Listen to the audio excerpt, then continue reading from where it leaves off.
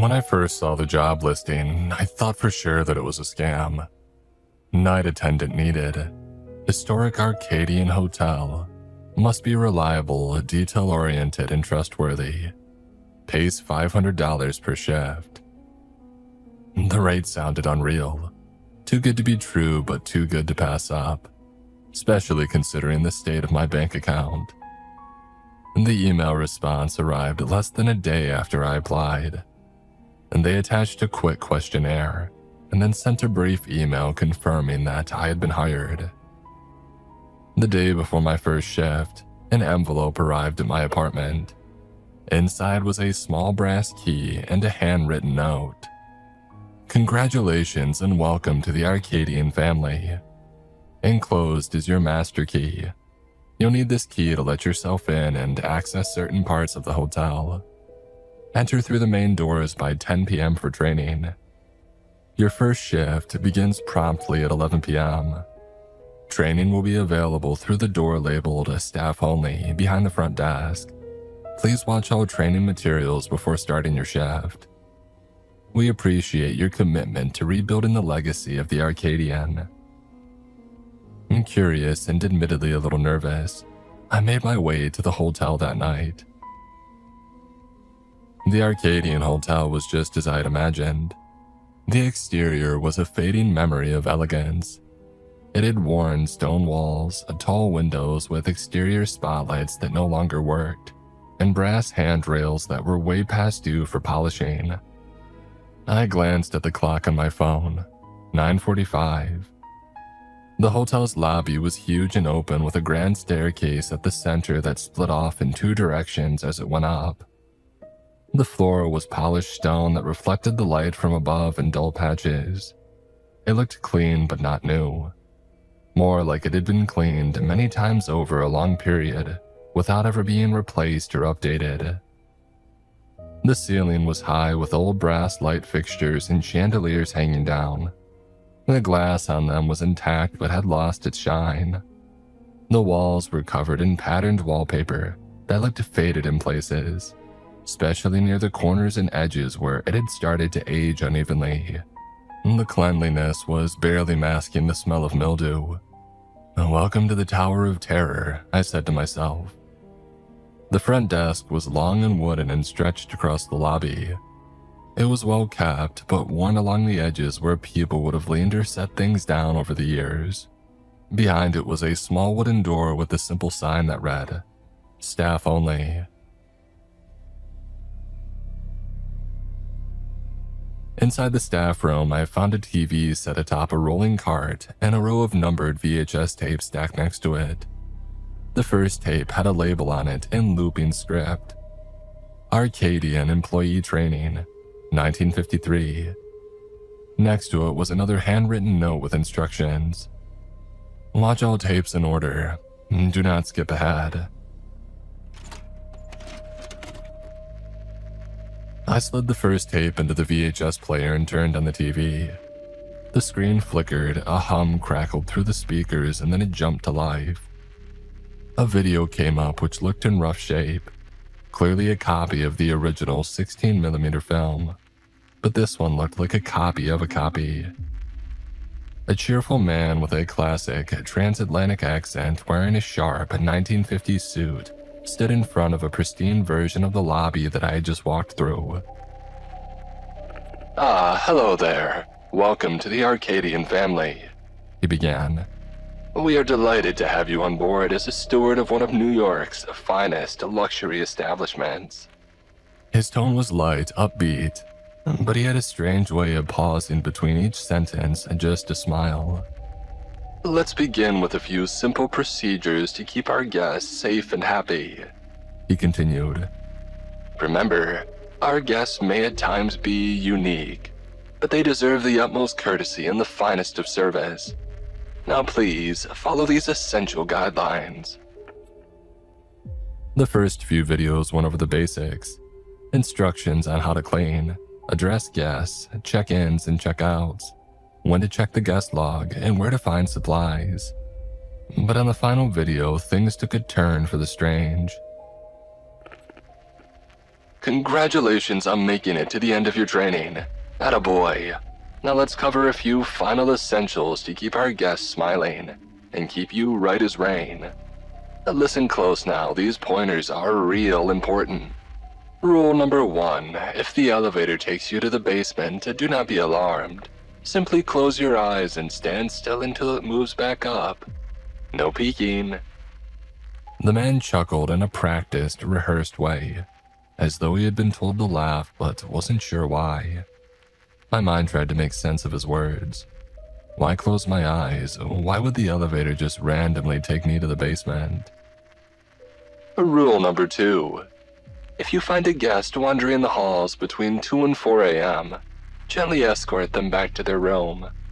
Under no circumstances should you allow them near the front doors. Use a firm hand if needed. If they seem upset, simply assure them that it will all be over soon. The hair on the back of my neck stood up and made me look over my shoulder. All of what would be over? The man's smile remained fixed as he went on with the rules. Rule number 3. Do not look into the mirrors after midnight. Our mirrors sure are something else. We wouldn't want you to become disoriented. Rule number 4. Every night count all the keys on the board. Make sure that all your keys are accounted for. Most importantly, there should always be 4 keys marked for the 10th floor. If one of those keys is missing, lock up the lobby doors, turn off the lights, and wait behind the front desk until dawn. Do not attempt to look for it. The 10th floor, I thought. The hotel doesn't even have 10 floors. He proceeded with a few more rules. Rule number 5. Now listen closely, folks. If a gentleman with a yellow umbrella comes in asking, "Do you have a vacancy?" you must politely reply, "I'm sorry, we have no vacancy." No matter how upset he gets, stay calm and cheerful. That's the way to keep things running smoothly. Rule number 6. Attention night owls. If you find that key 309 is missing, here's what you gotta do. Whip up a ham and cheese sandwich, gather those supplies from the kitchen, and then head on over to room 309 and give a polite knock. Remember, don't look at them. Just hold out that plate and wait until you hear the door close before you step away. You've got it. Rule number 7. Now let's talk about Ronald, our cleaning ace. He waltzes in and says, "I'm here to clean the mess," to which you'll unlock the custodian closet and let Ronald take it away. If he doesn't give you that magic phrase, then simply say, "No cleaning tonight, Ronald." And don't forget to lock the doors tight after he leaves. That's how we keep everything shipshape. Last but not least, rule number 8. Now listen up, friends. It's important that you remember this. Never, and I mean never, enter the management office. If you happen to find the door slightly ajar, just keep on walking and stick to your business. And if you hear any peculiar sounds coming from inside, don't let your curiosity get the better of you. Simply carry on with your tasks. We want to keep everything peachy keen around here. What the hell? I thought. The next few minutes returned to normalcy. He focused on specifics of the hotel layout, explaining what doors led where and the importance of logging any guest encounters on the shift report. The rules that he had given, though, left me with a bad taste. That'll conclude our training. You're now ready to head on out there and knock it out of the park. Thank you again for your commitment to the Arcadian legacy. Finally finished, I switched off the TV. And by then, it was a little after 11 p.m., so I made my way to the front desk to get a feel for my new workspace. The first part of the night was uneventful. The Arcadian was silent except for a soft fluorescent hum. I completed the tasks in the handbook that they had given me. Account for all the keys, straighten the lobby, wipe down the desk. It was eerie being alone in such a big place, but it was manageable. I settled in behind the front desk, scrolling through my phone and waiting for the night to pass by. At around 1:30 in the morning, the front door of the hotel opened. An old man shuffled into the lobby. He wore a faded custodian uniform that looked like it had seen better days, and I could barely make out the name tag reading Ronald as he got closer. He moved slowly, his feet dragging slightly on the worn carpet. I sat up, my mind scrambling to remember the rules from my first encounter with them. I knew that I had to wait for him to say the phrase that would confirm that he was here for his nightly duties. When he finally reached the desk, he looked up at me with weary eyes and said, "I'm here to clean the mess." A wave of relief washed over me as he said it. I quickly unlocked the custodian closet, my hands trembling slightly as I fumbled with the keys. As he pulled out his cart filled with an assortment of cleaning supplies and tools, he glanced at me almost amusingly and asked, "You're new here?" "Yeah, it's my first night. Any tips?" I replied, eager to learn anything that might ease my nerves. "Oh, stick to the rules and you'll be just fine, kid," he said before wheeling his cart onto the elevator. The elevator doors closed with a quiet thud, leaving me alone again with nothing but the hum.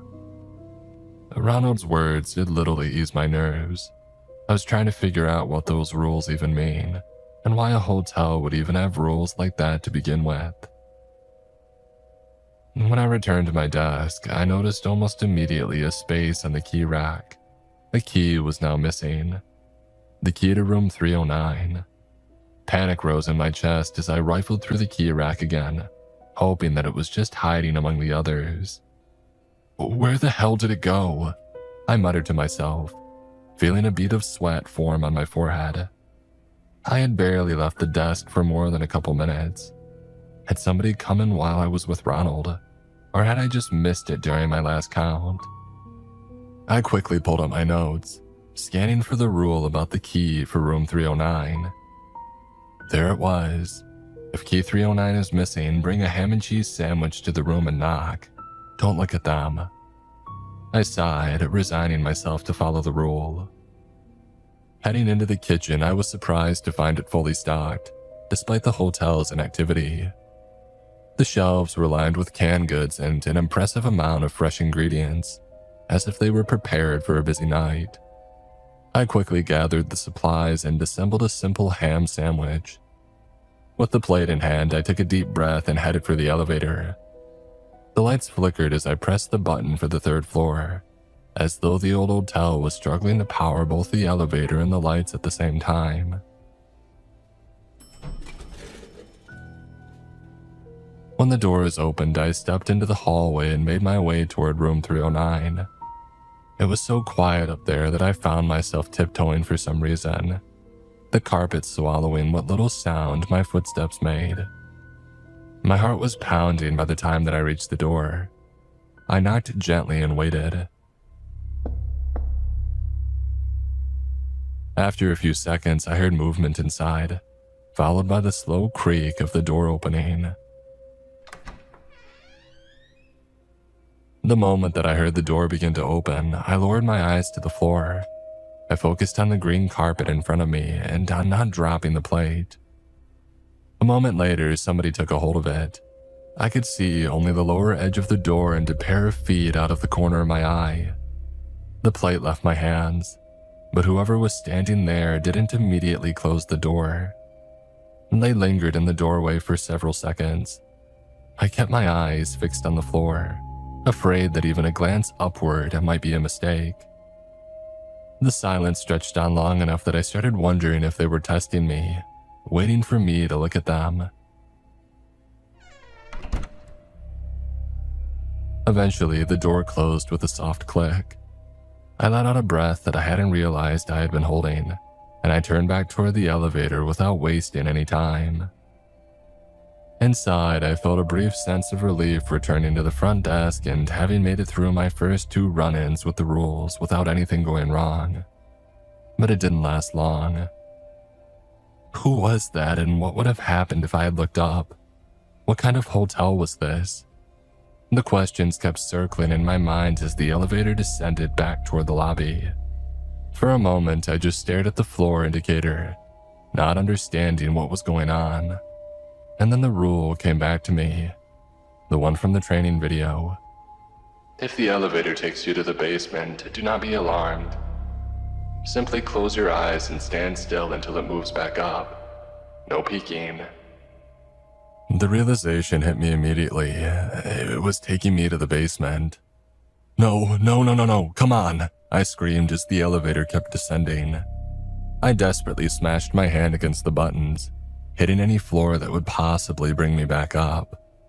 But the elevator didn't stop. Forcing myself to calm down, I remembered the rule and I shut my eyes tightly, clenching my fists at my sides.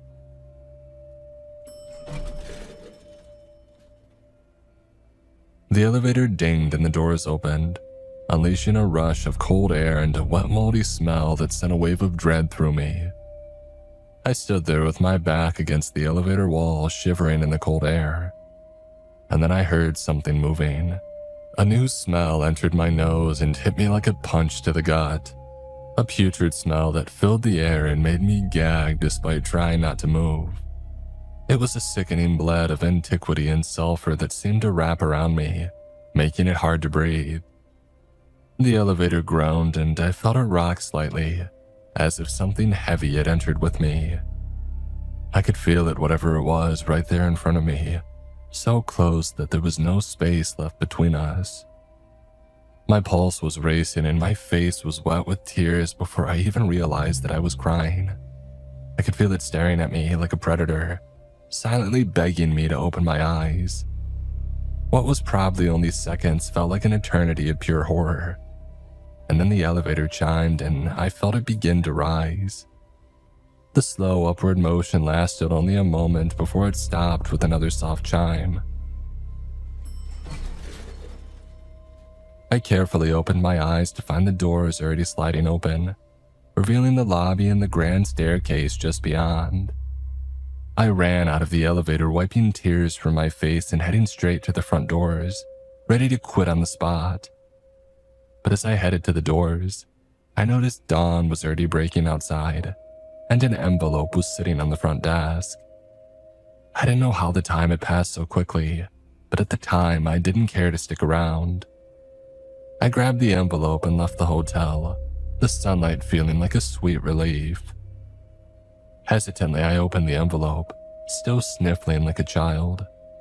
Inside the envelope was $1,000 cash and a note. Great work on your first shift. As a thank you from management, we have included your pay up front for tomorrow night. If you choose not to return, feel free to keep the money as a courtesy from us. But we hope you do return. You are a valuable addition to the Arcadian Hotel family. Management. At the time, I was fully convinced that I would never return.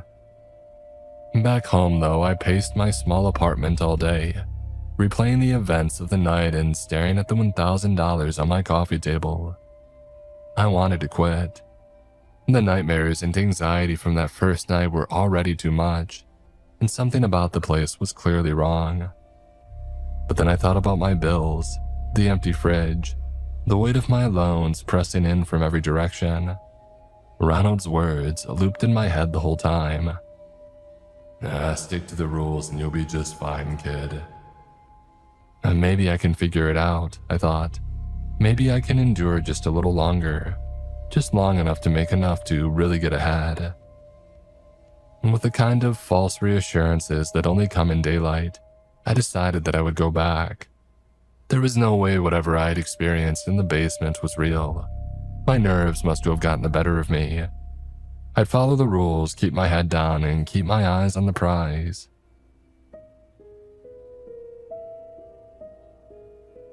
On my second night, Ronald made his usual appearance, same dull uniform, same shuffle to the front desk and repeating the right phrase. I'm here to clean the mess. I tried to stay out of his way and everything seemed calm, until I noticed that key 309 was missing again. Sticking to the rules, I made my way to the kitchen. It was still stocked with fresh ingredients, which I still couldn't wrap my head around. Who's restocking all this stuff? I thought. But telling myself not to ask or care, I made a simple ham and cheese, and then I took the elevator up to the third floor. The ritual continued as usual. I knocked, kept my gaze down, and I waited. The door creaked open, and this time the person lingered in the doorway even longer than before, clearly waiting for me to make eye contact. I held my ground until I heard the door shut slowly. On my way back, I skipped the elevator altogether. No way was I risking a detour to the basement again. I took the stairs instead, counting each floor down, hoping that nothing else would happen. After night 2 ended without any major surprises, I felt a spark of confidence. You see, just follow the rules, take the stairs down, don't overthink it. Maybe this gig was simpler than I thought. By the time the night 3 rolled around, I showed up feeling a lot more assured and another 500 richer, and convinced that I had the job figured out. A few more nights went by that were mostly uneventful. The only rule that I ran into during that stretch was Ronald showing up to clean. Even without anything like the first night happening again, the nocturnal schedule had my mind in knots. Each night blended into the next until I could barely keep track of what day it was. I wanted to quit, but I had already made more money in a few nights than I did in weeks at any other job that I had worked. But as soon as I settled in for my 6th shift, it became clear that night 6 had other plans for me. Not long after I started my shift, Ronald made his entrance. I felt a bit relieved to see him. There was something reassuring about having somebody else around, even if he wasn't exactly chatty company. But that night, Ronald seemed different. His uniform looked freshly pressed, like he had actually taken care to look sharp, and his usual sluggish walk had turned into a brisk stride. When he reached the desk, he looked at me with a grin and said, "Time to get this place spick and span." I froze. Ronald had always said the same phrase without fail. My mind scrambled, trying to remember what the rules said about this. He kept staring, his grin unwavering, eyes locked on me like he was waiting for something. And then it hit me. "No cleaning needed tonight, Ronald." As soon as I said that, his smile fell and his expression darkened. Through gritted teeth, he repeated his phrase. "It's time to get this place spick and span."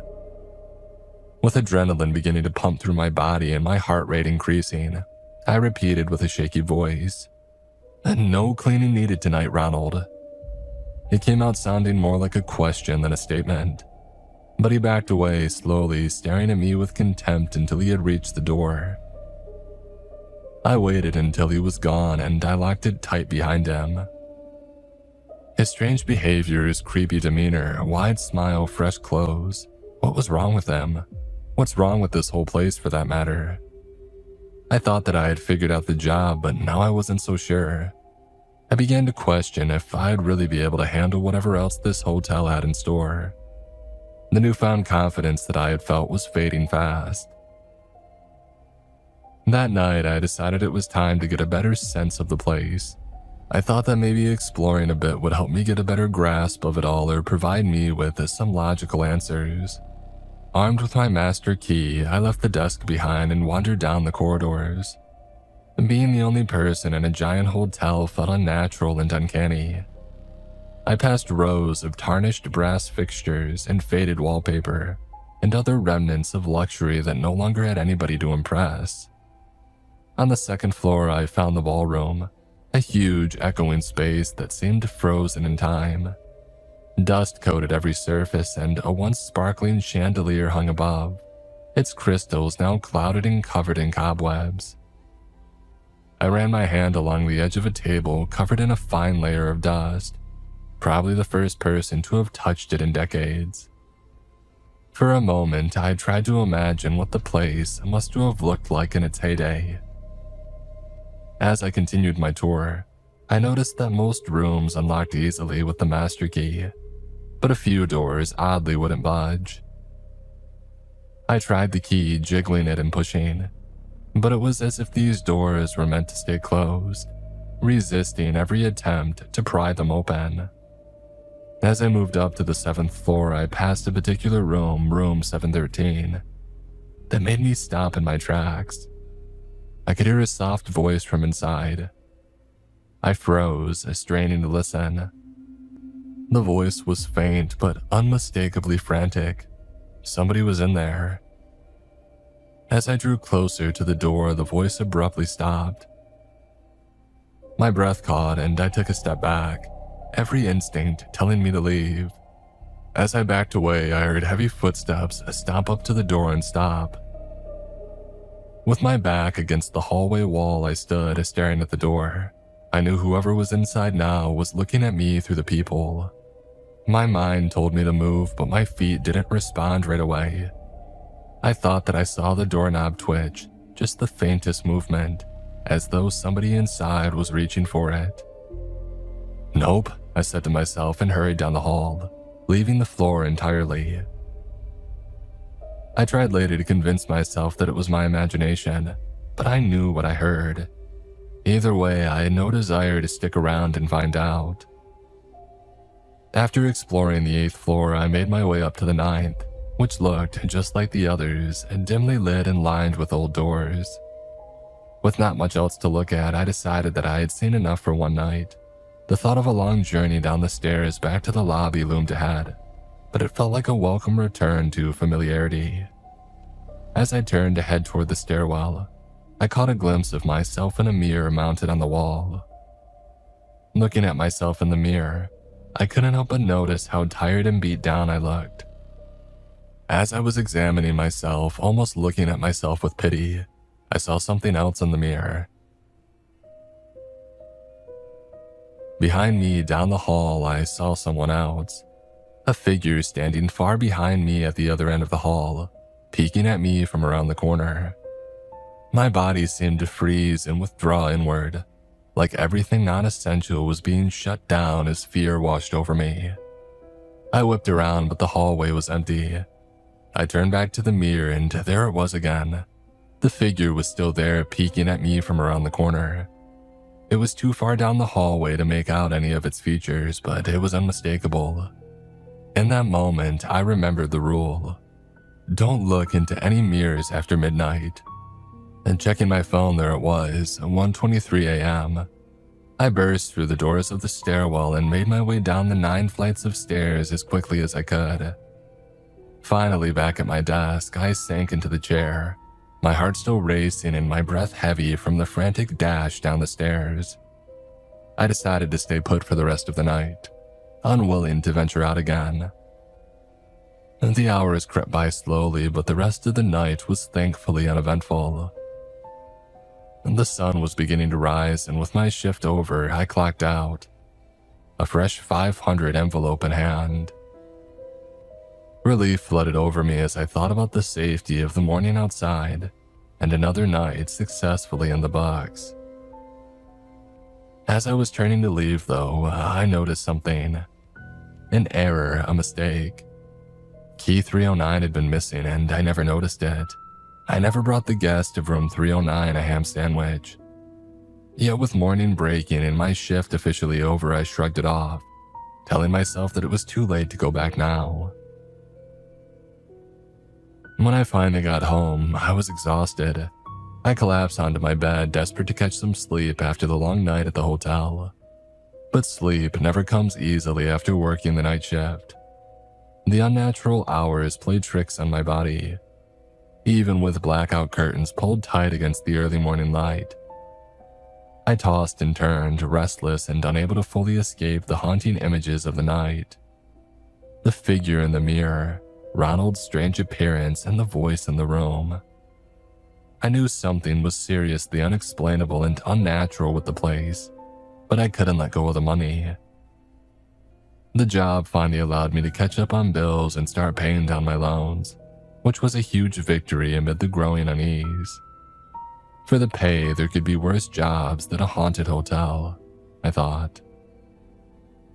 With little sleep accomplished, I begrudgingly pulled myself up and got ready for another shift, bracing myself for whatever the night would throw my way.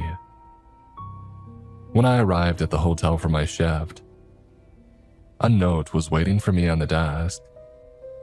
"We would like to take a moment to address an important matter regarding your recent shift. It has come to our attention that the guest in room 309 did not experience the high level of service that we strive to provide. As you know, adhering to our established rules and protocols is vital for ensuring an exceptional experience for our guests, safeguarding the esteemed reputation of the Arcadian Hotel, and maintaining your own safety. We would like to remind you the importance of following the rules. In light of this, we would urge you to avoid the kitchen at all costs for the next 24 hours. Additionally, we're pleased to announce that the hotel will soon undergo renovations as part of our commitment to restoring the grandeur of the Arcadian Hotel. The Arcadian Hotel will be preparing for a new grand opening in the coming weeks. Thank you for your dedication to the legacy of the Arcadian. Management. As I read through the letter, a surge of anger bubbled within me. "It's just a damn ham sandwich," I muttered under my breath. And what did they mean by my safety? Avoid the kitchen, I mean why? A wave of annoyance and confusion washed over me as I replayed the past few nights in my head. I want to quit right there on the spot out of frustration. But every time I was ready to quit, the money made me hang on just a little longer. Just enough to really make a difference in my life and finally be ahead. And just as I was stewing in my frustration, Ronald shuffled in back to his usual shabby self. He came in a little earlier than usual, but I didn't think much of it at the time. He moved through the lobby without stopping, and gave me the same line that he always does and went straight toward the custodial closet, like he had somewhere specific to be. "I'm here to clean the mess," he said. As Ronald was getting his cleaning supplies ready, I finally worked up the courage to approach him. "Hey Ronald, can I ask you something? What was with you last night? You seemed different. And what's the deal with all these rules? What are they really for?" At my words, Ronald shot me a sharp look that cut me off, his expression darkening. "Listen, kid," he said, his voice low and serious. "Don't go looking for answers. Don't ask questions, just do your job and follow the rules. Collect your money and keep your head down. It's for your own good." His eyes darted quickly around the room and I caught a hint of fear in them. He then turned away whistling a tune and he went on about his duties. I checked the key rack while he worked. Everything was accounted for. I decided to do it slower now to make it less likely that I'll miss one again. I wrote all the rules down on a notepad. I didn't trust myself to remember them the way that I thought I could. Around 1 in the morning, I heard noise coming from the kitchen. It wasn't subtle, something metallic hit the floor hard enough that I looked up from the desk. I was about to stand up before I remembered the note from management. Avoid the kitchen at all costs for the next 24 hours. The sound came again a moment later, louder this time, followed by crashing, like something had been knocked off a counter and dragged across the room. Then there was the sharp break of plates hitting tile, not just one or two, but several in quick succession, like something was tearing through the kitchen without any care for what it was destroying. After a while, it quieted down. It seemed like whatever was ransacking the kitchen tired itself out or finally found what it was looking for. Just after 1 a.m., a man walked into the hotel wearing a Hawaiian shirt, carrying a leather bag in one hand and a yellow umbrella in the other. He paused just inside the entrance, shook the umbrella out over the floor and then closed it and let out a small sigh. "Ooh-wee," he said, glancing around the lobby. "Sure is a soaker out there tonight." The sight of the umbrella brought the rule back into my mind immediately. I reached for my notebook even though I didn't need to. I've started checking it more often now, even when I'm fairly certain that I remember, just to avoid mixing anything up.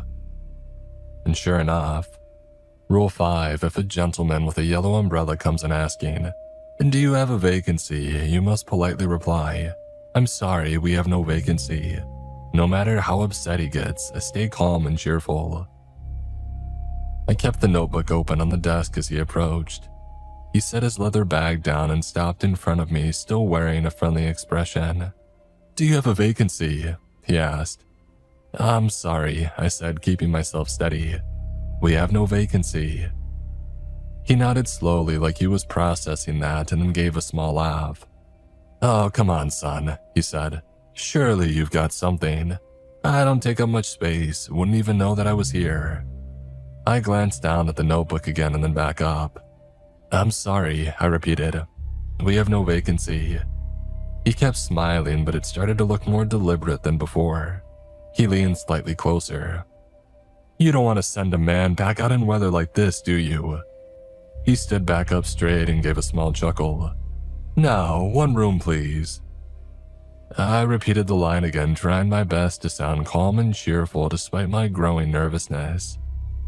I'm sorry, we have no vacancy.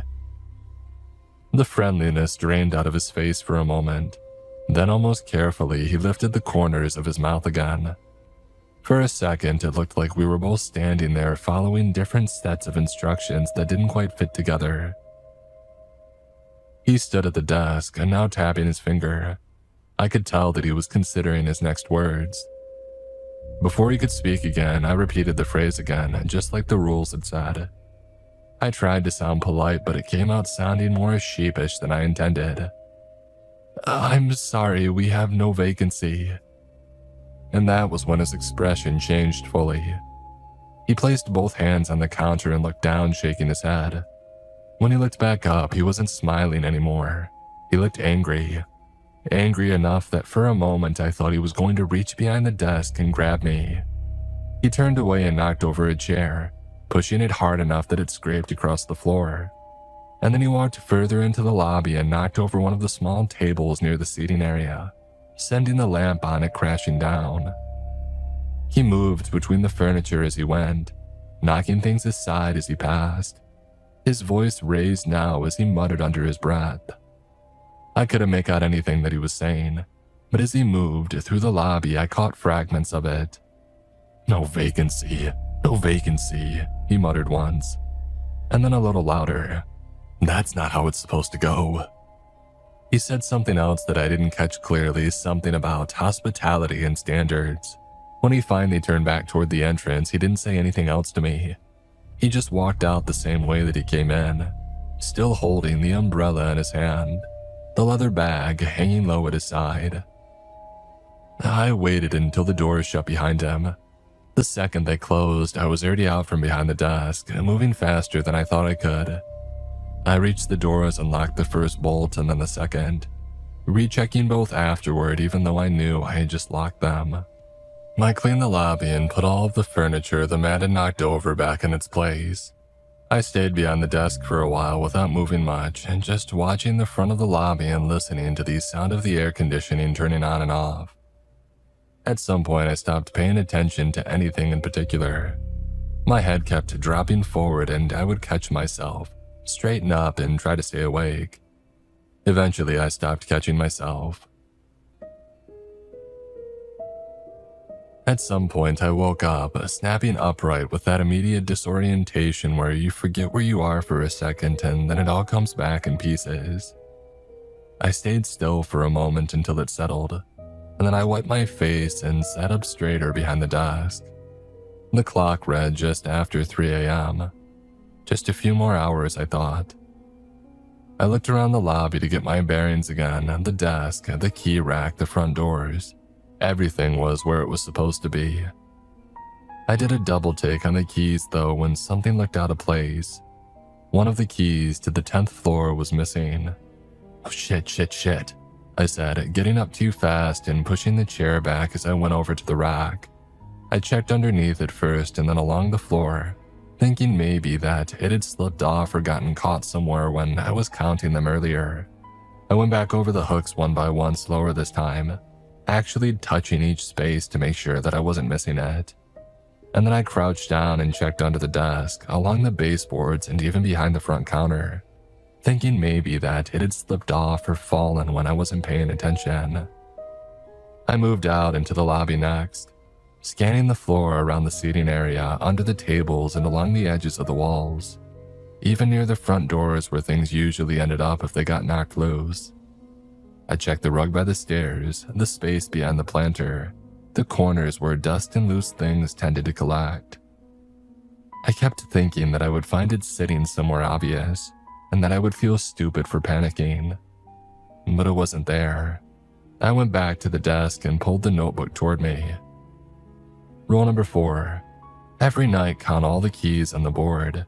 Make sure that all the keys are accounted for. Most importantly, there should always be 4 keys marked for the 10th floor. If one of those keys is missing, lock up the lobby doors, turn off the lights, and wait behind the front desk until dawn. Do not attempt to look for it. I closed my eyes in frustration and slammed the notebook down. Well, that's great, I already looked for it, so now what? I said louder than I meant to, angry at the page in front of me like it was supposed to respond.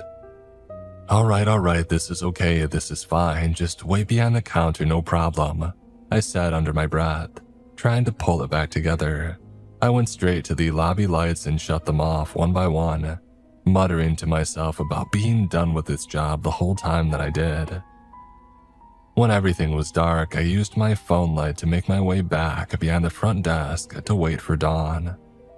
I wasn't exactly thrilled to be sitting in the dark, but eventually I settled back in to wait for dawn. My lack of sleep was catching up on me and I began to doze back off. But the sound of the elevator chime made me jump.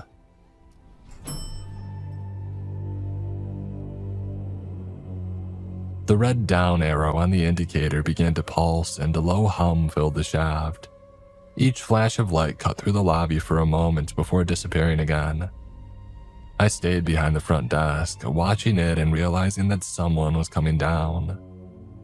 The elevator beeped again and stopped at the lobby. I didn't wait to see it properly. I ducked down behind the desk so I was out of sight, keeping my head low and my eyes on the floor. The doors opened. I heard them close again after a few seconds and the room returned to darkness. It moved away from the elevator slowly.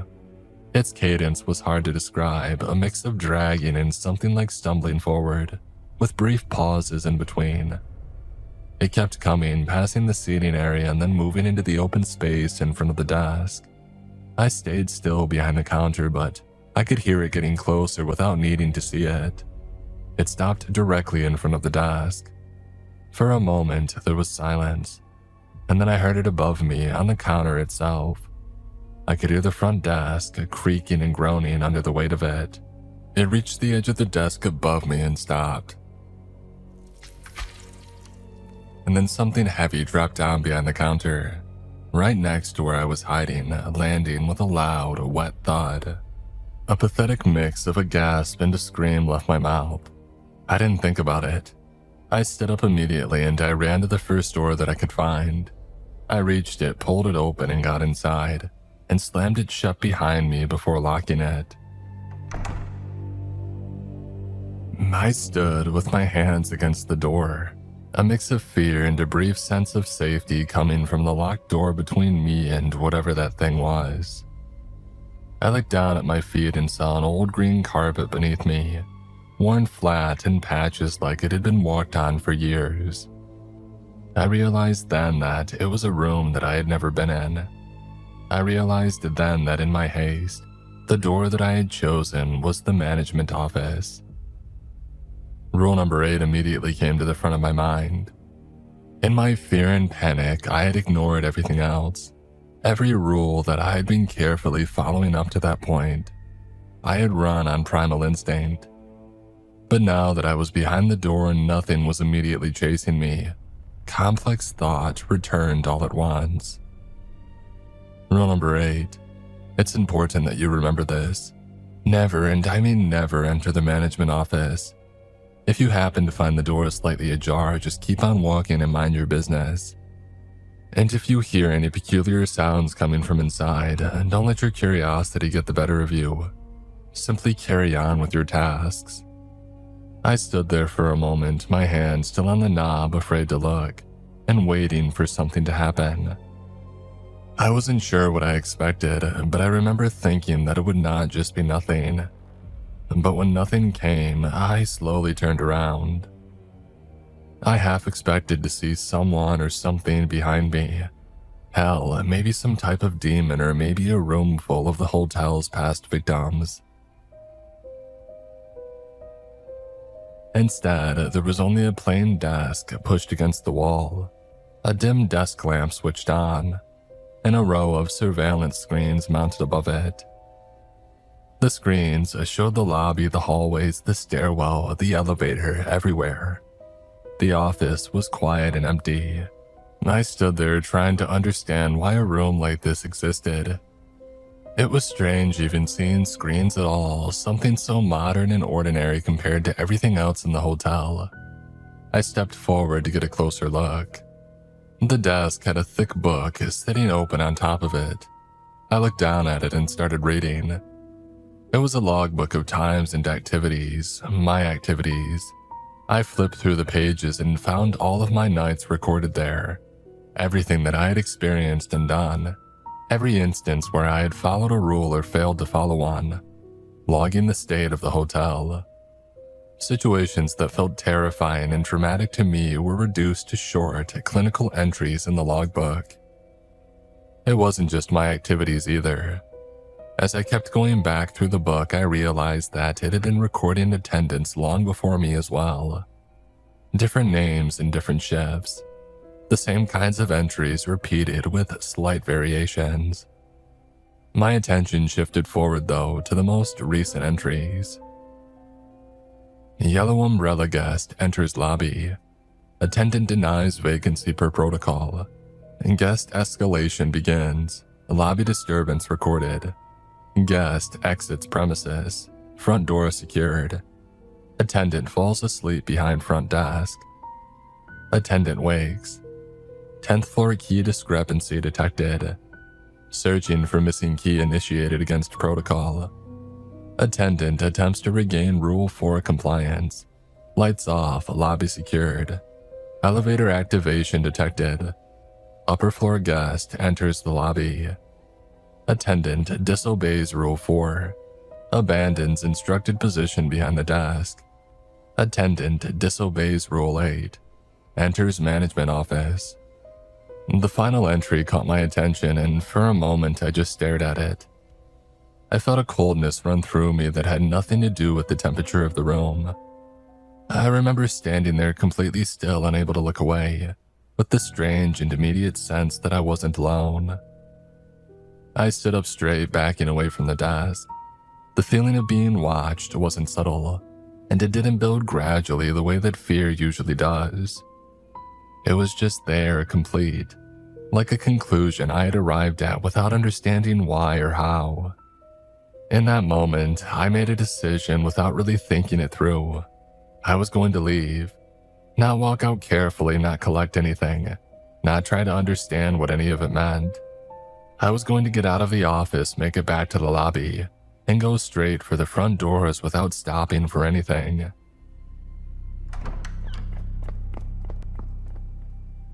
I turned and moved for the door, fast now, not allowing myself to look back.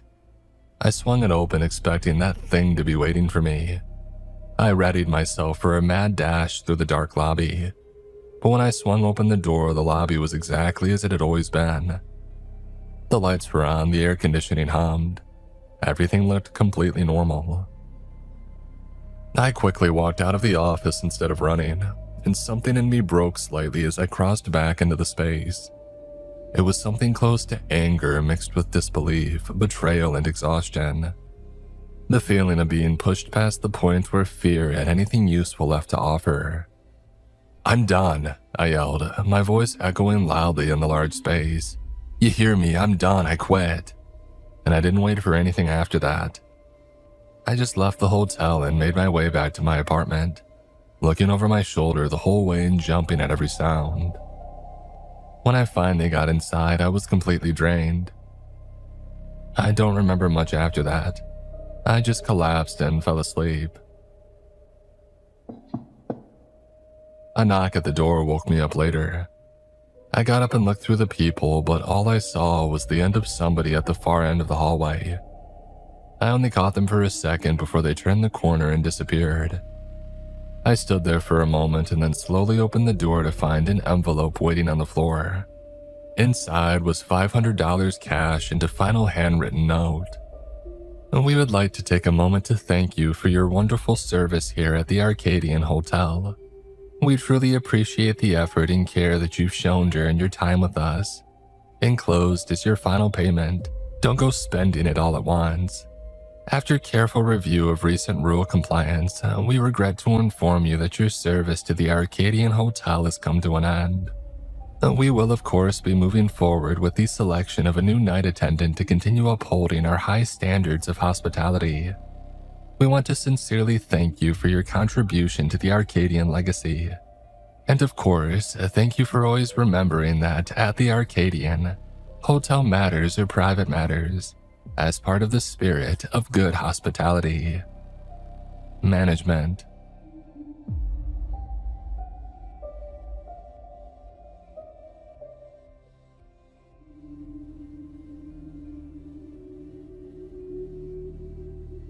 There was this ice bucket challenge a few years ago where people would stand and wait for one of their friends to suddenly drop chilling cold water all over their body, and I'm not talking about just regular ordinary bathtub water. I'm talking about water that was nearly at sub-zero or had been taken out of a frozen lake. Something that would automatically send a shock through your body.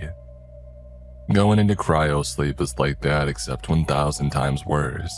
Because the jabbing cold, a pain of the needles entering into your body and then the fluids pumping through your veins feels like you're dying, or at least you want to die, but you can't because you're stuck, trapped in a box where the only hope you have is that the sensation will finally stop and that you can fall asleep, but even in the recesses of your subconscious, you will still feel the pain. When I found out that I was going to be placed in the tube for nearly 6 months to the farthest reaches of Jupiter, I thought that it sounded impossible. As far as I knew, Musk was the only guy around spending billions to get people to Mars, so deep space exploration wasn't even in the cards in our lifetime, or even our children's lifetime, I thought. Turns out that I was wrong. A sharp jolt to my head had told me that I was being woken by the onboard ship's computer, which by all accounts seemed a little too early until I saw the nearby monitor confirm that we had traveled the necessary distance across the stars. And turning over on my side, I spat up some saliva and blood, my body aching from the dormancy. Before I could get another gasp of air out, one of the onboard robotic guards was behind me with a metallic muzzle, placing it over my mouth roughly like I was supposed to be a caged dog. Considering the circumstances behind my confinement back on Earth, I couldn't blame them. But then I saw that I wasn't being given special treatment. The 7 other passengers for this death cruise to the stars were also being shackled and dragged out toward a command center. Once lined up, all of us got a chance to peer out at the beautiful view of Jupiter and the stars beyond. I wished I could appreciate it. Attention all inmates, we have nearly arrived at our destination, Space Station TXRTS, codenamed the Tartarus. Please listen carefully to the following pre-recorded message from our corporate sponsors. And the intercom computer announced, and then a strange, grindy anthem played over a projected film of the blonde-haired woman that had first approached me while back in Kingsport. Cosmonauts, brethren, you stand on the precipice of new discoveries and truths that no other human has ever imagined. When you left Earth, you were only considered refuse, prisoners to be disposed of by countries that couldn't see your potential. Now you arrive in tandem to prove them wrong. Your mission is simple. Document as much as you can concerning the space station. To do so, your new gear has come equipped with microscopic digital sensors which will automatically feed the data of your search back to the craft. Once we have determined that we have sufficient information concerning Tartarus, your life support systems will be cut off and your mission will be accomplished. Do not attempt to run or hack any of your gear, or termination will occur at any given moment. The video feed cut off and I swore the prisoner next to me was chuckling beneath the mask. It was humorous in a dark way, given that we had all been promised executions on Earth before the launch. I suppose none of us really assumed that a return trip was going to be possible, but hearing confirmation that our only purpose here was to be living cameras for the campaign, it made me feel angry. I thought that I had come to terms with the fact that I was going to spend the rest of my days in a cell paying for my crimes, but having that taken away to play puppet in space for some rich elites, made my blood boil. Next, the computer gave us areas of the station to explore. Mine was labeled as Area D, and the man next to me with the bizarre sense of humor was assigned as my partner. Since we had no ability to speak to one another, I pointed at him and gestured with my hand at the number 2, and then back at myself as number 1. All he did in response was hold up the middle finger and then move toward the first seal where our craft connected to this mysterious station. I had no idea what to expect on the other side, nor any way to voice my concerns with my partner, so the only option was to keep a close but safe distance from each other as the airlock slowly creaked open and the dark corridors beyond came into view.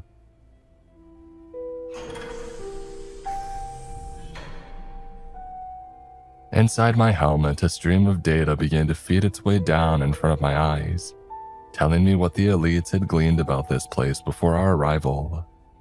Codenamed Tartarus Station, so named for the Grecian abyss where the titans of legend were said to be imprisoned by Zeus. This is the first known record of an unknown space orbital of any kind. It is viewed as the first step by our species to contact extraterrestrials. Since its discovery, there has been no indication of any energy signatures or propulsion detected, and satellite imagery has only provided the following details. Size approximately 450 feet. Weight estimated 1.6 million pounds. Shape. The design rivals traditional designs from any known human culture, but popular opinion states that the orbital is similar to the biblical description of angels. Due to this, many suggested that the station initially be named Valkyria. However, the scans soon revealed that it is likely the station has remained unmanned for well over a millennia, which led to the consensus to view it as a prison, a final resting place for whatever species had built it. I couldn't help but think that it was ironic they had chosen to send criminals to such a place, and I wondered how accurate that was for the station's initial purposes. My headlamps kept the corridors illuminated as we had separated from the rest of our team, entering Area D, and I tried my best to make sense of what that purpose might be. Like the idea of being frozen in space, the concept of aliens had been just fantasy to me a week ago. Maybe if I paid more attention in science class about theories relating to this sort of thing, I would know what I was looking at. So many poor choices had led me here, I reflected. It made me wonder what sort of choices this race had made to build this place and then to die out. An alert on my visor told me to stop and allow my built-in camera to take better pictures of some kind of console, and I noticed that there were symbols etched into the display, indications of a language, which I suppose is unsurprising given how sophisticated everything else was. But what did shock me is that a few moments later, my camera feed told me that the computer for our ship had figured out a translation based just on what was there. Analysis indicates this console is a habitat monitor of some kind. Further data of surrounding area needed. My partner grunted for me to shine a light on the larger portion of the room, where we saw what looked like miniature biomes, each self-contained within a hive-like system of metallic pylons. If this was a monitor that was testing the viability of different types of environments for life, perhaps that meant this race had been searching for a new home. The data further revealed that there was a network beneath our feet of intricate wires and equipment that the scans confirmed were once meant to serve as generators. But I doubted anything like that could possibly power up after all this time. Instead of focusing on that query, I decided to follow the nearby corridor to one of the exterior rings for the station, marveling at the design. It appeared that the rings were meant to serve as some sort of perpetual motion, phasing in and out of space around them at rapid speed. It just didn't seem humanly possible, but I had to remind myself that this was a species far beyond our capability. Still, as I climbed one of the rings, I noticed that a lot of the structure reminded me of things that might be found on Earth, which seemed impossible. I've always imagined that the architecture, the way of life, and even ordinary things like doors and windows would be completely different from alien species. Not so here.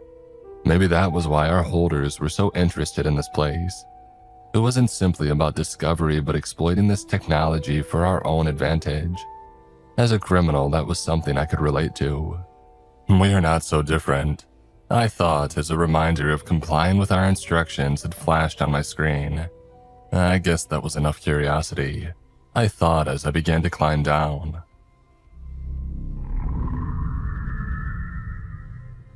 And just as I was halfway, I heard the most unusual noise.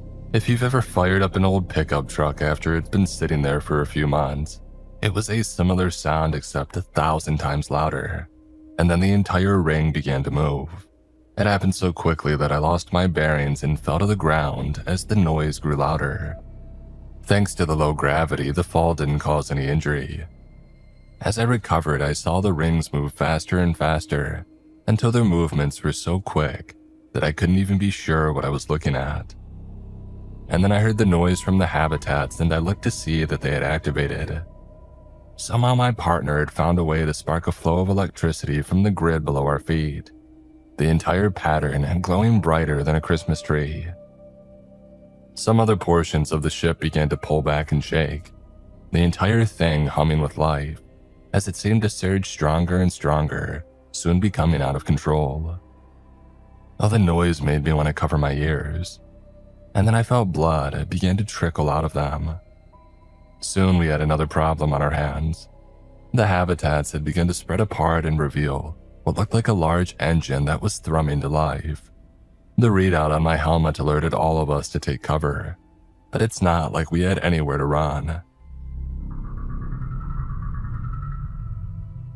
Instead, I could feel the entire station beginning to shake and vibrate as the rings closed in on the central mass and connected to this engine. As the two massive structures collided, I was sure that it would mean our demise would be swift. All of the stations splitting apart the way that an atom does at the moment of such a massive explosion of energy.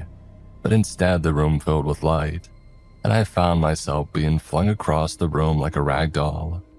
Another astronaut hit the exterior ring and went flying, never to be seen again.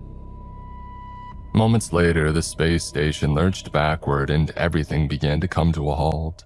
My head still felt like it was spinning even after the noise had faded away, and my body felt that it had been crushed by 10 tons of bricks. Everything was painful, but I knew something strange and momentous had just happened, so I found the strength to move. When I got over toward the exterior of the viewport, I saw that we were no longer anywhere near Jupiter, nor any stars that I recognized, and the data on my screen was now a dead feed, making me wonder if we had lost the transmissions from the shuttle. At the same moment, another strange noise occurred, and it was accomplished by flashing lights which I took to mean a warning. Rushing to the other side of the corridor alongside my partner, I saw that our facility was now hurtling toward a new planet at rapid speed. We were going to be experiencing a crash landing. This time I knew that the only way to survive would be to take shelter. I began to climb the honeycomb grid, and getting inside one of the many habitats and sealed it up even as the atmosphere hit the station. Everything around me began to ignite with fire from the chemicals in the environment, and I closed my eyes for the moment of impact. Nothing could have properly prepared me for such a situation. But as the rock and dust and debris crashed all around me, I kept telling myself that I would find a way to survive. And somehow I did. When things had finally settled, the habitat that I had locked myself in had broken from the network and rolled out of the crash site, leaving me to be tangled in a mess of metal and alien foliage. Immediately, I started to kick apart my cage, falling down to the solid ground below and coughing as I tried to recalibrate my entire body. Somewhere close by, I heard a shout of praise and laughter, and then I saw my partner standing near to the edge of the corroded window to the station, his muzzle somehow broken off by the crash. That was intense," he screamed. Two things ran through my mind. First, that he now had the ability to free me. And second, that the planet had breathable oxygen. We were very fortunate. I motioned for him to get my muzzle off, but before he did, we heard noises from under the rubble. A few moments later, we had isolated them and found 3 other survivors, 2 women and another man, and the others of our skeleton crew were nowhere to be found. Over the next half hour, we pushed out of the jungle overgrowth into a spacious valley, and it was there that my partner finally agreed to get our muzzles off. "The fresh air, wow," the woman next to me hollered. Even after it was off my mouth, I found myself still in silence. I was in awe of our surroundings. The valley spread out in all directions with rivers, forests, and vegetation. It was like a depiction of paradise. I explained as I began to settle into the concept that something good could come out of this. "We're quite likely outside the known Milky Way," the second woman, a black girl named Kayla, commented as we started back toward the ruined station. "Without any means of communication with our shuttle, that means that our kill command can't transmit properly. We're free," she announced. It was tough coming to terms with the reality at first, maybe because I wasn't sure what would happen next. Would we live here now? For how long? Was returning to Earth even possible? And would we want to return if we had the opportunity? None of those questions could be answered right then and there. So Kayla and the senior of our group, Thomas, made camp near the debris, and we all got to know each other a little bit better. "Okay, before we make introductions, I want one thing clear. This shall be tabula rasa, a clean slate. We're not going to discuss any crimes that led us to be incarcerated, only our values and what identifies us. I think it's only fair we take the chance to build something new here," Thomas told us. "What do you think that means? Are you saying that we start a whole new life here?" Rem, the younger woman, asked. Miguel, the man that had almost died from the entry crash, commented that it was quite likely that no rescue would ever come for us. "Oh, Earth is just a distant memory now. For all intents and purposes, we are going to make a colony here, I guess." The man that I had once been partners with, who called himself Zero, chuckled. "What's so funny?" Kayla asked. "Well, if this little new world order is going to be successful, one thing is clear. Somebody's going to have to start shacking up with somebody else. So how do we decide who gets to become lovebirds? Do we draw straws?" The uncomfortable silence that followed told me that nobody else had considered that, but it was a valid point. "I think we can't make any sort of big decision until we understand more about this world," Thomas told him. It was clear that he felt that he needed to be a leader, perhaps because of his age. So that night, we lay beneath the stars and agreed to remain closer to the debris as we begin to explore the area and learn what we can about the flora and fauna. A whole new world, ours for the taking, I thought, as the night finally allowed me to settle. For the first time since being out here amid the stars, I felt like I could hope again. We chose to expand from the debris of Tartarus after that first night, using what we could from the wreckage as makeshift weapons and cutting down the foliage until we arrived at a wide open field with nothing but green grass and a few trees to see for miles. "This place is beautiful," Kayla commented with a whistle. Zero dropped his weapon and let the midday breeze give him a chance to smell the air. "Question is, can we live here?" he muttered. I'd been wondering the same thing. Our hope of survival depended on finding food, animals, and water. We were lucky to have breathing air, but the chances of not surviving were exponentially higher than making it to see another day. Let's try and have a little faith. It's a miracle that we even made it this far, right? I commented as we started to move again. Miguel had spotted what he thought might be an orchard of some kind. As we got closer and the horizon became clearer, I realized that it was a massive, overgrown garden of trees and flowers, all intertwined together with what looks like metal and vines. And do you suppose the aliens that built that craft came from here, and the Tartarus was their escape to a new world? Miguel wondered. And Thomas cut through the thick layer of weeds that covered one tree and found what looked like prickly pears. Oh, we can wonder about that another day. I think this should be safe to eat. He commented and gestured towards the other fruits nearby. It was a vast field of different kinds, all of which seemed to mostly be rotting except for the ones that he had picked. This ecosystem is so bizarre, the second woman, who I learned was named Blair, had commented as we started a fire and I watched the sky darken. This place feels so empty too, though. I think that we might be the only living things here, I said. And just then we heard something from amid the foliage and I grabbed my scrap metal to defend the others. Zero emerged with his trousers down from taking a piss and remarked, I think you all ought to see this. Amid the dense forest, he found a metallic object, large and impaled in one tree.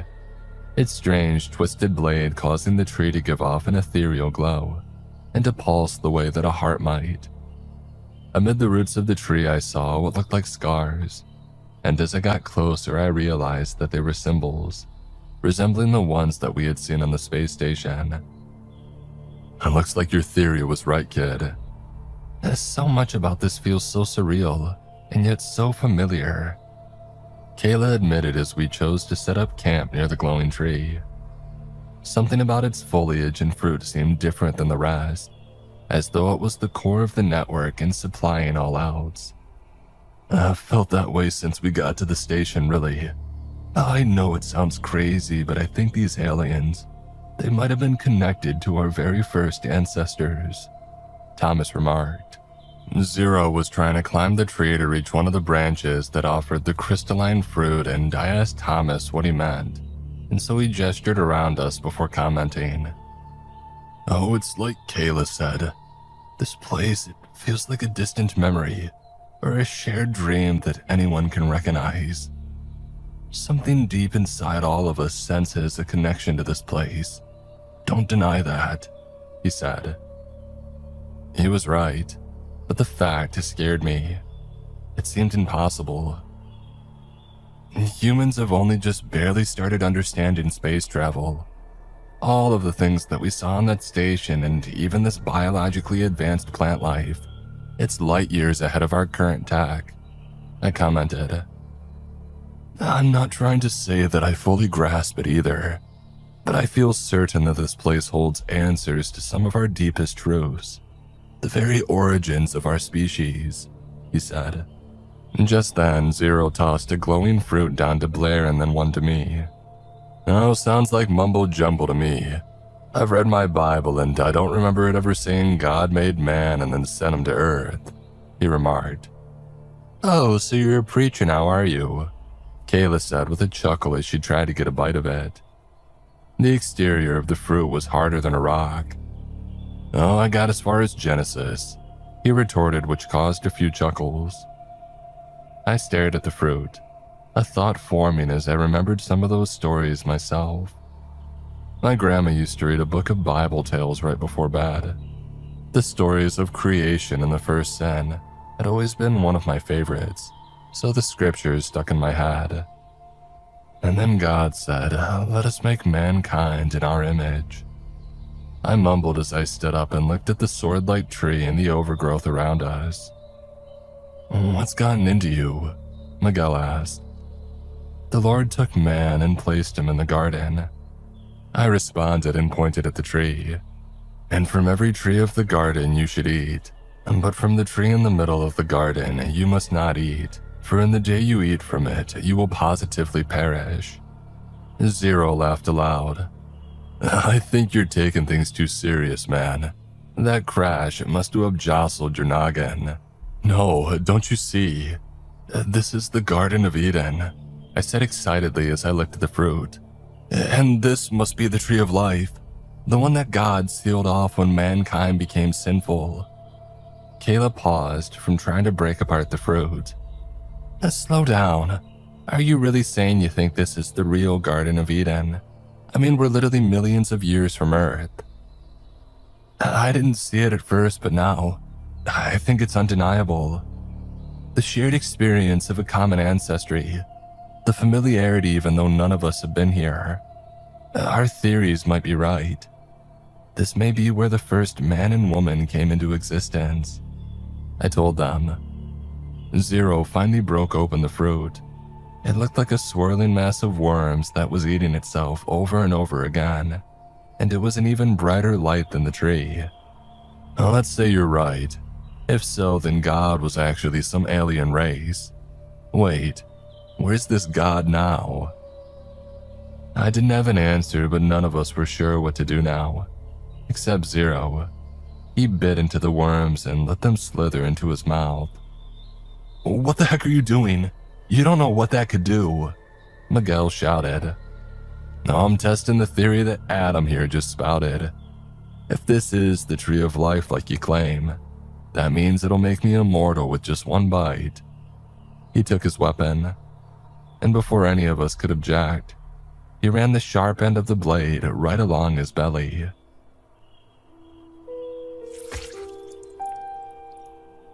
The blood seeped out for a moment as all of us watched and waited to see if he would topple over from shock.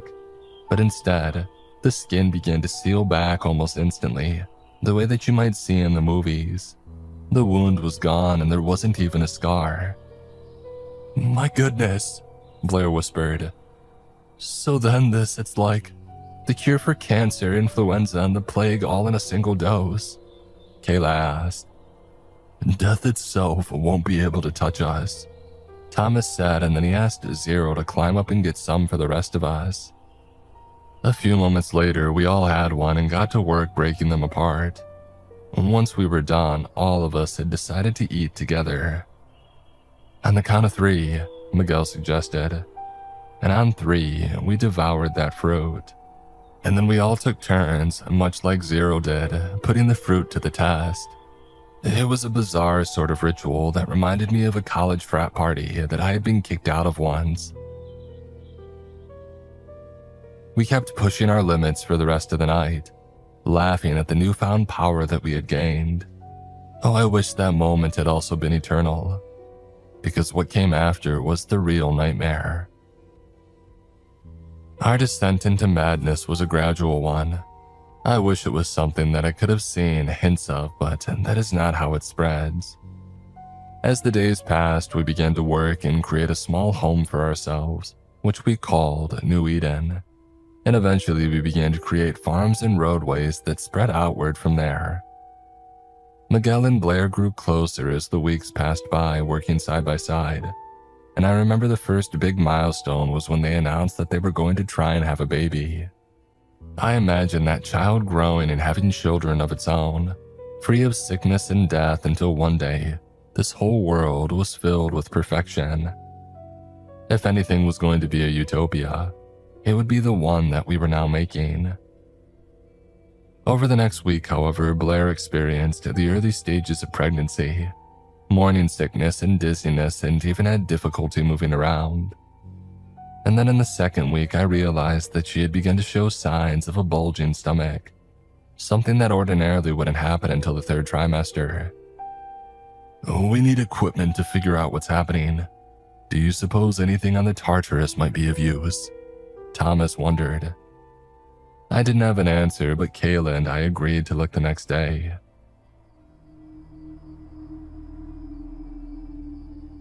And that night, her pain got more severe. The baby inside her was growing at a much faster rate than she could handle. At one point, when her screams woke me, I saw it stretching her skin to its near breaking point. But because she kept healing over and over, it would never actually break through. Kayla gave her something that we had found which seemed to work as a sedative, and it gave me a concerned look as our friend finally fell asleep.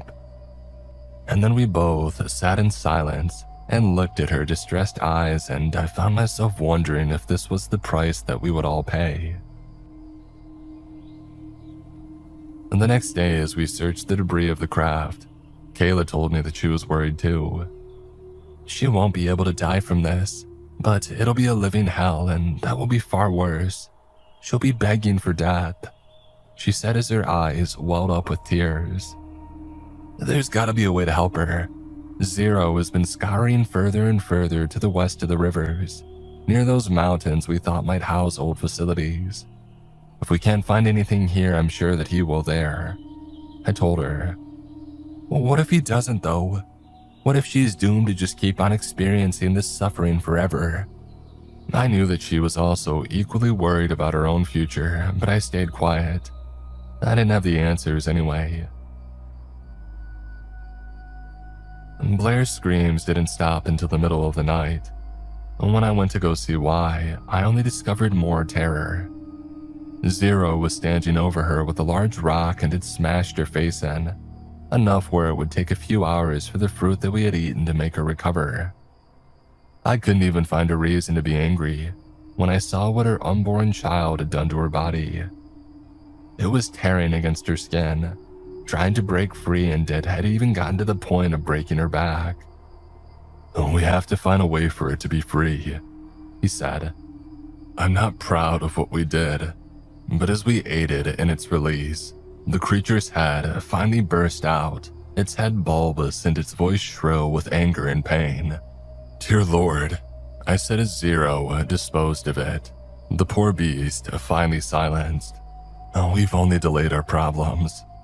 Zero wiped a sweat and red from his brow, tossing the rock aside. Come with me. There's something that I want you to see. I asked him where we were headed as we left camp, but my guide remained silent, the sun rising over our new colony a few hours later as we left anything that I was familiar with.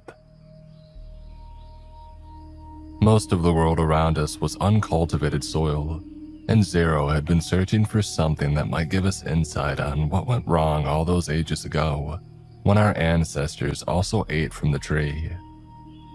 Finally, we arrived at a valley where I saw a structure that was about as tall as the sky itself.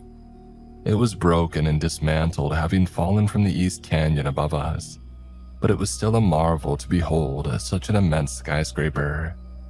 I give you Babel, or at least, that's what it appears to be anyway, he told me as we got over the next set of rocks. I vaguely recalled the biblical legend. It was a place where supposedly God had mixed up all the languages.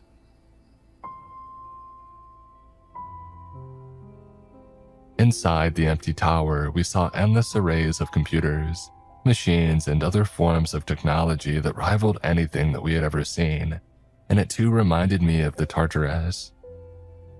Zero reached one of the terminals that still had an ethereal glow to it and explained, I found it a few days ago. It activated when I shed blood. He paused and cut his hand to let the blood flow into the circuitry, and I watched as a holographic man appeared. He was tall, perhaps at least 9 feet, and had the appearance of a regal officer, but his features looked troubled. And as he spoke in an unknown tongue, Zero said, And this is where I need help. Can't make sense of anything they say. I started checking the computers, using my rudimentary methods from before our arrival to hack into the system. It was a bit archaic, but it worked. Soon the projector started to change its format into a different language, and then another and then another. Finally, we could listen to what it had to say.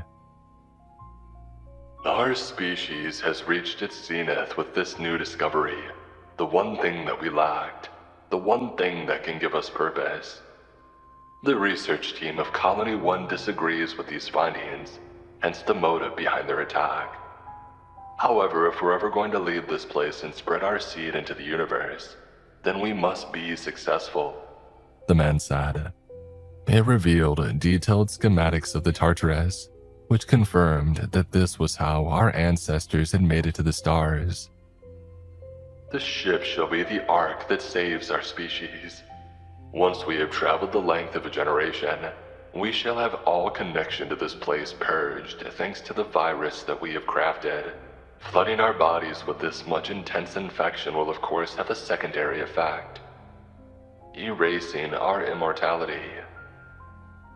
The next bit of the hologram showed what I could only assume was the dispersal of the virus into the atmosphere as they left the planet. The feed showed every single thing on the planet would be consumed and eventually rot and die. The apocalypse protocol that we've crafted is a secondary backup in case we fail, to ensure that this never happens again. If anybody else discovers this world and what we did here, this will be their salvation. The recording ended and it showed the Tartarus again, this time with different schematics that explained where the supervirus was kept, and Zero commented, "And we need to find that. It's the only way to be free of those things that Blair had given birth to." Outside the tower, we heard a howl across the plains, and the hair on the back of my neck stood up. That creature was recovered and possibly it was moving from the colony to find us. We had to act fast. The orbital is about a day's journey from here. "Let's go," I told him. And we left those ruins and started traveling east, my heart pounding each step of the way as we avoided any trace of the creature. We were nearly in the clear when I heard it moving through the brush. Zero and I began to run, weaving between trees and overgrown fields to reach the orbital. But the creature was faster. It leapt from the trees and latched onto Zero, its fingernails tearing into his back as it pinned him down. I stumbled and held my breath as the gigantic newborn shrieked and attacked him, its misshapen features a testament to what the newborn power had done to human biology. Its misshapen features a testament to what the newfound power had done to human biology. It had to be twice his size and against 4 times as strong. Zero kept fighting though, screaming for me to run as he distracted it. His bones were breaking over and over again as the two danced around the jungle, each trying to overpower the other. The distraction, I knew, wouldn't last forever. With that sort of strength, eventually Zero would be wounded beyond a quick recovery of healing. So I decided to leave him behind as I reached the edge of the jungle and saw the Tartarus off in the distance. I didn't look back as Zero's screams became more intense. And then at last it grew silent, which actually frightened me even more. That meant that Zero was unconscious, and the creature was likely now hunting me. Reaching the station, I pushed myself through the debris and began to search what portions of the place were not destroyed. I saw my old helmet, which we had once considered to be a part of our inmate uniform, and I turned on the headlamp illuminating my steps. As I started to roam, I found my thoughts reflecting on our journey here. We thought that we could escape fate, escape death. This was never freedom at all. We wished that we could have simply perished a long time ago, amid the safety of stars that we recognized. The Tartarus simply had to still have access to the virus, otherwise I wasn't sure what we were going to do. Climbing down an old elevator shaft, I reached a submerged portion of the station and recognized these symbols on the outside to indicate that it was some sort of lab. I dove under the water and pushed myself into the room, adjusting my vision to the cloudy water as I tried to see if anything was intact. I grabbed whatever I could, pushing myself into the next corridor and coming up for air. Placing the vials on the side of the twisted metal, I examined the materials inside each of them. I really only had one way to make sure the virus was actually effective. I realized that taking out a syringe, I couldn't bring back the wrong thing. So I braced myself and plunged it into my thigh. Gasping for air, I felt my heart suddenly stop, and then it felt like it was going to explode. The world didn't stop spinning for a good second, and when it did, I found my entire body was shaking and convulsing.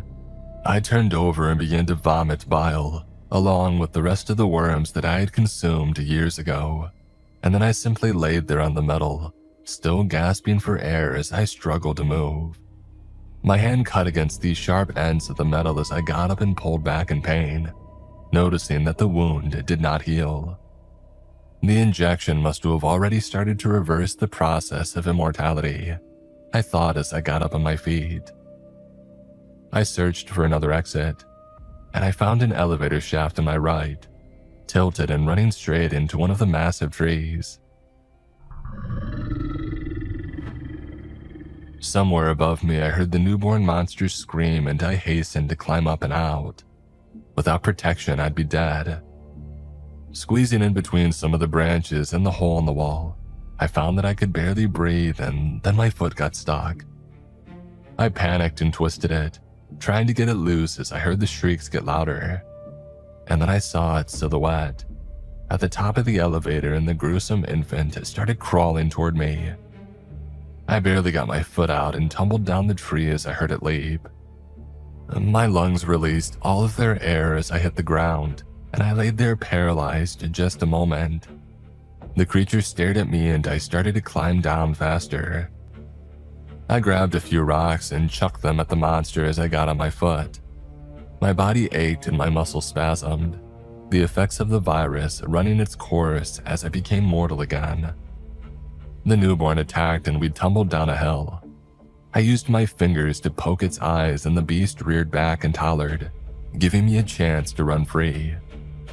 I saw a river and I immediately jumped into it.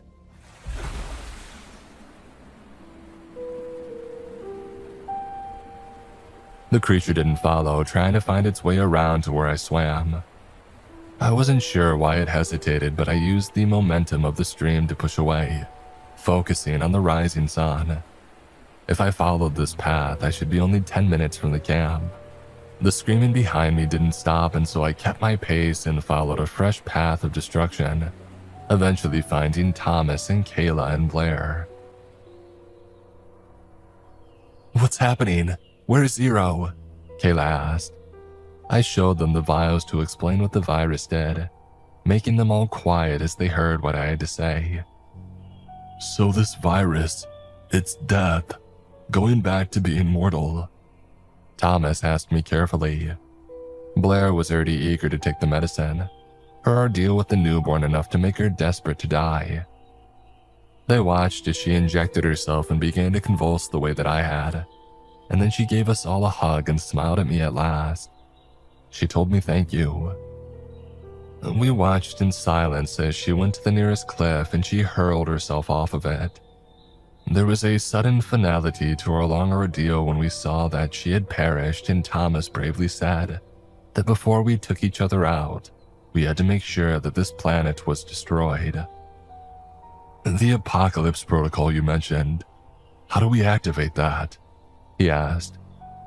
I told him about the tower and how it likely once served as a means of communication with the station, and so we left the camp immediately to get there. The tower was at least a day away, and I knew that the creature Blair had given birth to was still searching for us, so there wasn't any time for rest.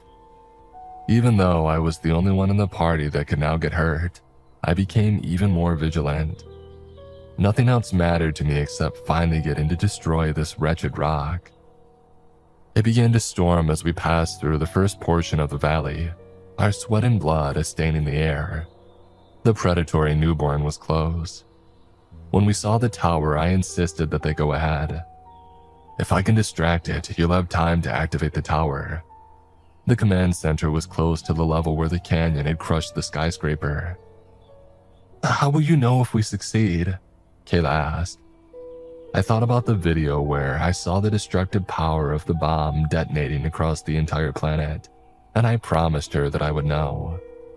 "Once the signal can be sent out, we will all meet our maker," I told her. And they left me there as I caught my breath again and I waited for the creature to find me. I didn't just sit by though, I set a trap. One of those makeshift holes that you might find to catch a tiger. It would be enough to slow it down. maybe even enough for my friends to get that signal working. There is also an alternative that I'm dreading where everything goes wrong and they can't actually destroy this world. In that case, I'll fling myself into this pit and let nature take its course. And the only way out is death. It was the answer that we were given all along. It just took living forever to recognize how precious living is. The creature came like I knew it would, and I smiled, weapon in hand, as I saw the beacon starting to light up. This is the end for me, but maybe if this message it gets back to somebody else and it's not, I only ask that you send others here to kill us, to put an end to all of this. If not for our sakes, then to prevent this curse from ever spreading. Goodbye.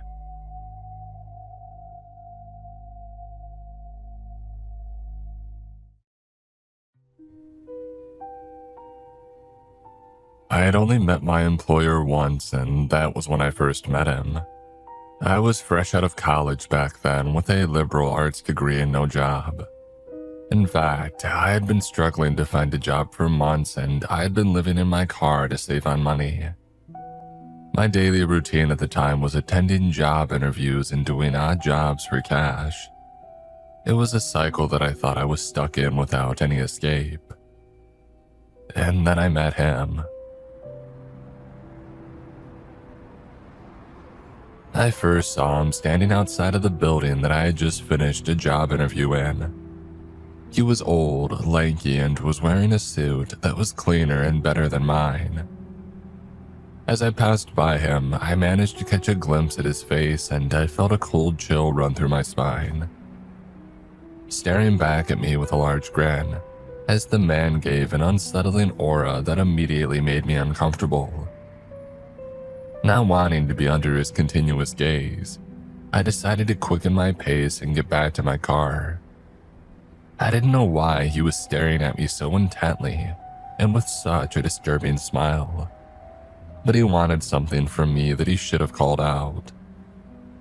Instead, though, he simply remained silent. When I glanced back, I saw him still standing there, still staring at me and still smiling wildly. Looking away and trying to forget what I saw, I tried my best to dismiss him as just another weirdo who didn't have anything better to do. It didn't take long for me to forget about the man and turn my thoughts back towards my recent interview. I felt confident about it and hoped that I would land the job. However, this confidence soon wavered when I remembered the previous a dozen times that I felt the same way and ended up not landing the job. It just seemed that no matter how hard I tried, I was just never the one that they wanted. Eventually, the rest of my walk ended up me moping in despair. As I got closer to my car, though, I was surprised to see a familiar-looking man standing beside it. Staring with intent with each step, I tried to push away the thought that it was the same man from earlier. After all, it could just be another suited man who just happened to be hanging out near my car. It was strange, but not impossible. However, as he turned his face towards me and smiled, I knew for certain that it was the same man from earlier. Feeling my stomach drop at the sight, I suddenly stood there frozen and I stared at him. At that point, my mind couldn't help but wonder how he got there before me. He was clearly standing still behind me earlier, and I didn't notice him go past me when I was walking. So how did he end up in my car before I did? Had I been that distracted in my thoughts? More importantly though, why was he by my car? Did he want something from me? And before I could call out to him and ask him those questions, he suddenly spoke up and approached me. Still unaware of his intentions and finding him dangerous, I slowly backed away. "Looks like you're a person looking for a job," he said, his voice sounding rugged and unassuring. "Yeah, why do you care?" I replied, still slowly backing away with each step that he took. "You got one to offer to me?" "Actually, I do. he said, his smile growing wider, if that was even possible. How would you like to make $10,000 a month? $10,000 monthly? I asked in disbelief. You're joking with me, right? Oh no, I'm very much serious, he said. Of course, you'll have to first pass the test to see if you're qualified, but I think you're perfect for the role. A test? What kind of test is that? I asked as I continued to keep my distance from him. At the time, I didn't believe a single word that he was saying, and I was just doing my best to distract him until I could get away. This test. With that, he suddenly lunged forward and towards me, reaching a speed that I never thought possible from a simple old man like him. Before I could react and get away, the man was suddenly holding my arm with a tight grip. Without a word, he then pulled out a knife from his pocket, the sight of which made me freeze in fear. For a moment, I thought he was going to stab me right in my guts. But instead, he ended up using the knife to make a light cut on the palm of my hand, my blood coating the steel and dripping onto the ground. Watching him with shock and fear, I then saw him raise the knife towards his face before licking the blood that coated it. Perfect, he said in a satisfied tone. You're the one we need. You're hired. While I was unable to process what had just happened, he let go of my arm and allowed me to regain my composure. Realizing that I was free from him, I quickly withdrew my arm towards me and prepared to leave quickly. After all that I had witnessed, I thought that the man was insane. Before I could turn around, though, the man pulled out an envelope from his coat and handed it to me. I stared at the envelope for a second before looking up at his smiling face. Unsure what I should do, I remained standing there. Take it, he encouraged me. Consider this a salary advance.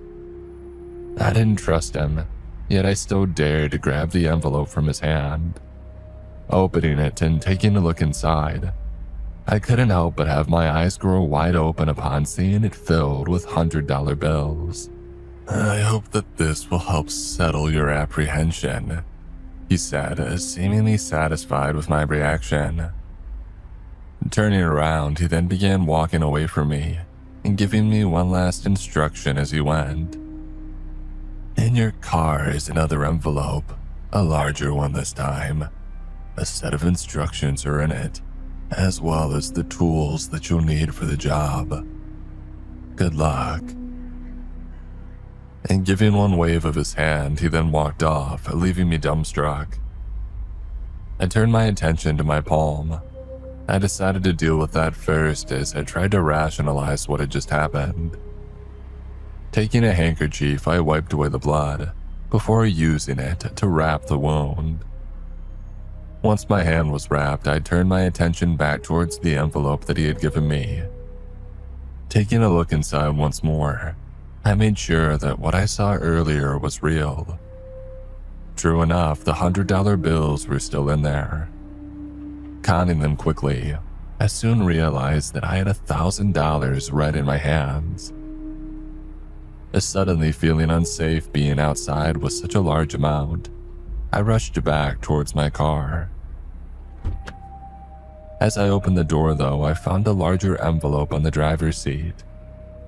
Looking down at it, I suddenly realized it was likely the other envelope that he was talking about earlier. How he managed to get it inside, I wasn't sure. My car was locked and secure, and there didn't seem to be any sign of forced entry. Somehow, though, he had managed to do it, and it brought me chills knowing that he could easily get in. Grabbing the envelope, I then got in my car and made sure to lock my doors. I then spilled out its contents on the front passenger seat before sifting everything that came out. The first to catch my attention was a large folded piece of paper, which I soon realized was a map of Nebraska after I laid it open. Studying the map for a few seconds, I soon noticed a red circle marking a random town in the middle of nowhere. Curiously, I focused my attention there, wondering what it could mean. The place where my place of work would be, perhaps. Hoping to find answers, I took a piece of paper that came with the envelope and read through the instructions that I was given. 1. Every time a map is sent, you must go to the town marked with a red circle and arrive at the area within 7 days after receiving the map. 2. Upon approaching the town, stop at least 5 miles outside the red circle marked on the map. Do not go past that. 3. From the position you choose, open the case provided to you. You will find a needle and a quill in there. Use the needle to prick your finger so that it bleeds. 4. Once you are bleeding, take out the quill and soak the tip with your blood. Using the quill, proceed to shade the encircled mark on the map with your blood, taking care not to smear any of your blood outside of the circle. 5. Upon completing these tasks, your payment will be provided to you instantly. 6. Failure to follow these instructions would result in your termination. After reading those instructions, I wasn't sure whether to believe it or not. The tasks were strange and they made no sense to me. Why was I supposed to drive to a town in the middle of nowhere? Why did I need to smear my blood on the map? Couldn't I just do it all from where I was now? All these questions circled in my mind, and I was tempted to ignore all of this and run off with the money that the man already gave me. Then again, what was I to lose? If I followed these rather simple instructions, if luck continued going my way, then I would be paid rather handsomely for doing nothing but driving around and doing some silly tasks. After thinking about it, I eventually made up my mind. With $1,000 in hand and a potential for much more, I decided to head to the Midwest.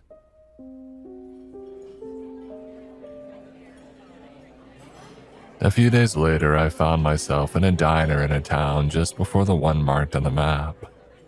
As I sat there looking over the map while having coffee, I wondered what awaited me after I completed the instructions given. It was during this moment, though, that somebody from behind me suddenly spoke, catching me off guard.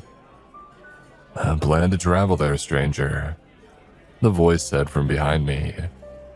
Turning around, I saw a man around my age looking down at me with a friendly smile. Confused at his sudden intrusion, though, I gave him a suspicious glare as I wondered if he was working for the suited man to keep an eye on me.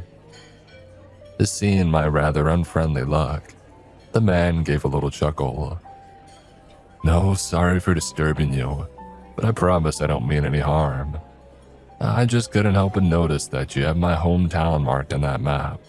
You see, it's strange to see somebody from out of town heading there to visit." Still remaining suspicious, I quickly folded up the map. "How do you know that I'm not from there too?" I eventually asked them. "Oh, that place is a small town," he said with a friendly smile. "If there was somebody around my age from there, I would know them." Sighing, I shook my head, realizing that I can't make use of the excuse of me being from there. Trying my best to think of a different reason, I ended up awkwardly staring at him for far too long. The man seemed to interpret this as, "Listen, stranger, I didn't mean to put my nose in your personal business," he said apologetically. "I was just a little curious, you know. Anyways, I'll leave you be. I hope you found what you're looking for there." And with that, he left, leaving me feeling a little awkward and embarrassed. Hoping to shake away that feeling, I decided to head out and take on the last stretch of my journey.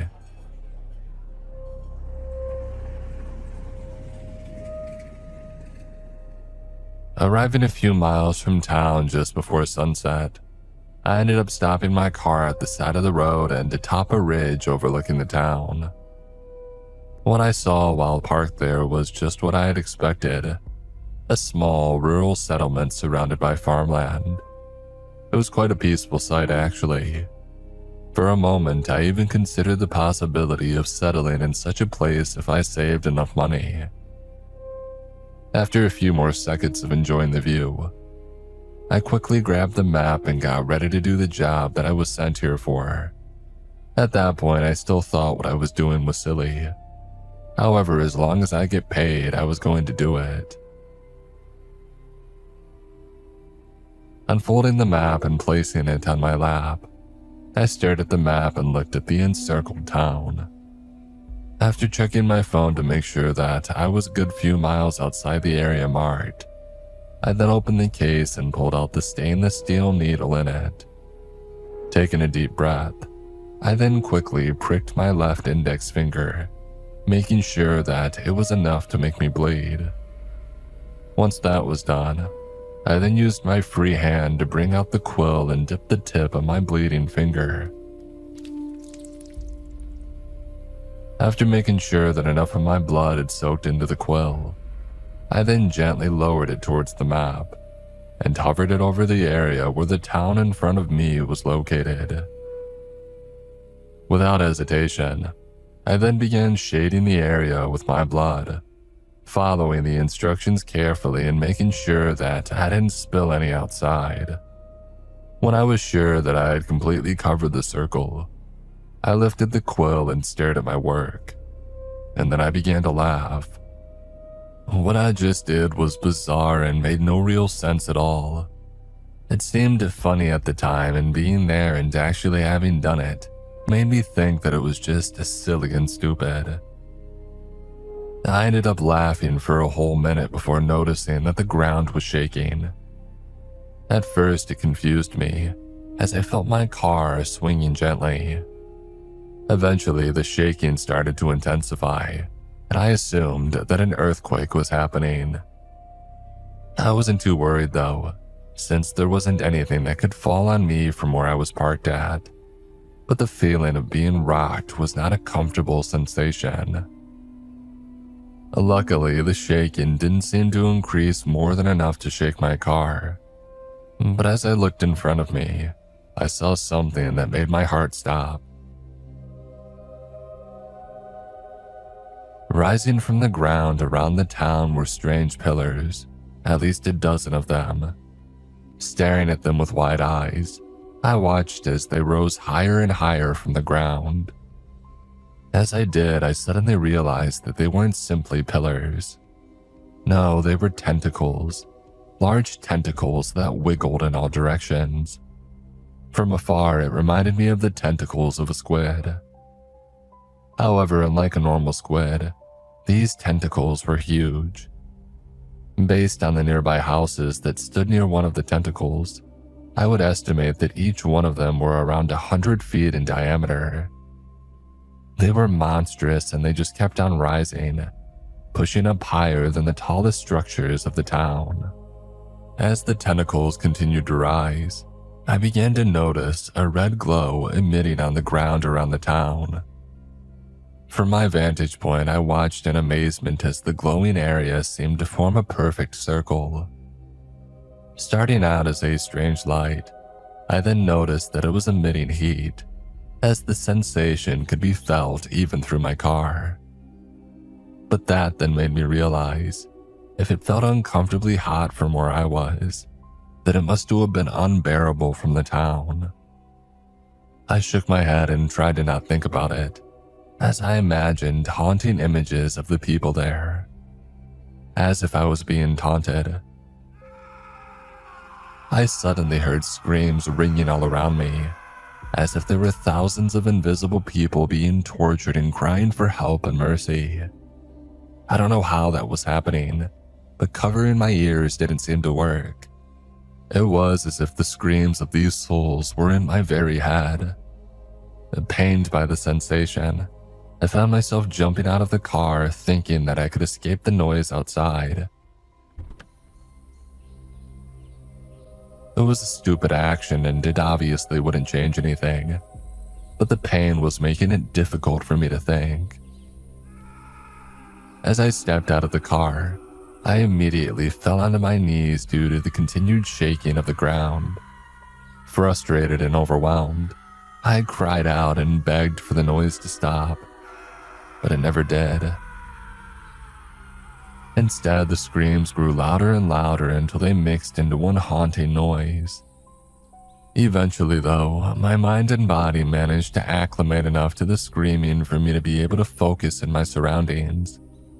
Despite the pain that I was feeling from the deafening screams, I was able to glance towards town to see that the tentacles had stopped rising and were now protruding at least a mile high from the ground. By then, the shaking of the ground had stopped, and I was able to steadily get back on my feet. Looking up, I stared at the skyscraper-sized tentacles that made me feel puny below it. Watching them wiggle and sway in different directions gave the sensation of both terror and discomfort. It looked so unnatural that there was no doubt in me that it was not from this world. After standing tall over the town for what seemed like an eternity, I watched as the tentacles suddenly tipped down towards the town. Moving in unison, they descended down towards the poor settlement, before hitting it with a loud, earth-shaking crash. Bits of houses could be seen flying in all directions, and I could only imagine what those monstrous appendages would do to people that it fell on. Strangely enough, the number of screams that I was hearing suddenly reduced after that. Although I could still hear pained shouts and crying, its loudness was reduced to half. The slight relief this gave me was quickly shattered upon the realization of what that meant. My mind was too clouded by pain to think of it earlier, but not that I was slightly brought to ease. I quickly drew the conclusion that the screams were from the town's inhabitants. If that was the case, though, then the fact that it was lessened meant only one thing. I felt sick in my stomach at the thought of that. However, the horror of what I was witnessing was not over yet. After the tentacles landed on the ground, I watched as they began pushing the whole town down towards the earth. With a force that I thought impossible, it pushed the ground down as it and the houses and the streets began to disappear.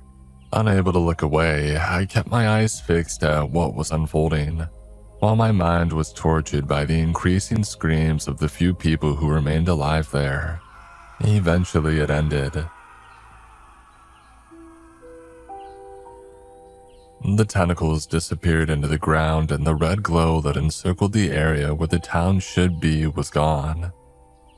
What was left was an empty expanse of open fields with no structure or people left behind. It was as if nothing had ever existed to begin with. Also gone were the screams.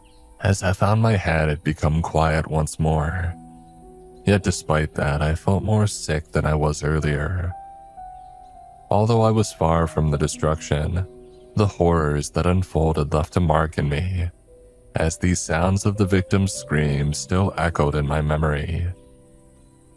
To make things worse, I began to quickly realize that I wasn't just an innocent bystander. As my head began to clear, it soon dawned upon me that I was the one who likely had caused all of that to unfold. I was the one who destroyed that town. I was the one who had killed the thousands of people who lived there. Unable to control myself, I ended up kneeling to the ground once more and puking. I don't know how long I ended up puking and coughing on the ground, but eventually I heard the sound of a car stopping near me, followed by a door opening. Still traumatized and sick from what I had encountered, I paid little notice at first and I continued to stare at the ground. However, once the person who got out of the car approached and spoke, I immediately recognized who it was. "Hey, you okay there, stranger?" a familiar voice said. Immediately looking up, I saw that the man standing there was the same one that I had met at the diner. The same man who said his hometown was the one that I had witnessed being destroyed. Unable to speak, I just ended up staring at him, not sure how to interact. He, however, just gave me the same friendly smile. "Oh, wow, it's you again," he said with a chuckle. "Still not much of a chatterbox, I see. Anyways, you okay there? You seemed to be really sick when I first noticed you on the side of the road." Seemingly unable to form words at the time, I simply pointed towards the direction of where the town was. And deep inside, I felt guilty, knowing that I had helped in the destruction of his home. Trying my best to hold my tears down, I wanted to desperately apologize to him. All his family and friends were gone now, and it was all because of me. However, the man simply gave me a confused look as he glanced towards where I was pointing, before turning his attention back to me. "Those are the fields you wanted to visit, right?" he asked me. "I still don't know why you want to go there, but if it's that important to you, I won't question it." "Fields?" I asked, confused. No, that was where your hometown was." "My hometown?" he asked before laughing. "I lived here for a long time, stranger, and I can tell you that that land there has been an empty field since before I was born. My hometown is farther up from here, say 30 miles further north." None of that made sense to me. At first, I thought that I misunderstood where he said his hometown was earlier, but then I thought that I couldn't have. After all, he saw my map and the name of the town that was encircled there. So why did he claim that he was from a different town? And then a creeping thought entered my mind. Was it because of the same evils that caused the destruction of the town? Had it also twisted and distorted his memory and reality? Realizing that possibility brought a chill down my spine. Silently, I ended up getting on my feet and walking back to my car, ignoring the man's worried calls. I kept on thinking about what I had done and the work that I had agreed to do. What I initially thought was a silly and pointless job, it turned out to be far more destructive and dangerous than I thought. As I sat back in my car and closed the door, I saw the reason why I had agreed to it. Laying there in the front passenger seat was a backpack that I didn't own. Moving my shaky hands to pick it up and place it on my lap, I nervously opened it to see wads of $100 bills in it. Along with them was a small note. It read, "Your next assignment will be sent to you next month. Till then, here's your pay. $9,000 in cash." $9,000. Add the $1,000 that I was given earlier and that makes 10 grand, just as promised. That was the price of all the lives that I had killed.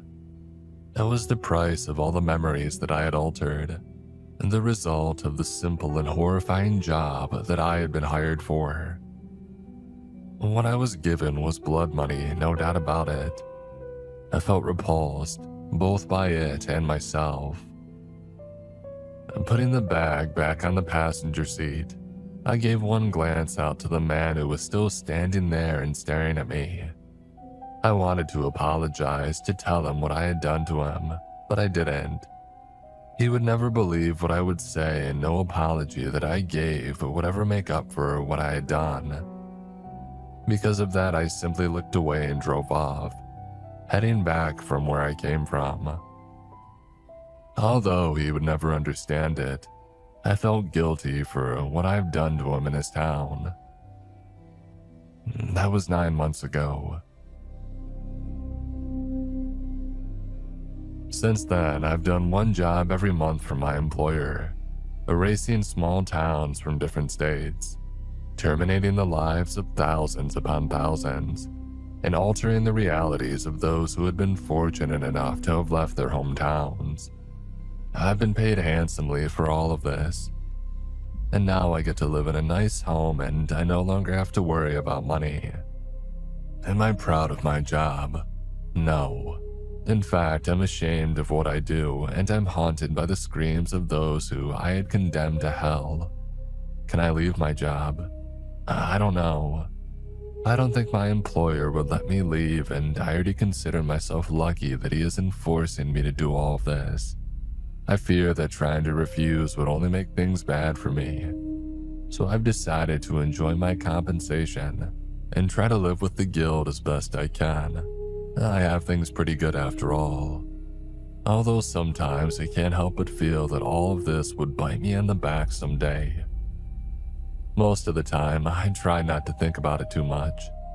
However, once in a while, I do end up being a little curious.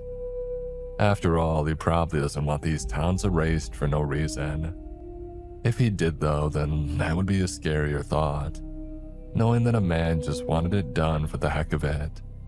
I don't think that's the case with my employer though. Recently, my curiosity behind the greater meaning behind things grew once again. Especially after my most recent excursion. It was supposed to be just like my previous ones, and go to the place, erase it from existence, and receive my money and leave. Now, it sounds simple when I put it that way, but no matter how many times I do it, it never was simple.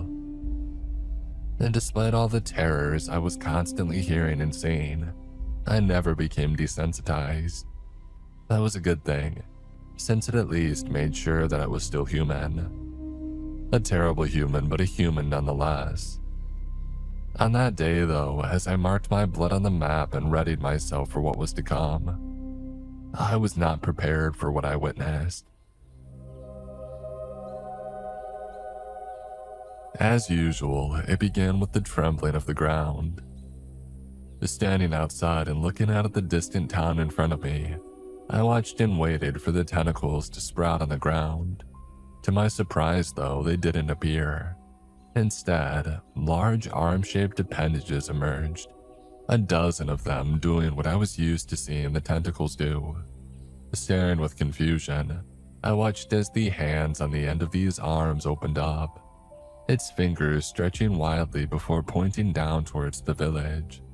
Just like the tentacles of the past, these arms followed a similar formula to what I had seen before, and they fell down and crushed the village, filling my ears with the screams of the residents.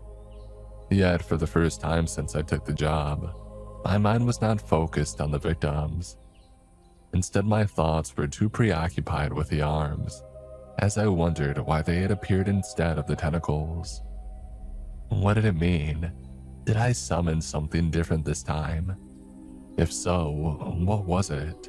Stuck trying to find answers, I failed to notice the arms push the town down to the ground and disappear.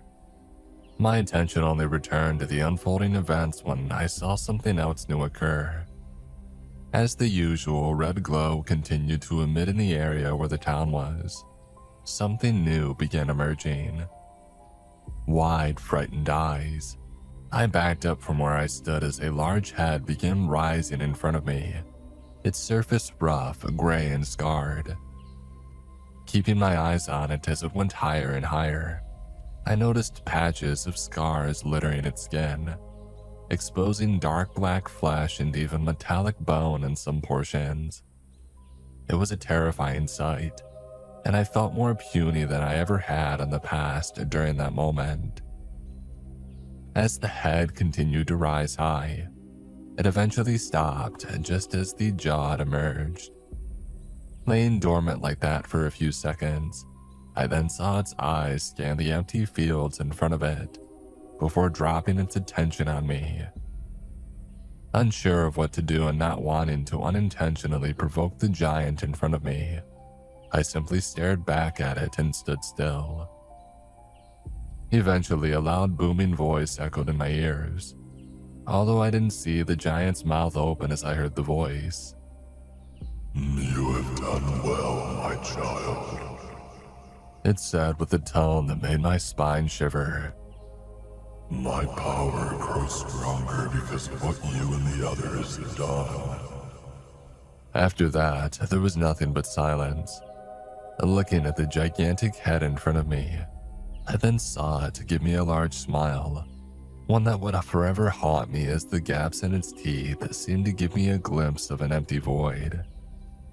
As it continued to smile at me, the head began to descend down and back into the flowing ground, while the eyes of the giant continued to stay locked on me. Eventually, what could be seen of the creature disappeared, leaving me facing an empty and quiet field. As I stood there, more shocked than I was when I did my first job, I couldn't help but struggle in grappling with what had just occurred. This was clearly no normal job, and no note from the suited man ever hinted anything like that would happen. And when I stumbled back into my car, I noticed the usual bag of money on my front passenger seat, containing the usual $10,000 salary. I could care less about it though, as I sat in the driver's seat and tried my best to comprehend what I just saw.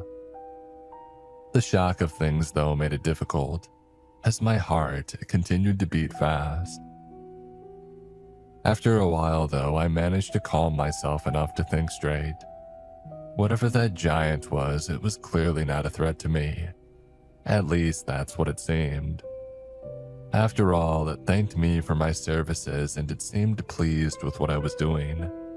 So that meant I shouldn't be afraid of it, right?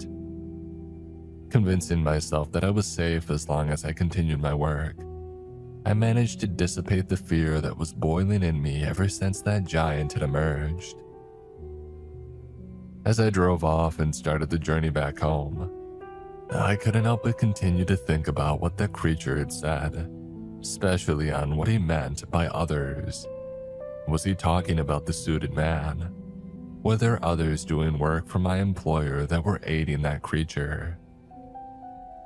For a good while, I thought about that, only to get frustrated when I realized that I'll probably never get an answer.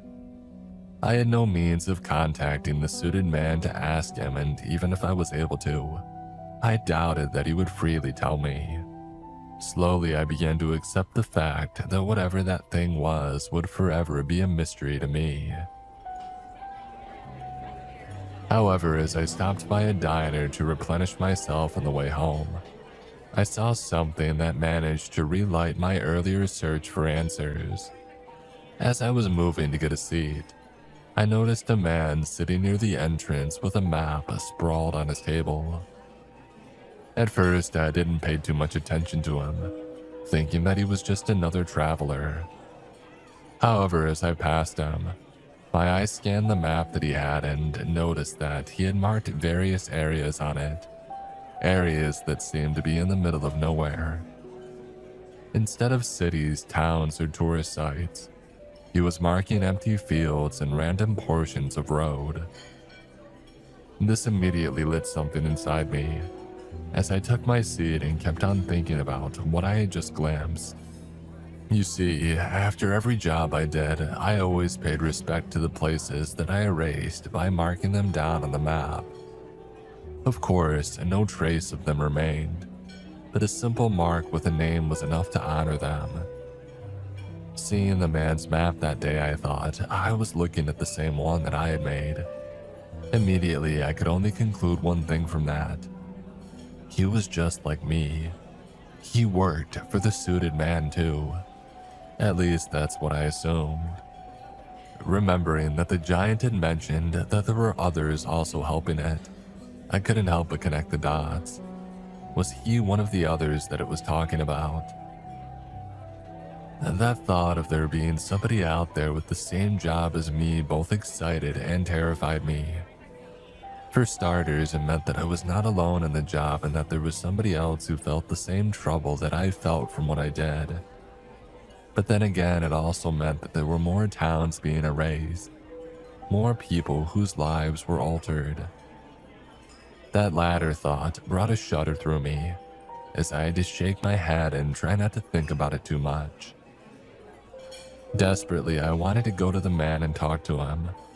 There were so many things that I wanted to ask, from how he dealt with the heavy burden of our job, to whether he had seen the same giant that I saw that day. It wasn't like that wasn't allowed. The rules the suited man gave me never mentioned that I wasn't allowed to talk to others like me. However, as I turned my head to check the man, I was disappointed to see him no longer at his seat. Instead, I noticed that he had already gotten up and was heading for the door. As I watched him, I saw a familiar-looking backpack slung on his back. And that alone was enough to tell me that my theory was right. Deciding not to chase after him, I sat there and hoped that I would encounter him again someday. However, there was something nagging me, something that made me uncomfortable.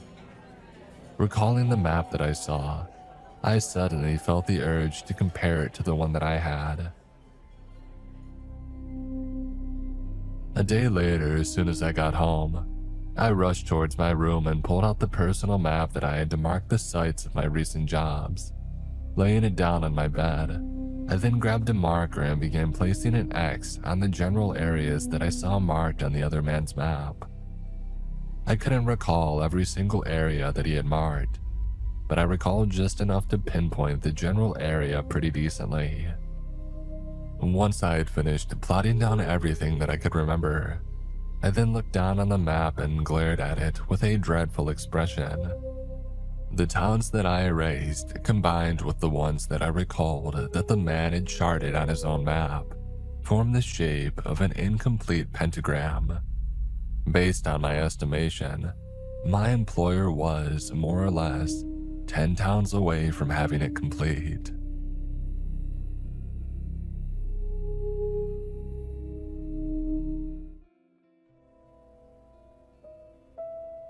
Some years ago, I worked with a tunneling crew.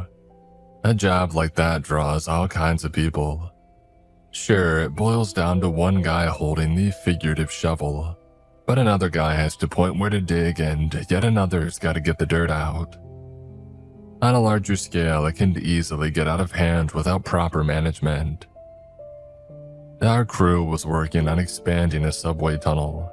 It wasn't anything that we couldn't handle, but my life was in a bit of a mess at the moment. My wife and I had just had our first kid, and I was having trouble keeping up with the new lifestyle. My wife was a trooper, but no matter what I did, I always felt like I was doing something wrong. That baby must have been the most patient one ever, as I fumbled with the most basic chores. I would tuck her in too tight or get the temperature on the formula wrong. It was just one mess after another, and that's after working a 10-hour shift. The only thing that I got right was putting her to sleep. I would tuck my hand behind her little head and shush her and sing, and she would go out like a light. Bam, down for the count. That one thing sort of made up for all my other mistakes. I have to thank my mom for the tip someday. It's an old song. It goes a little something like, "Oh, I, foof, my little one." Like a bolt of lightning from last one. You don't, but it's the best you got. It pays well, real well. I can bring all your guys and starting tomorrow. What do you say? I said the only thing that I could. I said yes. It was tough to come home that day. I had been surrounded by this ceaseless vitriol all afternoon. One of the guys had been crying in the porta potty. This was supposed to be a long-term gig, and now we were all on shaky ground. Whatever this new job entailed, it didn't exactly calm us down. But at least we could keep our heads up a little longer. I don't think I did a single thing right that evening. I forgot to wash my hands when I picked up my baby girl, getting her wispy hair a little dirty. I changed her diaper, but I couldn't get the thing to sit right, and I used way too much powder. It was just one thing after another. It wasn't until I sat down to watch the news that I finally got to do the one thing that I was good at, singing her to sleep. One verse and she was out. My wife joined me on the couch, speaking in a hushed voice. She was just as worried as me about the job, but I could tell that she was trying to stay positive. She asked all kinds of questions like what we were doing and for how long and with what people. And I didn't have an answer for any of it. Not unlike the talking heads on the TV. All I could say is that we had a time, a place, and a generous paycheck. "Just be careful," she said, giving me a kiss on the cheek. Doing tunnel work is rough for a number of reasons. In summer, you're melting away in the heat, and in autumn, you're knee-deep in rain. In winter, well, you don't do a lot of digging in the winter. The ground gets frozen and it can mess up the equipment. Depends on the job site, I guess. And we were nearing the end of the season. The last dig of the summer is the one that you finish just before you go on vacation, and my guys had been robbed of theirs. I knew of at least one guy who had to cut his trip to Tallahassee. He wouldn't shut up about it. It was better than having no job at all, but the disappointment was immeasurable. We had been promised stable work for years to come, and now we were fighting for scraps.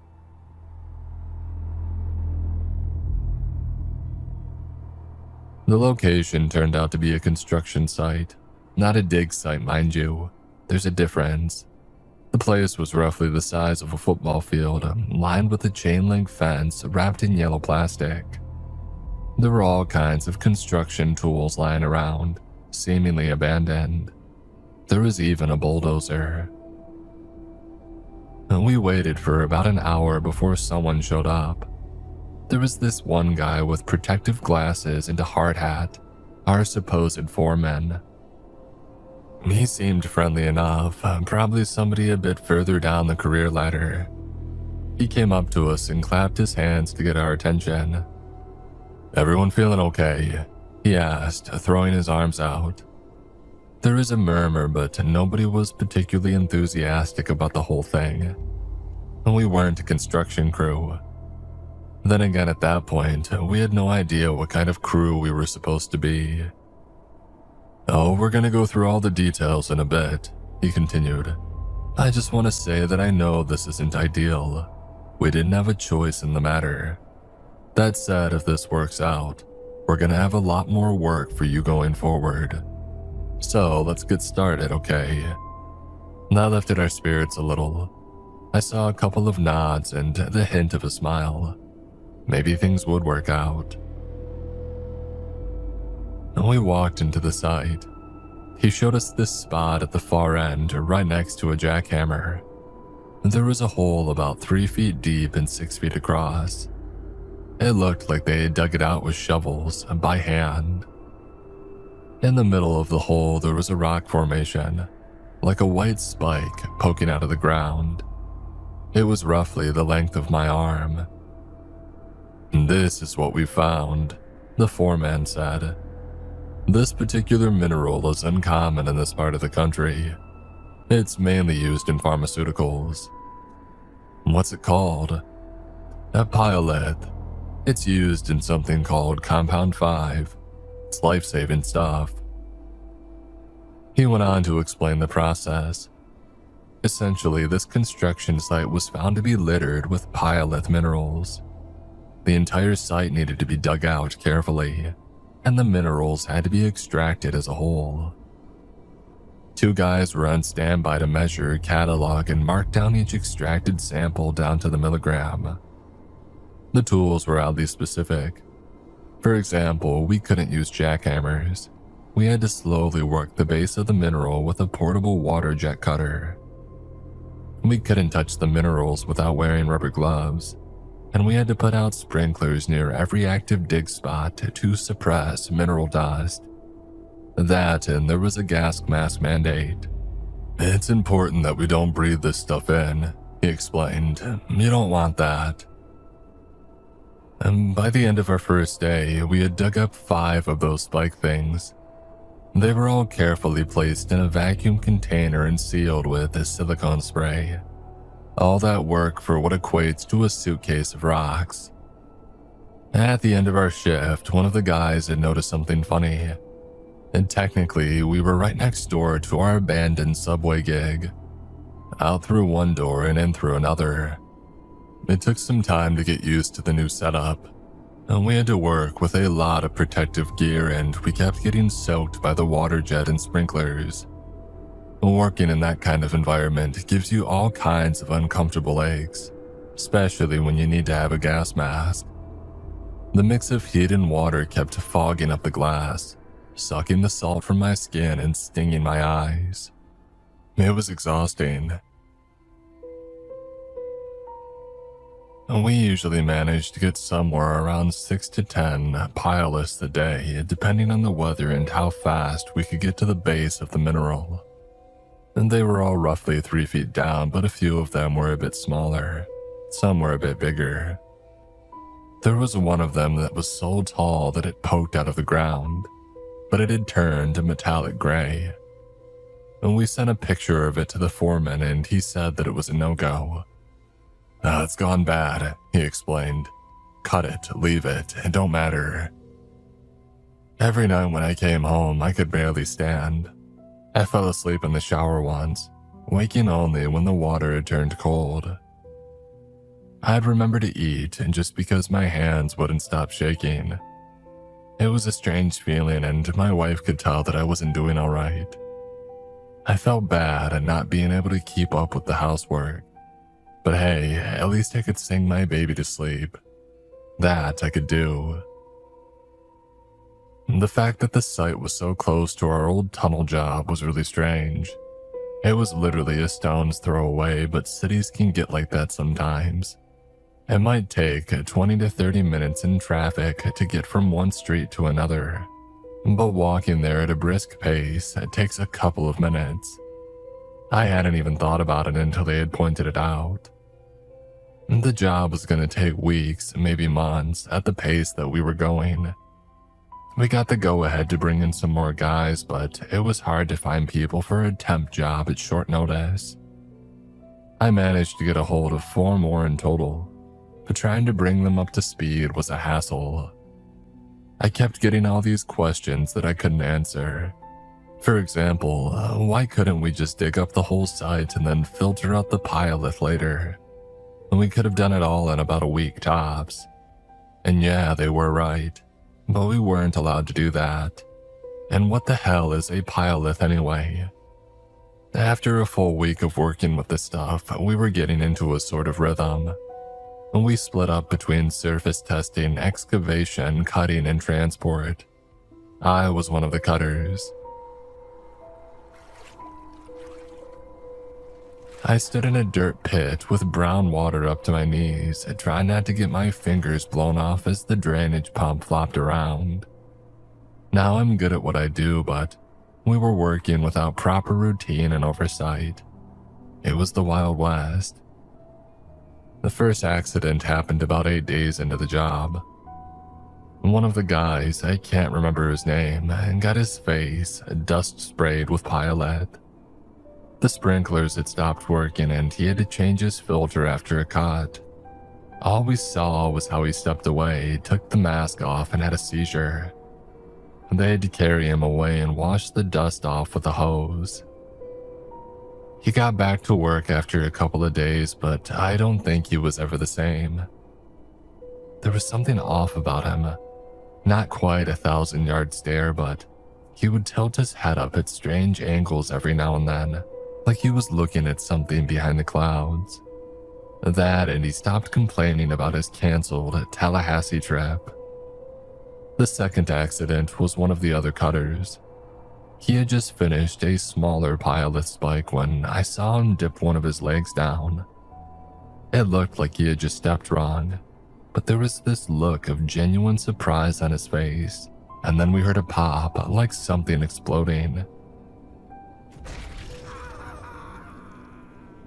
And the guy screamed like a wounded animal, this repetitive shriek over and over as he clutched his leg. And when we got to him, I could see most of his foot and part of his leg had been crushed. Not just a sprain or something, but mangled. You could barely tell there was a foot at the end.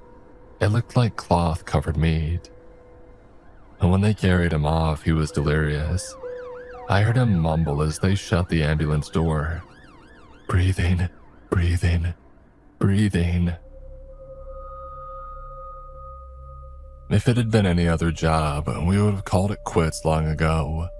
One workplace accident, it happens. But two on such short notice. No, that doesn't happen. Problem was, it felt like the bigwigs were only one step away from shutting us down all over again. They hounded us with that fact every chance they got. The foreman would slide a comment in about it when he could. Like at the end of every shift, I gave him an update on our progress. He always asked if things had gone smoothly, and whenever I said it did, he would just respond, "Good. Don't know how we could afford keeping this afloat if it didn't." Every damn time. So yeah, we had to make do. It was dirty work for dirty people, but what choice did we have?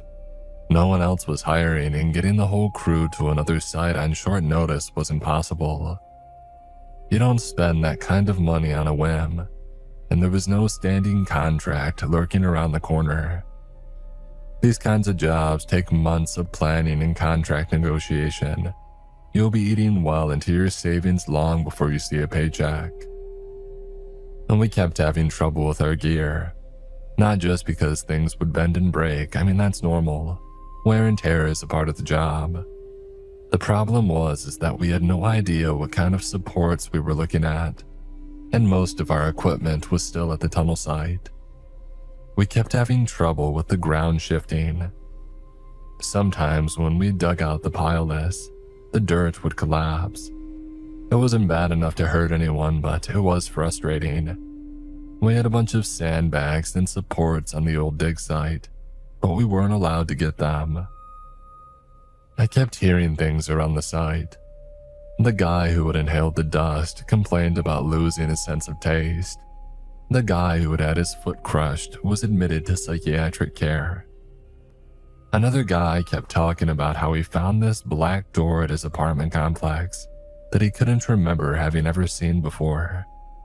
Just a whole set of strange rumors. Every day felt like walking into a ghost story. Someone had something eerie to say. My first unusual experience was nowhere near as dramatic. I was working the water jet cutter when I accidentally had angled it downward. I left it on a little too long and I cut into the rocks surrounding the mineral. At first I thought that I had hit a sewer line, but that would mean that it was inches from the surface. There was no way that was true, but the ground erupted with this foul black, like fish guts and mineral oil. I got out of there real quick, and the moment that I stepped out of the hole, the dirt collapsed around me, almost like the ground shook a little. On our third week, some people got sick. We thought it was a stomach bug going around, but we figured out the common denominator. Everyone who had gotten sick had regularly eaten dairy products for lunch or breakfast. Turns out on closer inspection that a lot of dairy spoiled around the dig site, like to the point where you could track it by looking at it. If we left a chocolate milk out in the open, the damn thing would be solid white mold before the end of the day. So yeah, no dairy on the dig site. I remember once in the break room, 6 of us were sitting around just chatting, and this one guy joins in with a yogurt. He knows we're not supposed to eat dairy, but he doesn't care anymore. He's staring straight ahead, shoveling spoonfuls into his mouth. I don't need to look to see that it's gone bad. I can smell it. We all can smell it. But he just sits there chewing it down like he doesn't have a care in the world. You can't eat that stuff," someone mumbles. "You get sick." The guy turns his head and licks the container clean. He doesn't even blink. "You don't think what we're doing is sick?" he asks. "You think this is okay? It's a job, calm down." "We're all sick in the head," the guy says, clutching his head. "Parasites." He didn't stay long. After starting a third fight that same day, we had to let him go.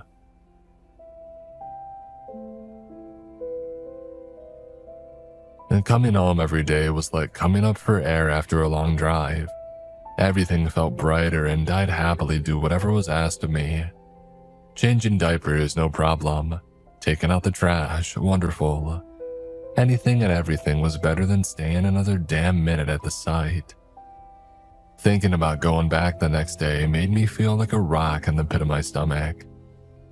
I'd look in the bathroom mirror trying to convince myself to get through one more day.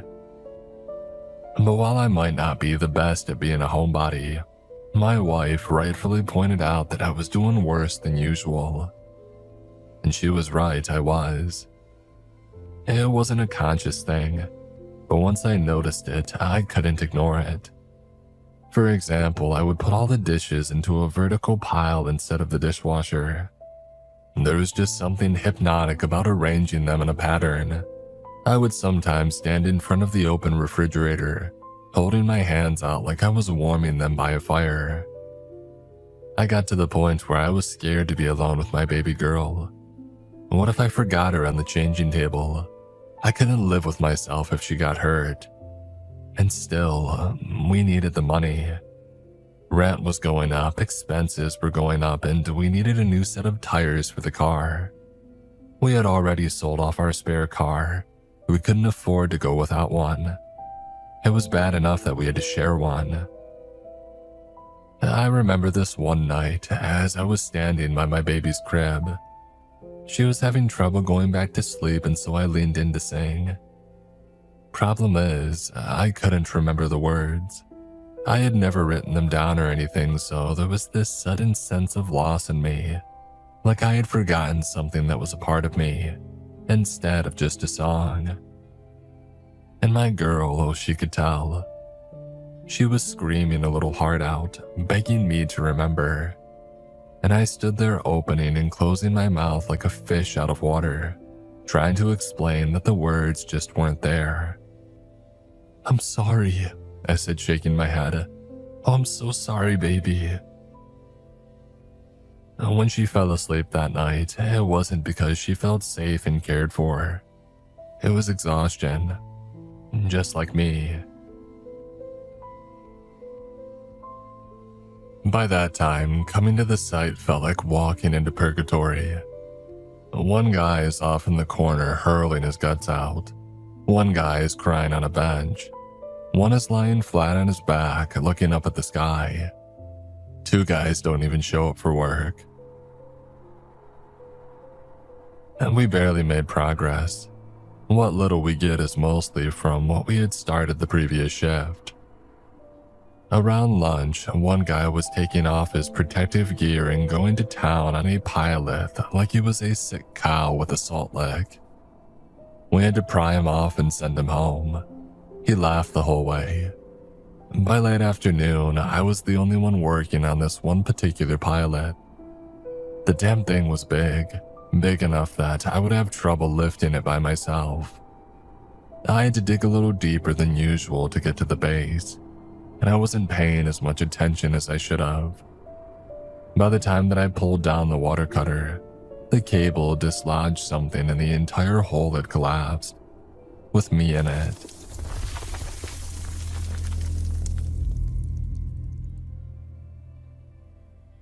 I was buried under the dirt. Thank God for all that gear. I was lying face down in the dirt. I could breathe a little thanks to my gas mask in the porous ground, but it was like sucking air through a straw. I barely knew what was up or down. No matter which direction I pushed, it felt like something was pushing back. It's like the ground was trying to absorb me. I wasn't down for long, but in that moment, I felt this intense sense of dread. Not just a claustrophobic panic, but something else. I could imagine myself being stuck there, solidified as a relic in eternal stasis, like watching myself fossilize. All sense of time and passage of the world melted away. I could imagine the years flying by, leaving me helpless. If I had been down there 1,000 years, would I even want to get back up? And by the time they pulled me out, I was screaming. I don't remember, but I was. Apparently, I was begging for them to put me back in the ground. At the end of the day, I was sitting across from one of the machine operators. He was trying to have a glass of water, but he ended up throwing it out. Said it tasted funny. "We gotta do something about the equipment," he said. "We got tens of thousands of dollars still stuck in those tunnels. Hundreds of thousands, maybe. You think they're happy to leave it there? You honestly think they care? Well, I care. Hell, I'll take it off their hands if they ain't using it." "You're not suggesting that we steal from the company?" "What company?" He laughed. "Do you even know who we're working for? You know what we're doing. You see any workers' comp going out to the guys who say everything tastes like gasoline?" I shook my head. I didn't like it, but he was right. He took off his hard hat, dropping it on the table. "I say we get our fair share. Split it right down the middle," he said. "You in?" "I'm in."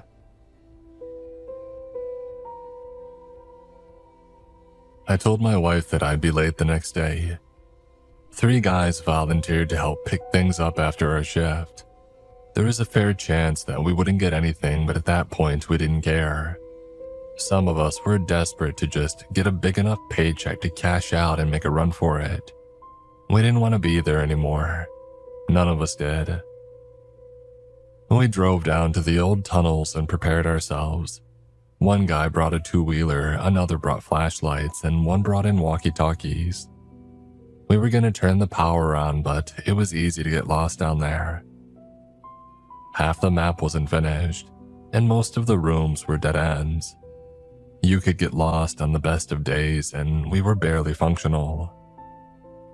We made our way into the tunnels, keeping in touch as we went. It didn't take long for us to find some personal items, but there was quite a bit more to it. We could tell that others had been down there. There were a whole bunch of things that we hadn't seen before. Some of it I could barely understand. For example, there was this one drill that looked like an 8-foot-long syringe on a rail, leading to a hole in the wall. That's not what we were there for, but I couldn't help but raise my eyebrow at that. While the others found some gear, I decided to look a little further in. There was this one space that I had been working in just before we got shut down that I knew had a backpack full of seismic measuring equipment. It didn't take all that long for me to find my way back there. But the backpack was long gone. That figures. That thing alone was at least 25 grand. As I was about to head back to the others, I swept my flashlight across the black door. I don't remember that ever being there. I checked in with the others over the walkie, and they were still trying to dislodge one of the backup drills.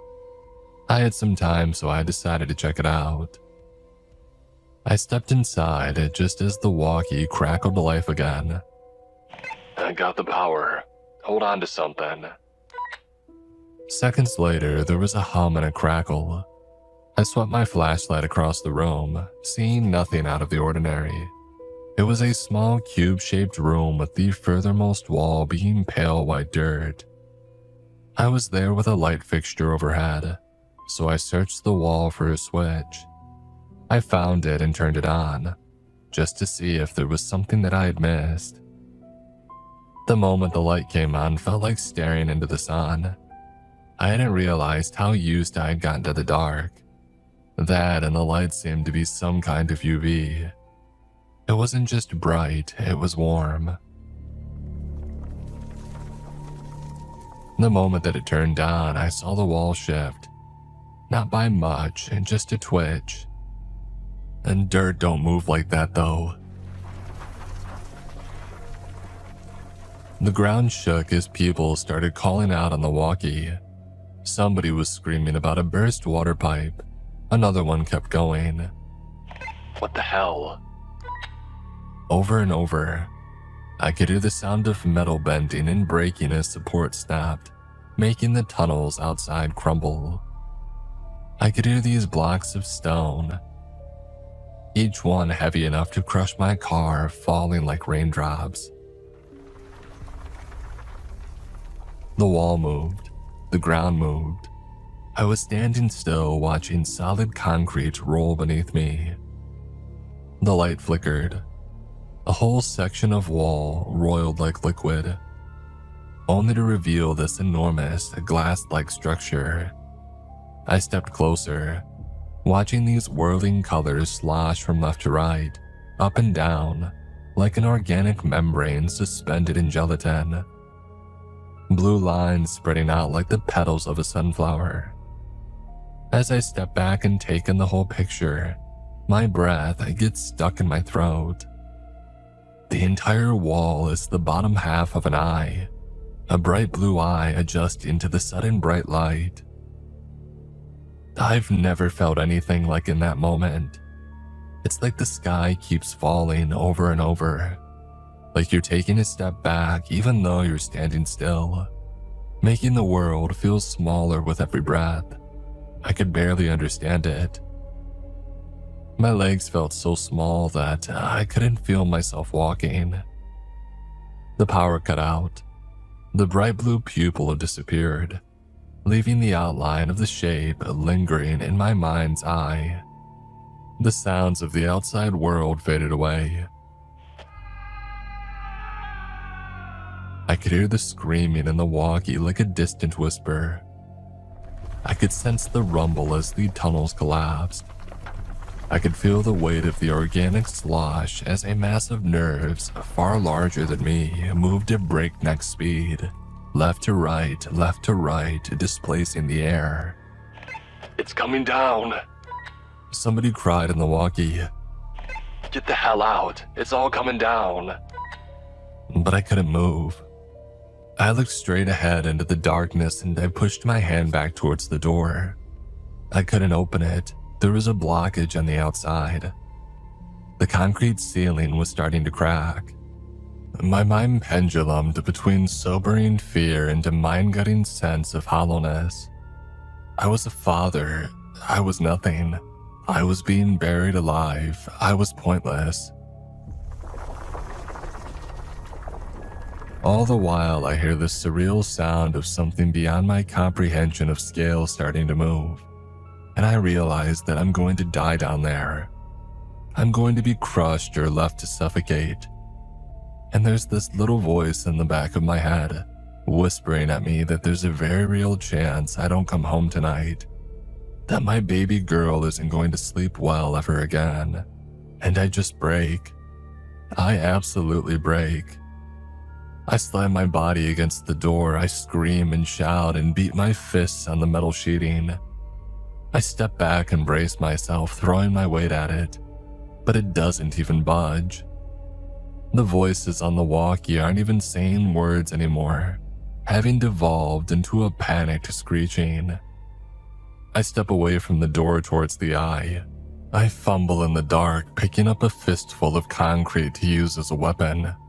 I move closer, ready to plunge my fist into the surface of the eye when I notice something. I'm stepping in liquid.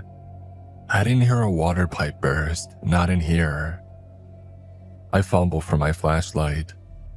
I barely manage to pick it up as my hands keep failing me.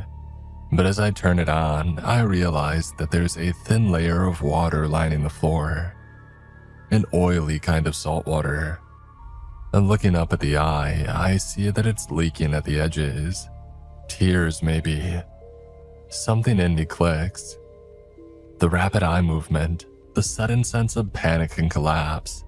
It dawns on me that I've seen this before. I've seen it a dozen times.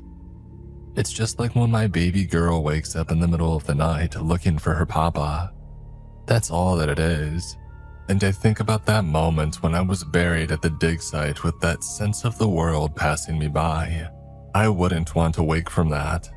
I wouldn't want to know which of my friends were dead or alive, which family members made it. I wouldn't want to know just how alone I really was. I would rather stay a fossil. Maybe that was it. Maybe that was it the whole time. Maybe we had been cleaning the scalp of something having a really, really bad dream.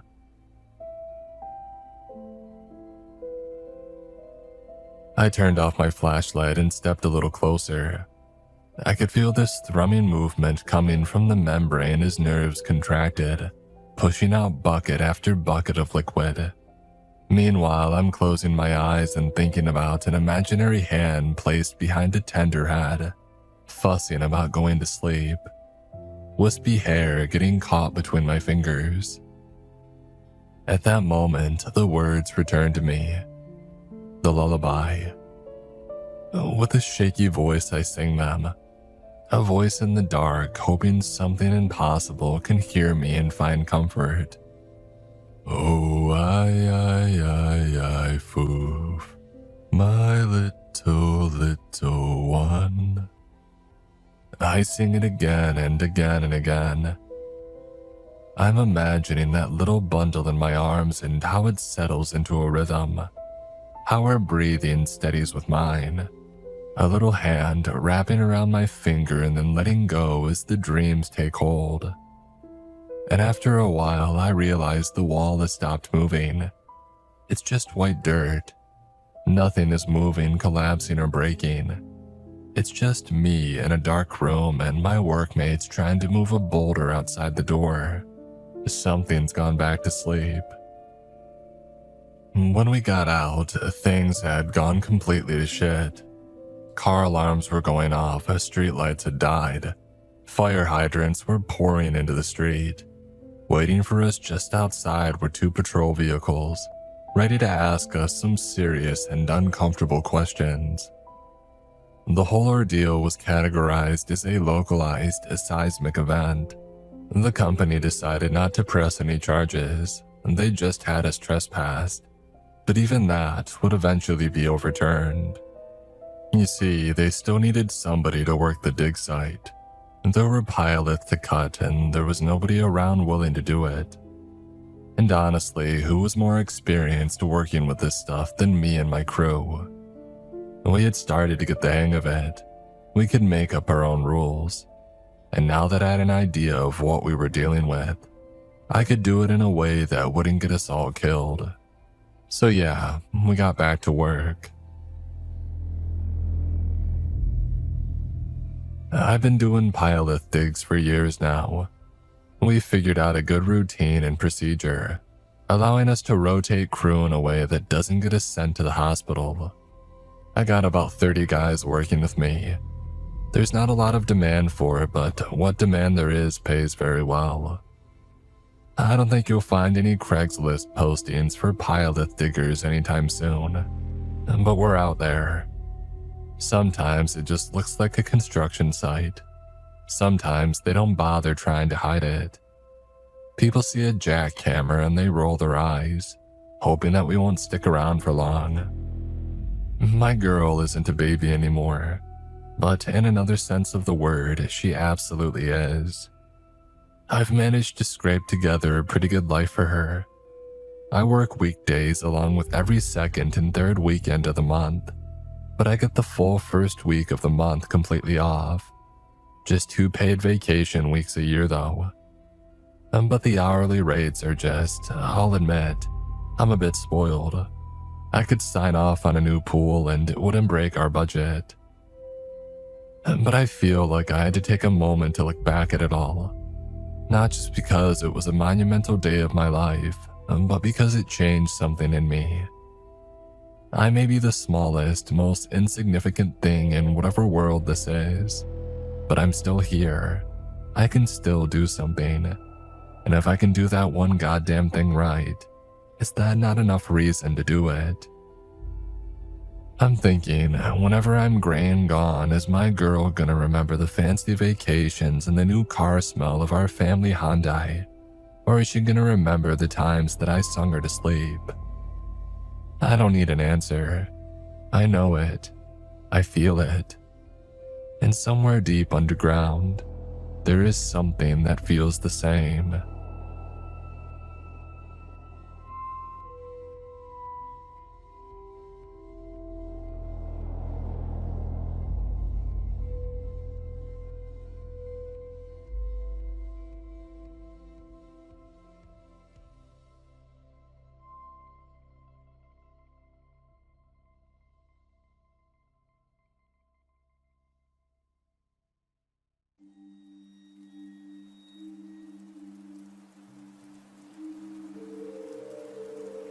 I squint through the snowstorm and look down to my watch, raising it a little closer to my face for a better look, but I don't know why I bother. It's just a force of habit, I guess. The watch is broken. It's always broken. I should replace it really after all. I mean, who wears a broken watch? I just can't bring myself to do so. It was passed down from my granddad through my brother. 3 different repair places have all turned me away and said that it was impossible to fix. Too old, they say. Sounds like bullshit to me, but hey, what do I know? I shiver and my gaze returns to my surroundings. I draw my coat a little tighter around my body. The storm rages. All around is snow and an endless world of white, illuminated through the dark with the mist-blurred orange of the endless, dutiful street lamps. I carry on trudging along my way. At the beginning of the night, right after the bus had dropped me off, I considered waiting in the spot that I was left behind, waiting for the driver to realize his error and to come back and get me. But it was just too cold for standing around, and so I started walking down the road, following the bus's direction of travel. It's been a few hours now and the bus never came back. So yeah. Hey, my name is Sam, by the way. I'm 15 and I'm lost in the snow. I didn't realize the mistake until the bus had driven away. The storm beyond the windows was too thick and hell. Why shouldn't it be dropping me off in the right place? It's always the right place. Never am I dropped off in the wrong location. Except for this evening, it would seem. This, the evening of the storm. I grimace and close my eyes tight shut against a sudden barreling gust of icy wind. I have no idea where I am. Maps isn't working, but I should be okay. I'll just keep following the road until I find something that I recognize. Soon, for sure. And so I walk. I walk and I walk. It's maybe 3 or so hours or so until I really start to feel the first stages of panic settling in. The air only feels like it's getting colder and colder, sharper and sharper. There's no one at home right now to come and collect me, so what am I supposed to do? I check my phone again as the battery steadily drops. The device shakes in my shivering hand. Come on, I mutter, grimacing, looking around for a countless time. Come on, give me something here, something. And if I squint just right, there through the blizzard is a different kind of light.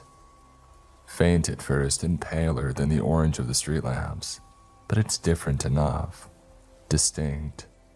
Yellow and soft, spilling through the windows of a long building, a little ways back from the road. It could be an office block or something. I decide to go for it, turning away from the road and trudging a path through the fallen snow to the building's entrance. As I approach, I realize that the building isn't an office at all. In fact, it's a school. Not mine nor one that I recognize, but a school nonetheless. Damn, it's probably locked up tight. I think aloud as I reach the front doors, but to my surprise, they push right open at my touch, and so I head on inside.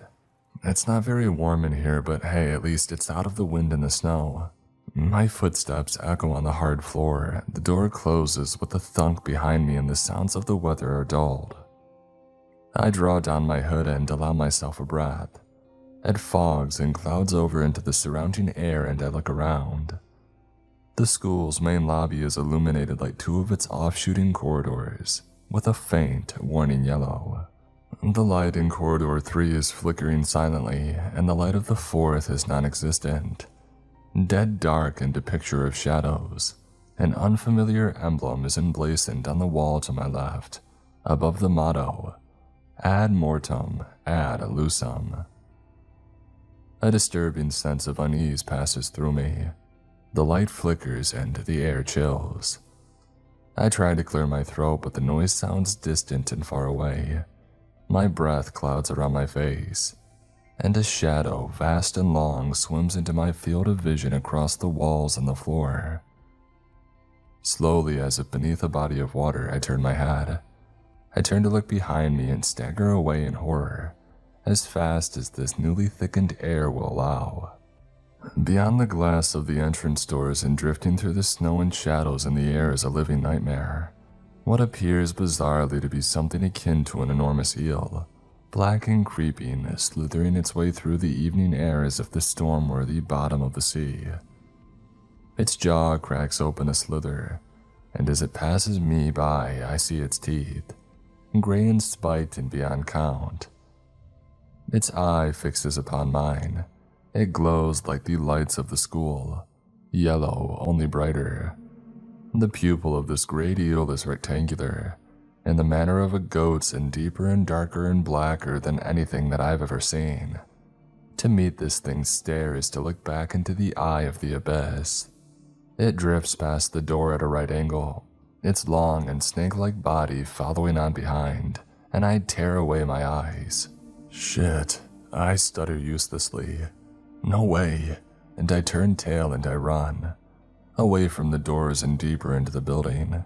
I pass by a window to my right and I see another dark shadow, a second of these creatures perhaps, as it swims through the snowstorm outside. What the hell is happening? I shout out loud, hoping to break through the sounds of my breathing and my beating heart, as I tear down the hall and around, corner after corner. I found myself drawn to an ascending staircase, and so up I climb after a quick check over my shoulder. I don't think that the creatures can enter into the building, but the flickering lights and the dancing shadows are playing tricks on me. I climb as quickly as I am able and I crash down into the nearest classroom, fumbling and stumbling amongst the chairs and landing on the ground in the dark. I catch my breath. The only light comes through the glass in the classroom door and through the long, wide window beside me. The blinds are open and the snowstorm rages beyond.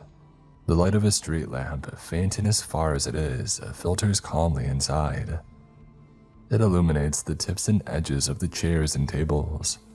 It casts a glossy, reflective shine across the artwork, presumably drawn and painted by students, hung on the walls, and across the hair of a girl, resting casually on the counter.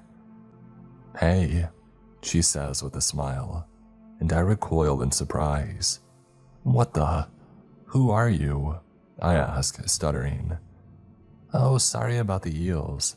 They're here for me, not for you, but best to avoid them all the same," she says, dodging the question and brushing a strand of hair from her face. She tucks it behind her ear. I realize that at some point I bit my lip and it throbs painfully. I rub a thumb across the freshly forming bump. "What's your name?" I ask.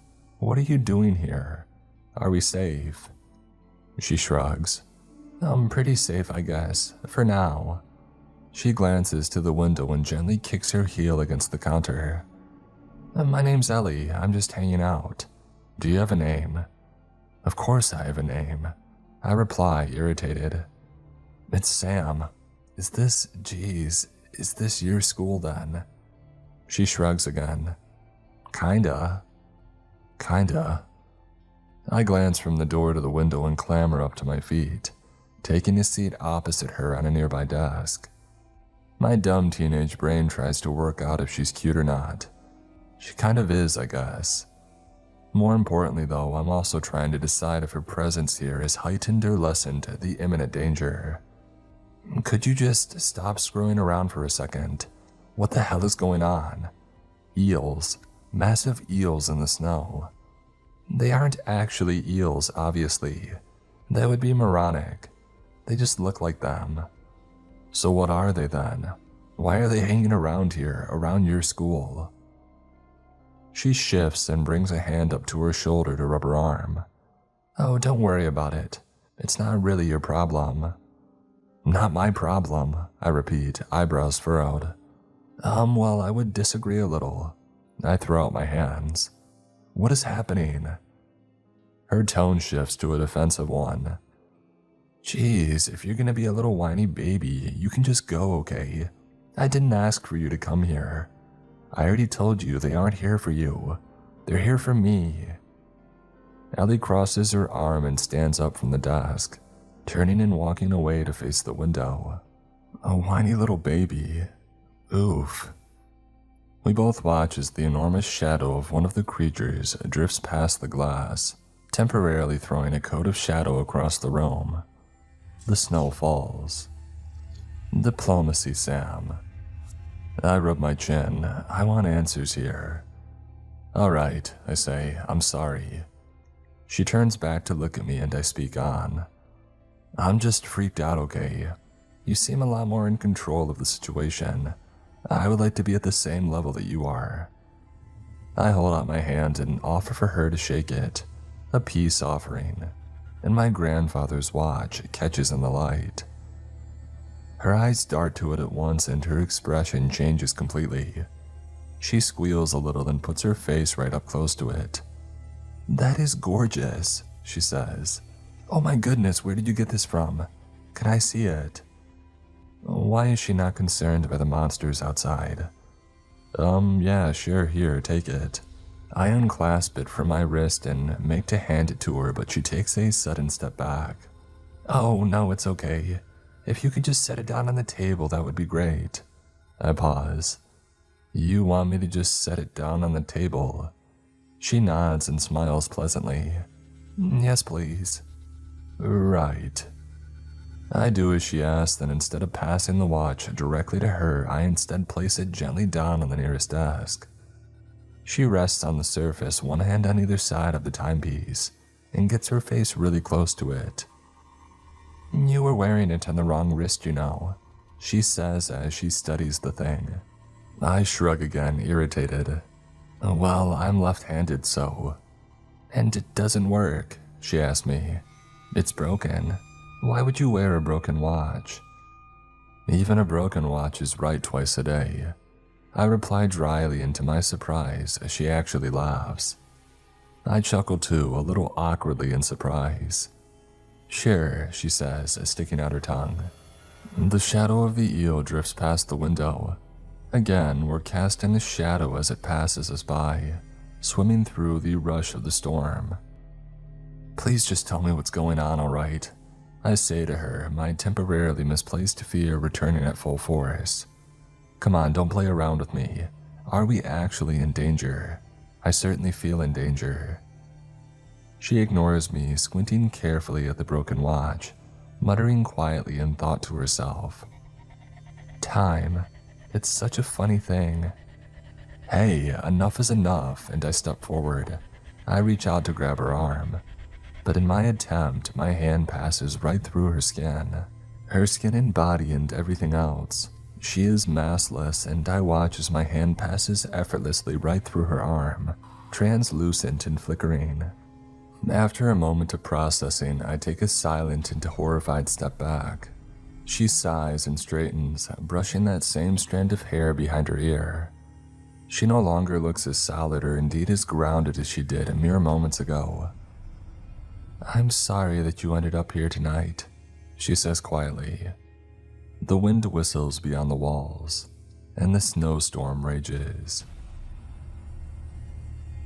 So, what's your deal, Ellie? I ask, mouth dry. Are you a ghost or something? It's meant as a half-joke, really, but the question hangs in the air. She wrinkles her nose and then shrugs. I laugh nervously. So, are you a ghost then? I'm not alive anymore, if that's what you're wondering. She nods to the window. That's why the creatures are after me. I'm not still supposed to be here. Oh, I reply simply. For some reason, I see in my mind's eye a rough bird's eye view of the school, piled high with and surrounded by snow. Faint yellow light shining from the windows in the storm as the eels circled around and around. I could run. I could just turn around and run back the way that I came, back into the storm. Though I'm not convinced by what she tells me. The idea that the eels will just ignore me is a nice one, but I don't know how true it is. I'm not sure that she really knows either. How did you die? I ask a little awkwardly, if you don't mind me asking.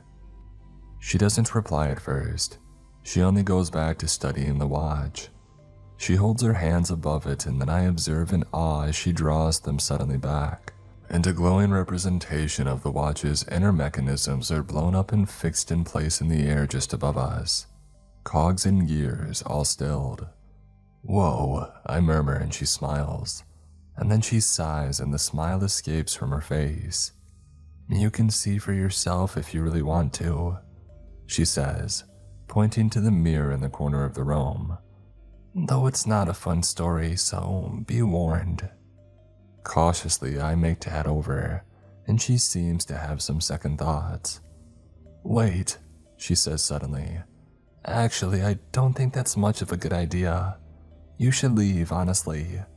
The creatures won't hurt you, I'm just waiting here. Seriously, you don't have to look."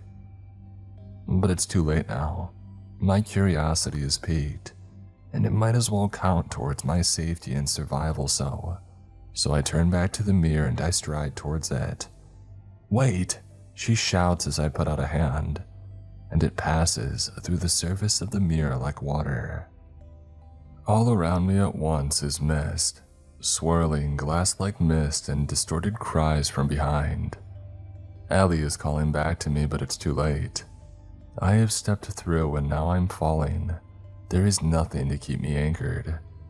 And I land with a thump and a groan at the entrance to the school. I am outside, but there is no snow right now. I jump to my feet and receive some strange looks as I'm surrounded by kids, all roughly my own age, though I don't recognize a single person by sight. I glance back to the building. It's very different in the pale gray light of this particular overcast morning, but it's the same school all right. But when? I'm an avid reader, and it always infuriates me when I'm forced to spend paragraph after paragraph and page after page reading through the main characters gaping and gawking in narrow-minded disbelief. So I swore to myself once many years ago that if I ever found myself in an unlikely and unpredictable situation, that I would do my best to just roll with it, to take stock and act as logically as I am able. So I take off my coat and I wrap it around my waist. I smooth back some of the ruffles in my hair, and I do my best to uphold that promise. I take a quick look behind me, but naturally any evidence of a mirror or any kind of ethereal doorway has vanished. Very well. I turn back to the entrance doors to the school and I join my apparent peers, climbing the steps and heading on inside. The kids all around me are giving me strange looks, and I am at once incredibly self-conscious. "Who's the new kid?" I hear one girl whisper to another. I glance to my left at the school's logo. Ad Maloria, ad Lusam. I wonder for the second time what it might mean. And nothing probably. Schools around here love their Latin mottos. Around where, Sam? Where the hell even are you? I reach down to my pocket for my phone, a renewed chance to check maps perhaps, but my pockets are empty. "You can't take anything with you," comes the voice of Ellie from above and all around me, and I swivel on the spot, staring up at the ceiling. "Hey, where are you?" I call out, and the conversations around me fall to a hush, and then change to stifled laughter. Who the hell is this guy talking to? I flush and make to stride down one of the school's corridors, bumping hard into a girl in a bright purple coat as I do so, knocking her books to the floor. She looks up at me and flushes in turn, brow furrowed. And it's her. It's Ellie. "Ellie," I say, "help me out of here, please. At least a little clue would be nice." She stares at me, expression uncertain. And then after a pause, "Sorry, do I know you?" I turn my head. "It's Sam. We were speaking just now. You called out to me." She shakes her head, maintaining eye contact. No, sorry. I don't remember you. I'm sorry." "Get a grip, Sam. Think logically." "Right," I manage. Sorry. Here, let me help you with your stuff." I crouch down to the ground to collect her books. 2 science books and a purple personal journal of some kind. It's fallen open to a page with the header, "Last Day." Beneath is a list of stuff. I manage to read a couple of the items in confusion before she snatches it out of my hand. Apologize to Mrs. Reeves. Clear out locker. I look up at her. What does last day mean? I have to go, she replies quickly, stuffing her things into her bag and hurrying away into the crowds. Hey, I call after her. Wait up, come back. But she does not. Holy shit, I mutter to myself, rubbing a hand across my forehead. Language, young man, comes the sharp voice of a teacher behind me. I turn to him. Oh, sorry. He squints down at me.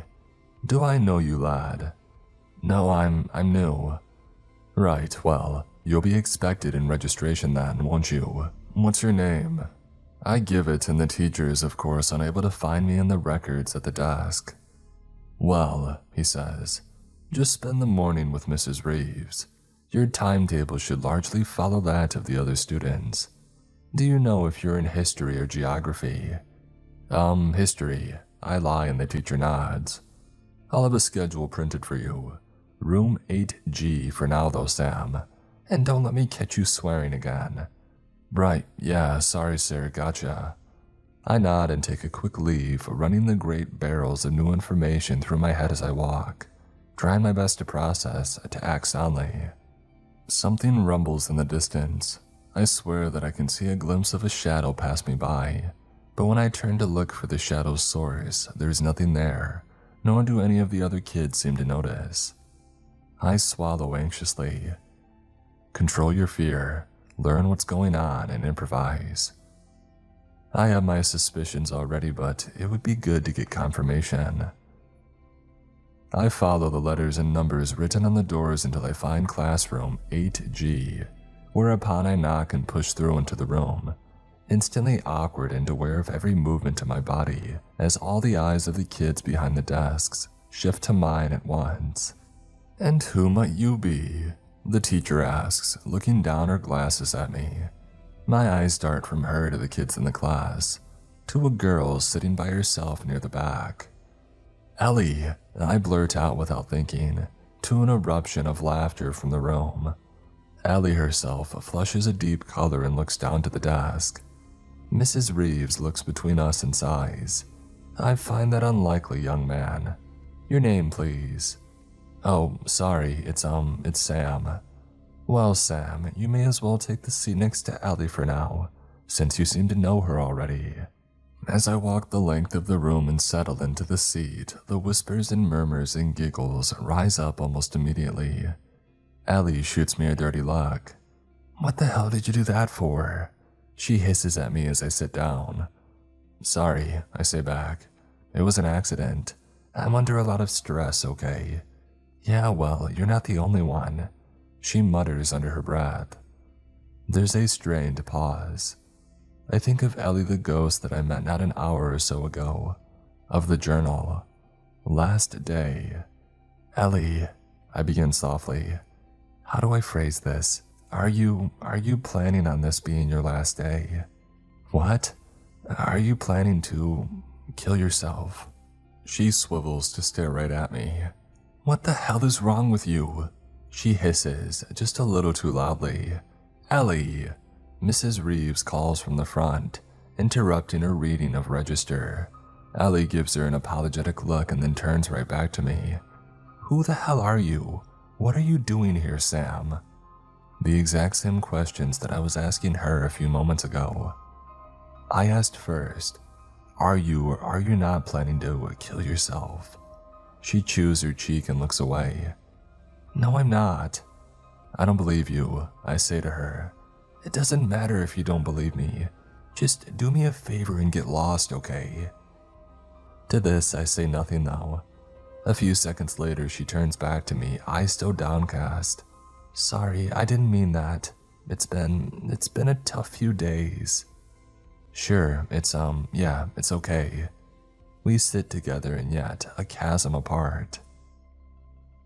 The bell rings to begin the day, and much to Ellie's annoyance, I spend much of it trailing her around. I'm forced away from her by way of various seating plans and the like. Some kids try to introduce themselves to me and I ignore them. A little rude perhaps, but I have priorities here. I'm trying to work out the lay of the land. Ellie rejects and pushes back all my attempts to broach conversation. I can tell that she's curious about me, but it isn't enough to stop her from keeping me at arm's length. She escapes me through the crowds completely at lunch and disappears entirely for the lesson immediately after. And then in the final period, I am witness to an excruciatingly cringy display of her public speaking, as she stammers and fumbles for a painfully long time through an extract of Romeo and Juliet. It's so bad, in fact, that I forget why I'm here for a moment and struggle to hold back giggles. Ellie seems less than amused, and doesn't even look back when I call out after her at the day's end. 2:59 p.m. read the clock on the lobby wall as I left through the doors. At this time of year, the sun had already begun to sink low into the sky. I was walking behind her and we were leaving the school behind. They let us go a couple of minutes early. A gust of wind ruffles through my hair and rustles the collar of my coat. My mood suddenly drops and I'm met with the stomach-churning sensation that I'm running out of time. Time. Ellie, I call out, though it's becoming, I find, harder to speak. I'm forced to project, to raise my voice beyond a whisper. And there's that sensation again, the feeling of walking through water. I struggle against the winds and the thickness of its air. The lowering sun glints orange and sends Ellie's shadow long and dark back towards me as the gap between us widens. And all around are the creatures now. Slow and rumbling, they push aside the air at various heights. They look down to the girl, hungry and eyes aglow. One looks to me as it rises up and up into the air. Its jaw distends, and the mists shimmer and fog from behind and beside. I am lost in the cloud as I call out for her, but my voice does not work the way that it's supposed to. My sight is obscured and I close my eyes tight shut. But when I open them again, I am stumbling to the floor of the classroom. I land with a clatter and a grunt and a groan. Ugh. I clamber unsteadily to my feet and try to regather my bearings. Behind me is the mirror, softly shimmering as before. My disheveled reflection looks back at me. The classroom is just as I had left it, I think, though it's darker now. We are well into the night. Ellie, or the ghost Ellie, is humming softly to herself, still studying the projection that she has made of my watch's inner mechanisms. She raises her hands and makes little circles with her fingers, and as she does so, the projected gears and cogs turn with them. They slide into new places as she ponders and tweaks. "Have fun?" she asks, without looking over to me. "No, not really." She smirks humorlessly. "I'm sorry that I was in better company." "Ellie." I step close to the girl and I sit down on the desk right by her as the snow rages beyond the window. "What happened here?" "Look, if you haven't worked it out by now, then you're never really going to get it, Sam," she says. "So you killed yourself and then, is that it? That was your last day? And you go home from school and take your own life?" "Take my own life. So dramatic," she murmurs. But still, she doesn't look directly at me. One of the monstrous eels shivers its way past the window, and this time I swear that I can hear a deep, low hiss to accompany its subtle rumbling. I swallow down a mouthful of fear and I return to awareness of how cold the room is. My breath clouds. Was it quite this cold before? The mood shifts. I've never been much good with stuff like this. It's just as well that I can't physically touch Ellie. Otherwise, I would be trying to work out whether I should awkwardly take her hand or something. "Can I ask why?" I say softly, and she finally stops doing what she's doing and turns to look at me. She chews her tongue for a moment and then shrugs and brushes that loose strand of hair behind her ear. "I was sad, I guess, and there was no real chance for me to be less sad going forwards. There was just a lot of stress going on in my life. It was easier for everyone if I wasn't there." "Bullshit," I reply, and she stares at me. "Excuse me?" "I said that's bullshit. and suddenly I'm angry. How could you do that to yourself? How could you do something like that? What is wrong with you? Look at all that you've done. You're trapped here and you've messed up the cosmic order of the universe or something. I don't know. Why the hell do you even care so much? She shouts back at me. Why are you even still here? Just go, Sam. It's too late now anyway, it's done. I shoot a look back behind me, tensed and determined. Yeah, we'll see about that. I mutter and I turn my back to her. Sam, stop, she shouts, as I leave her behind for the second time. As I stride right on back towards the mirror, the shadows of the night blown out, billowing behind me. I step forwards and through the shimmering gates of the mirror. I am again surrounded by mist and swirling crystalline smoke, and again my footing is lost. I grit my teeth through the fall and stumble to my side as the hard, cold ground finds its place beneath my feet. I knock into a boy beside me and he grunts with surprise. Hey, watch where you're going, all right? Sorry, I tell him, straightening and putting out an apologetic hand as I check to confirm my surroundings. The sun's position has changed back to the way that it was, back to morning. The school stands before me and the same roster of faces trudge their way up the steps to the entrance. I glance down to my watch hand to confirm the time, to remember that A, I left my watch behind with Ellie, and B, the watch doesn't work anyway. Fine. It makes no matter. It's the dawn of the day, the same day. Final day. I set my jaw and I march my way up the steps and into the building, looking around for her. I bumped into her just over there, was it? Why are you doing this, Sam? Comes her voice from above and all around. But I have the good sense not to shout out into the lobby this time in my response. I keep my head down and my mouth shut. And sure enough, there she is, holding her books to her chest as she rounds the corner and heads my way. She looks so sad. My heart throbs painfully and I push the feeling aside, heading over to her as she approaches. Hey, Ellie. She looks up at me, startled, and stops. Hey, hi, sorry, do I know you? Oh, shoot. No, I mean, yeah, you do. My name's Sam, I'm in the year above you. She wrinkles her nose. No, you aren't. Do you even go to this school? Yeah, right, just kidding. I'm new, sorry, I thought that we had met before, but maybe somebody just told me your name. Sorry. There is an awkward pause. What the hell is wrong with me? Stop apologizing, Sam. Oh, well, nice to meet you. She grimaces and strides right past me. I fume to myself quietly. Oh, you've messed this up already, you idiot. Well, screw it. In for a penny, in for a pound, as they say. I put out my hands. All right, you got me. You know what, Ellie? I'm not in the year above, and I'm not a new kid either. We met earlier this evening, and you were dead. A ghost, and now I'm trying to save you. This is the second time that I played through the school day. She glances over her shoulder at me, but doesn't slow her pace. She laughs awkwardly. Okay, great. Sorry, I really need to go. 8G, right? Good news, I'm coming with you. She clutches her books a little tighter to her chest as she weaves between the taller kids in the corridor. I put a hand on her shoulder. It's soft and warm, but she flinches away from my touch. Please don't touch me, she says quickly. Right, sure, sorry, but look, please just hear me out. I know what you've written in your journal, in the purple one. You've written out your last day. You've got bullet points for apologize to Mrs. Reeves and for clear out locker. She stares at me again as we arrive at the door to 8G. How do you know that? Are you some kind of stalker? What do you want? I want you to not hurt yourself when you go home from school, Ellie. Okay? That's what I want.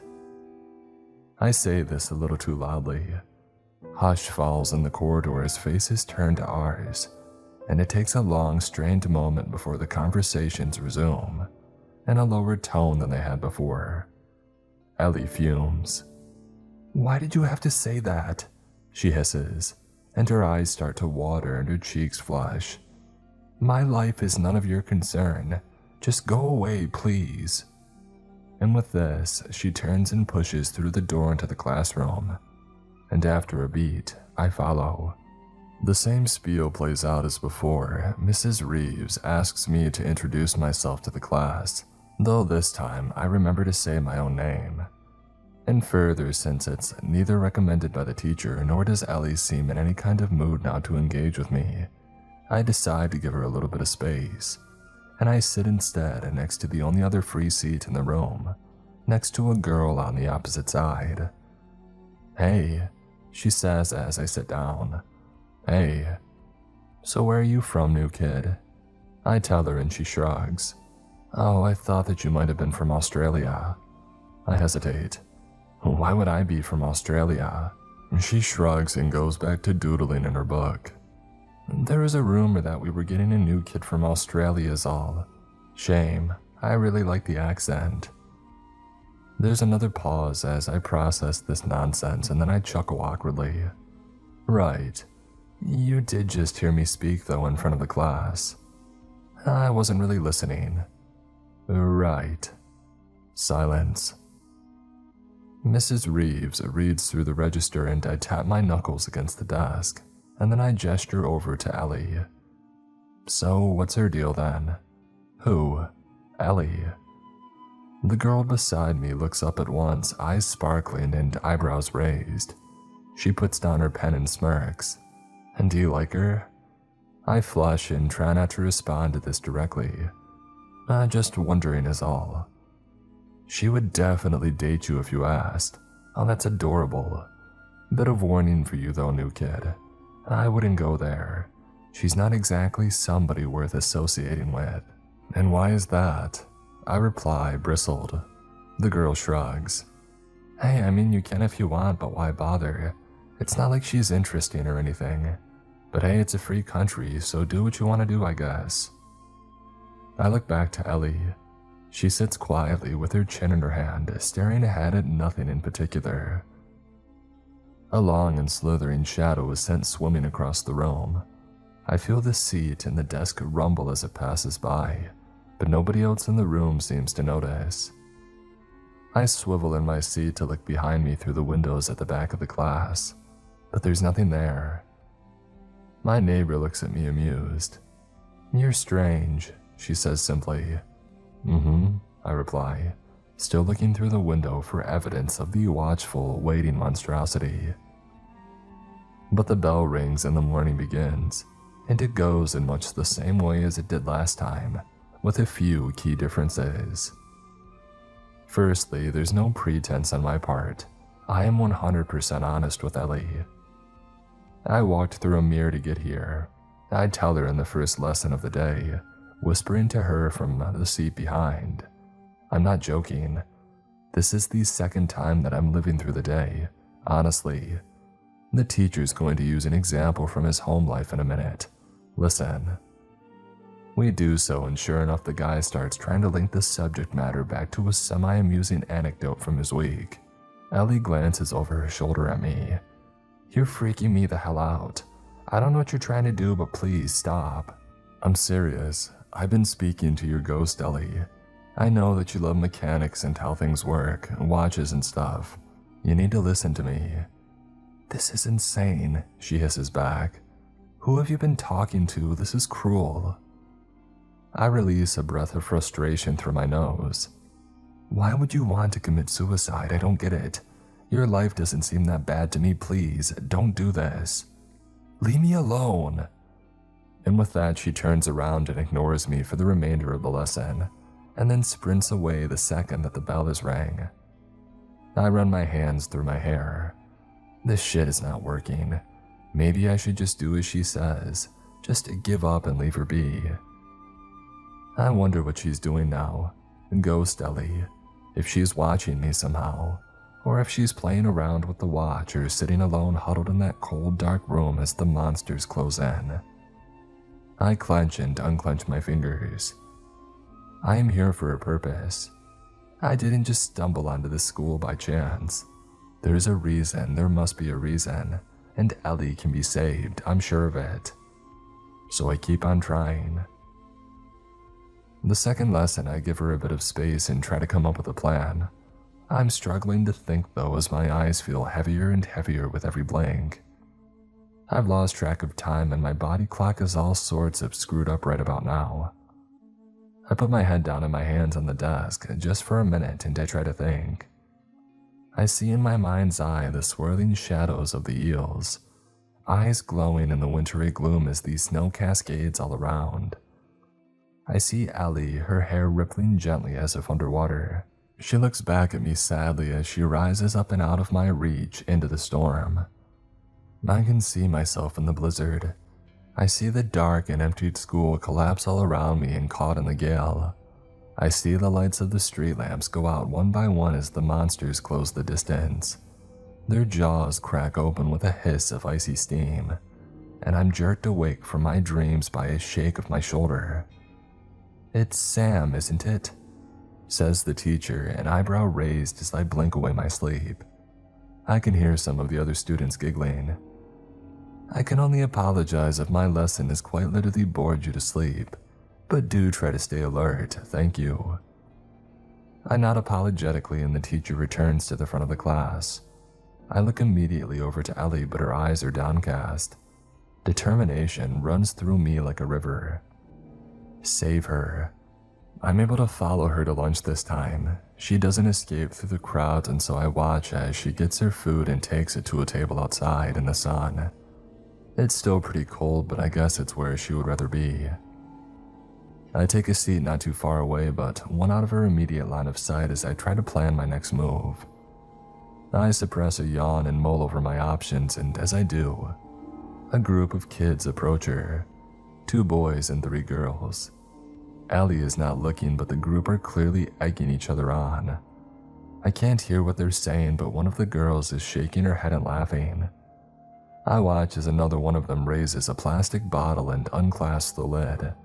As the bottle is aimed and the first girl suddenly reaches over and squeezes the plastic between her hands, and a stream of water is blasted right into the side of Ellie's face, down her clothes and over her food. And the worst part for me is the fact that she doesn't say a damn thing. She stays totally quiet as the group laughs. "Oh my God," one of the girls say. "I'm so sorry. It wasn't me, it was Karina. She did it." And they keep laughing amongst themselves, passing blame as they make a quick and gleeful exit. Ellie only sits there in silence. I get up at once to go over and see if she's okay. "Hey," I say as I get closer, "are you alright?" But it's clear as I draw near that it wasn't water sprayed over her, based on the smell that rises, thick and strong. It's vinegar. Jesus. I mutter as I stand there beside her awkwardly. That's messed up. Allie says nothing. Her eyes are covered by her fringe, but her cheeks are a deep scarlet, and she grabs up her backpack and strides suddenly off, leaving her ruined lunch behind. "Hey, wait, are you alright? Ellie!" I call after her, but she sprints away into the building and disappears around a corner. "God damn it," I shout out to no one in particular. A gust of sudden wind rustles my collar. And so the day goes on. Allie misses the next lesson as she did on the first playthrough, though I know why this time. And when she finally returns to English, the last lesson of the day, I feel my chest tightening as I realize that once again my time is running short. I head right over to her and she takes a step back at my approach, frustrating me further. "Ellie, I'm not your enemy here, for God's sake," I say to her. "Please, just hear me out. You're gonna be picked on to read a passage aloud today, so maybe just read it over a few times in advance to practice.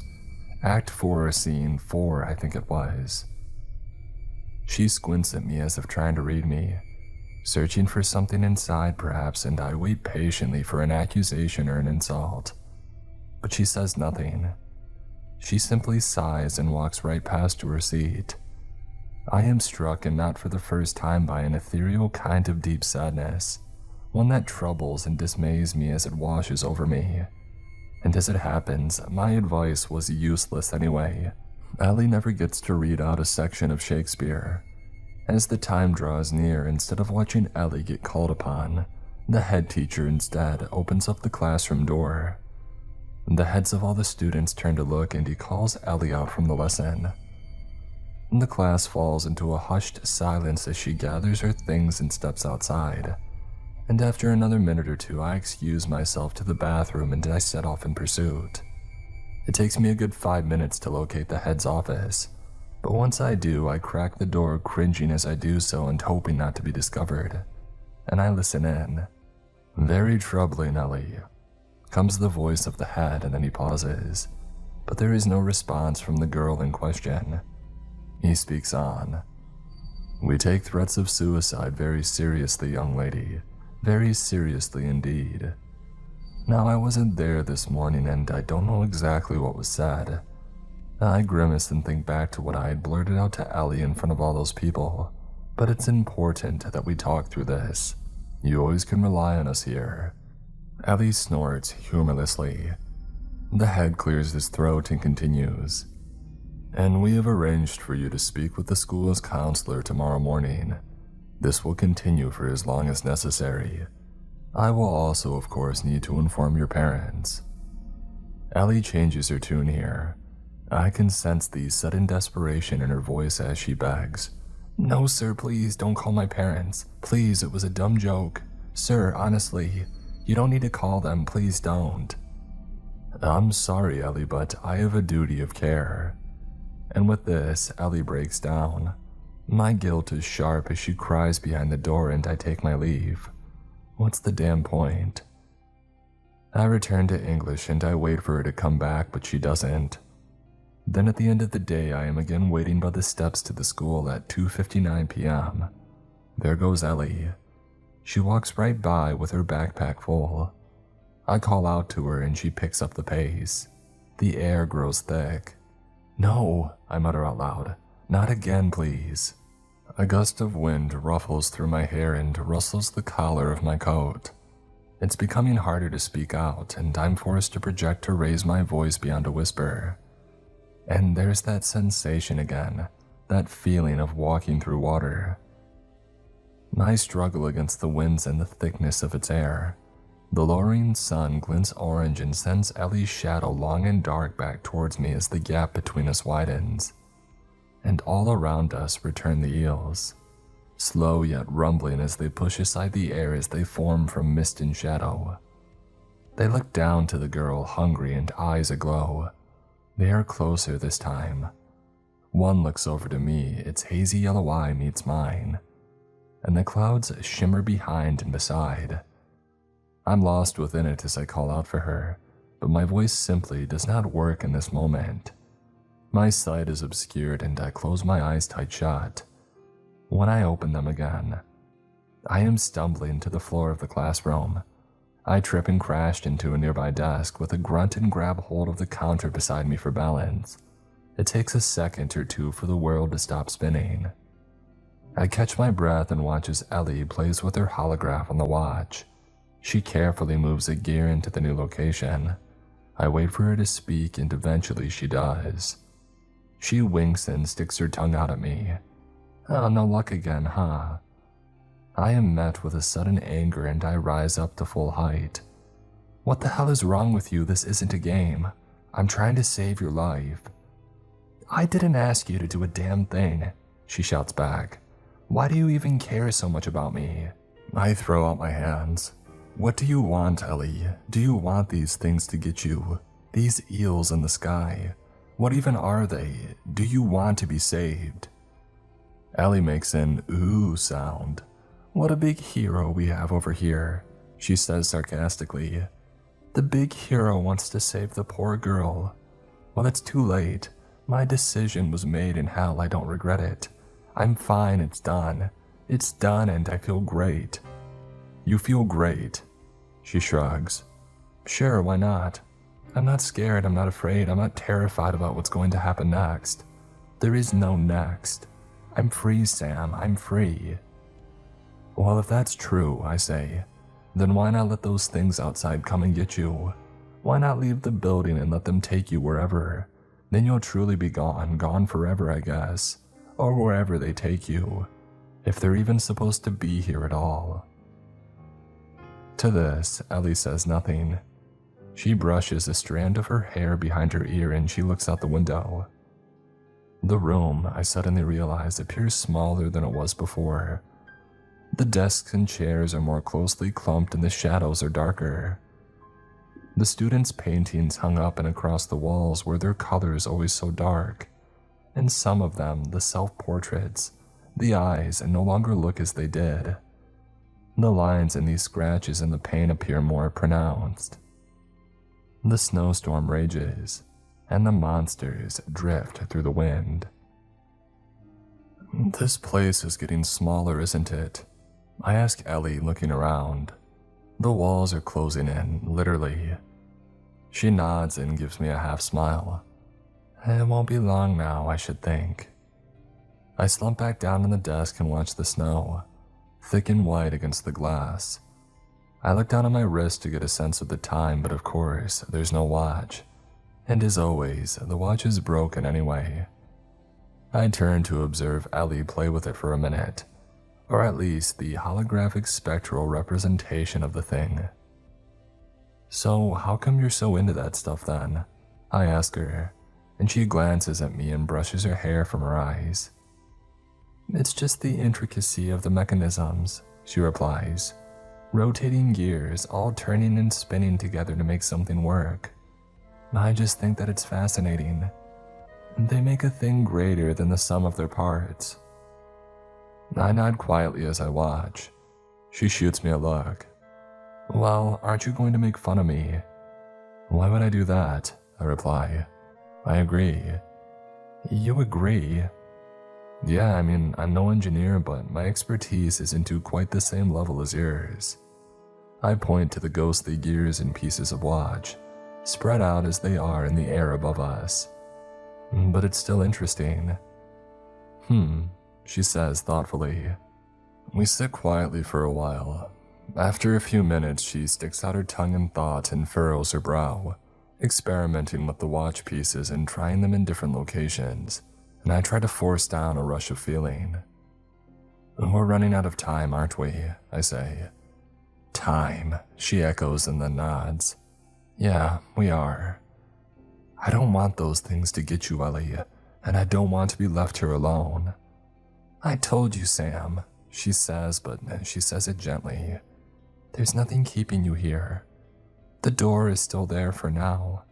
You could leave if you want. Yeah, there is something keeping me here, I say quietly. I can't just leave you behind. It's okay, she says, but I shake my head. Tell me about you, I say, and she stops, and then swivels on the edge of the desk that she sat on to face me.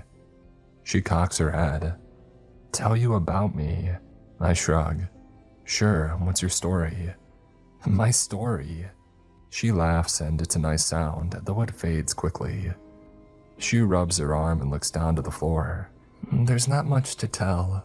My dad was military and so he moved around a lot until recently. My parents are nice enough people, but they're so cold.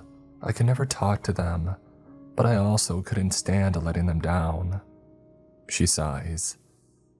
I was one of those gifted kids, the ones that people make memes of nowadays. Wasted potential, etc. Honestly, it's a lame story. I like to draw. I like opening things up to see how they work and screwing around with gears and bolts. I moved to this school 2 years ago because I was bullied at the last one. It's technically better here, I guess, but nothing works for me. Nothing works out for me. And I was sick of it, Sam.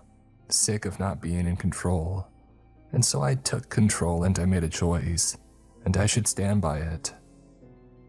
She looks right at me, but I don't see surety in her eyes. I don't know what it is that I see. And what about you? She asks. What's your story, crazy boy who wandered into my school? Pretty normal. I was born further north but moved here when I was really young. I go to St. Richard's School. I don't know that one, Ellie replies. Yeah, it's pretty far away. I don't know how I ended up here, to be honest. It's just where the bus dropped me off. It never gets lost, but last night I guess it did. I sigh. I like football, my favorite color's green. School's pretty okay for me, I guess. I'm not one of the popular kids, but, I do okay. She nods. And this watch, it's old. Did you get it passed down to you? Yeah, it was my grandpa's originally. That's cool. So why did he give it to you? She asks. Oh, he didn't give it to me specifically. He originally gave it to my older brother. It still worked back then.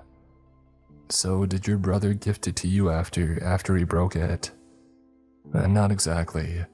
I reply with a sad smile. I inherited it after he died. Oh, Ellie says, as the dulled sound of the storm rumbles softly outside. I'm sorry. Do you mind me asking how he died?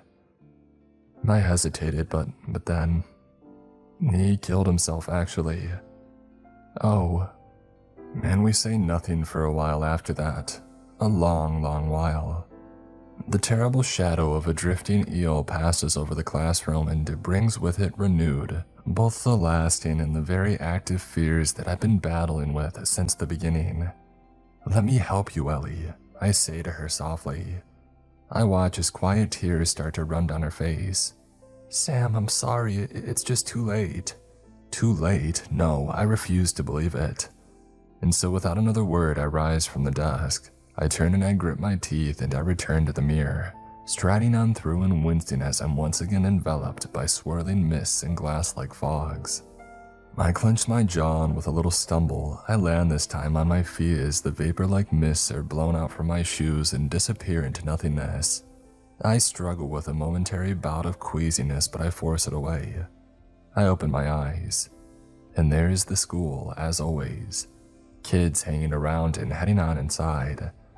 And above, drifting through the air is one of the creatures. Shadowy smoke like black. It slithers over the building with a low hiss. I watch, paralyzed as it cracks open its jaw, showing me its monstrous teeth as it swims quietly overhead. It brings with it the cold, a chill that shivers across me as I watch the monster disappear into the air, fading away as quickly as it had appeared. I've got to make this one count. I break the spell and jump up the steps and into the building. I ease my way through the crowd and wait by the corridor that I know she's going to come from. Any second now, and there she is. Hey, I say to her as casually as possible, and she looks up at me, in her world for the first time.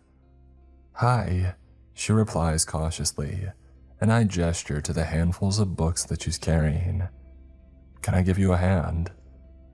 She looks at me in confusion as kids wind their way around us and through the lobby. With your stuff, I mean, I can help you carry it if you want. Oh, she says. No, it's fine, but thank you though. Sure. Hey, could I walk with you?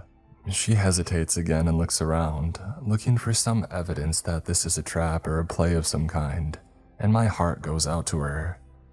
Yeah, that's fine. She says quietly, and so we walk together, through the lobby and down the halls to 8G. So, are you new here then, or?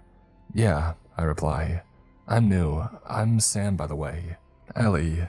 She gives me a quick half smile. I'm going to register right now. I'm in 8G with Mrs. Reeves.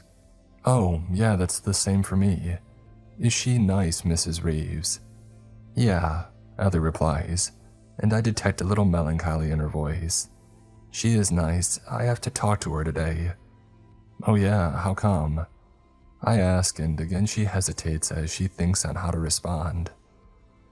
I just need to apologize for some stuff. She's a good teacher, and I feel like I'm letting her down. If she's really a good teacher, then I'm sure she would disagree or understand at least.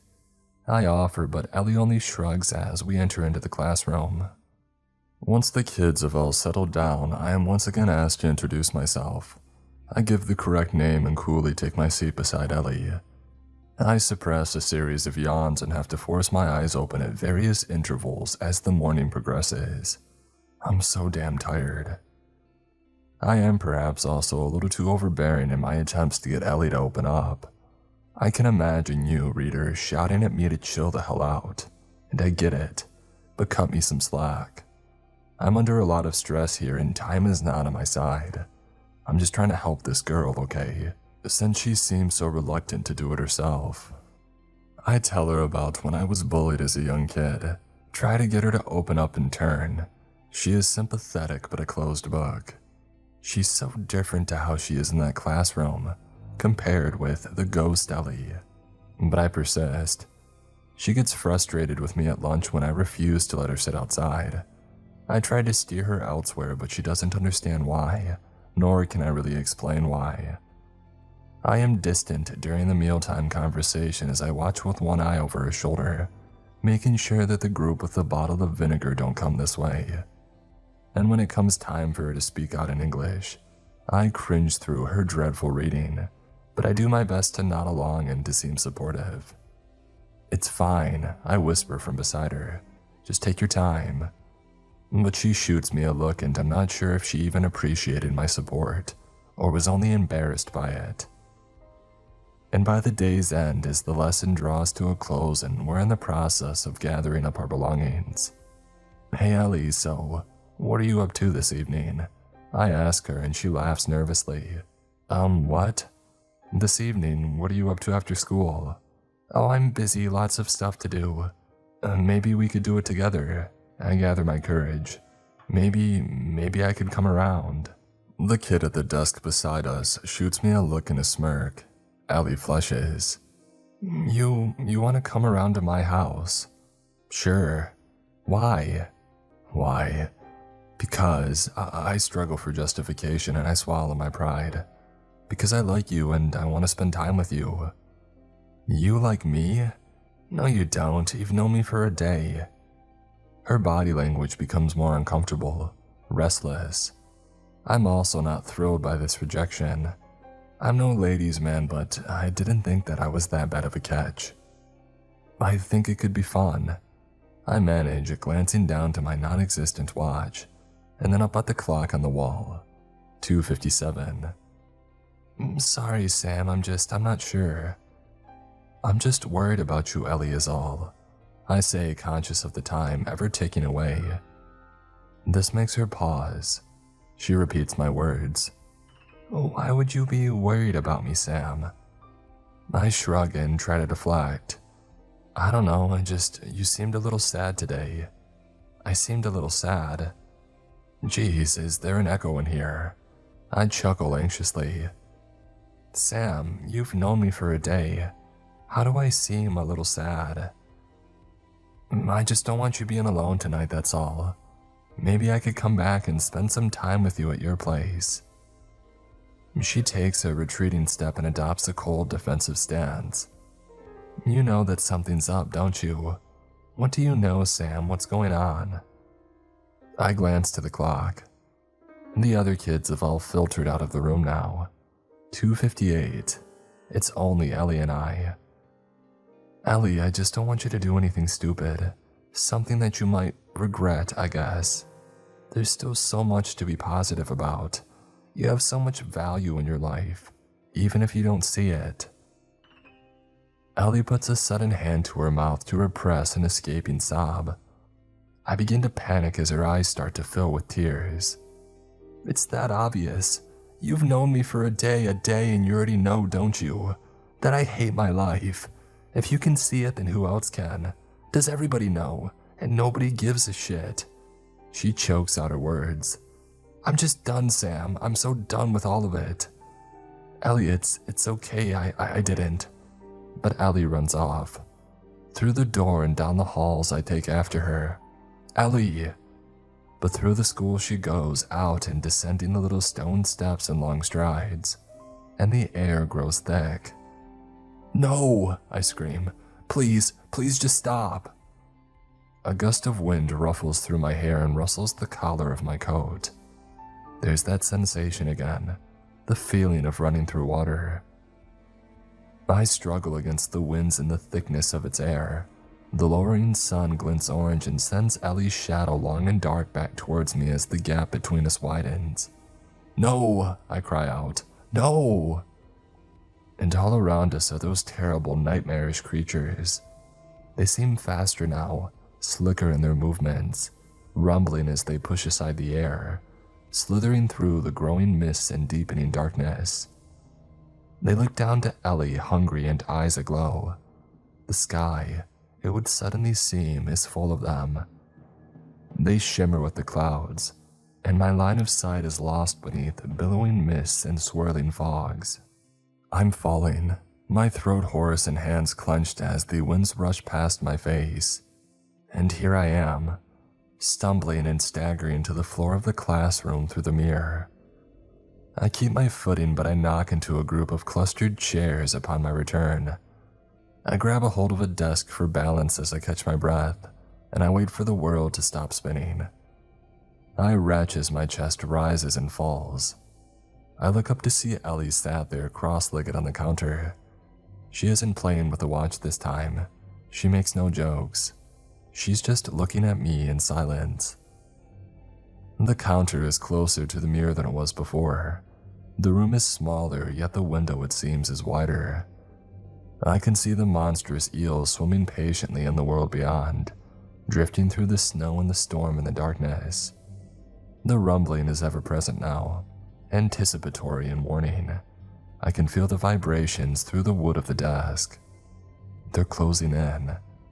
Slowly but surely the walls are closing in, and the window is widening and the storm is growing stronger. I sigh. I keep failing, Ellie. She says nothing. Do you even want to be saved? Again, she says nothing. I don't get angry though this time. I just rub my jaw and I look through the window. I'm not some delicate flower that needs saving, Sam, she says. I can't just sit by and watch you throw your life away. I made my choice, Sam, it's done. But it doesn't have to be, it doesn't. The mirror, the creatures, you've been given a second chance, don't you get it? And you have to take it, you have to take it. It's my life and I'm allowed to do with it what I choose. But is this what you want, Ellie? What you actually want? It can't be. I'm sure of it, I've seen it in your eyes. A part of you regrets this, all of this. I'm not happy when I'm alive, Sam, she says firmly. And I was tired, so tired. And now I'm free. But don't you get it, don't you see? The way that you are now, inquisitive and funny and lively, and you give out as good as you get. You're self-assured and confident. She flushes. This, Ellie, is how you could be all the time when you're alive. I'm not saying it's easy, but practice makes perfect. A change of mindset is a good start. Get some meds, some professional advice, and a change in how you project yourself. I stumble over my words. I know that I'm spewing a lot of cliches here, but I'm speaking from the heart. In the corner of my eye, I catch glimpses of the painted portraits across the walls. Clumped together now, there is essentially no wall space between them. The faces are dark and twisted, scary and unsettling. I struggle to focus on them for too long, as one struggles to focus on faces in a dream.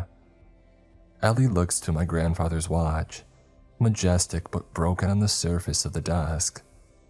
She puts out a hand and the projected gears and cogs all spin in an intricate pattern right above it. And very softly she says one more thing. You can't fix a person's head in a day, Sam. No, perhaps not. But I can convince them to live till tomorrow. And so I turn, exhausted. Shadows swim in the corners of my vision and my movements seem paradoxically both airy and sluggish. But I stride onwards. With the rumble of the eels and the hiss of their terrible jaws in the back of my head. With the roar of the winds in my ears. With body bruised but constitution sharp. I go for one more time. And this will be the last time. I can feel it. No more chances now as I make my final march to the mirror between the worlds. So, through the mirror I go, wary but bitterly determined. Ellie wants to live. She might still be too stubborn to admit it, but she wants to live, and I can see it, I can feel it. I know what a will to live looks like, damn it, and what the lack of one looks like too. The world warps around me. The rumbling and the hissing grows louder as that crystalline smoke and mist blows up and around my face and the wind roars. But I land squarely on my feet. The clouds dissipate, and without skipping a beat, I head directly towards the school doors. The shadows seem darker now. There are monsters in the air, I can see them, though I pay them no mind, ignoring the fear that tries to take its hold on me as I walk. As I approach the front doors, I allow a deep breath before heading inside. All around me is the typical childlike bustle of a relatively mundane school day, supposedly at least, but this is anything but. It is extraordinary. It is extraordinary because I get to spend it with Ellie, with the most interesting girl that I've ever met. And there she is. She hasn't noticed me yet, but she approaches, clutching her books to her chest. I gather my courage, and from above comes a voice. "Ask me about my jacket," she says in a whisper. "Make sure to ask about the jacket." I log her words as her past self enters into speaking distance. "Hey," I say to her, and she stops and looks up at me. I smile, and cautiously she smiles back. I shrug apologetically.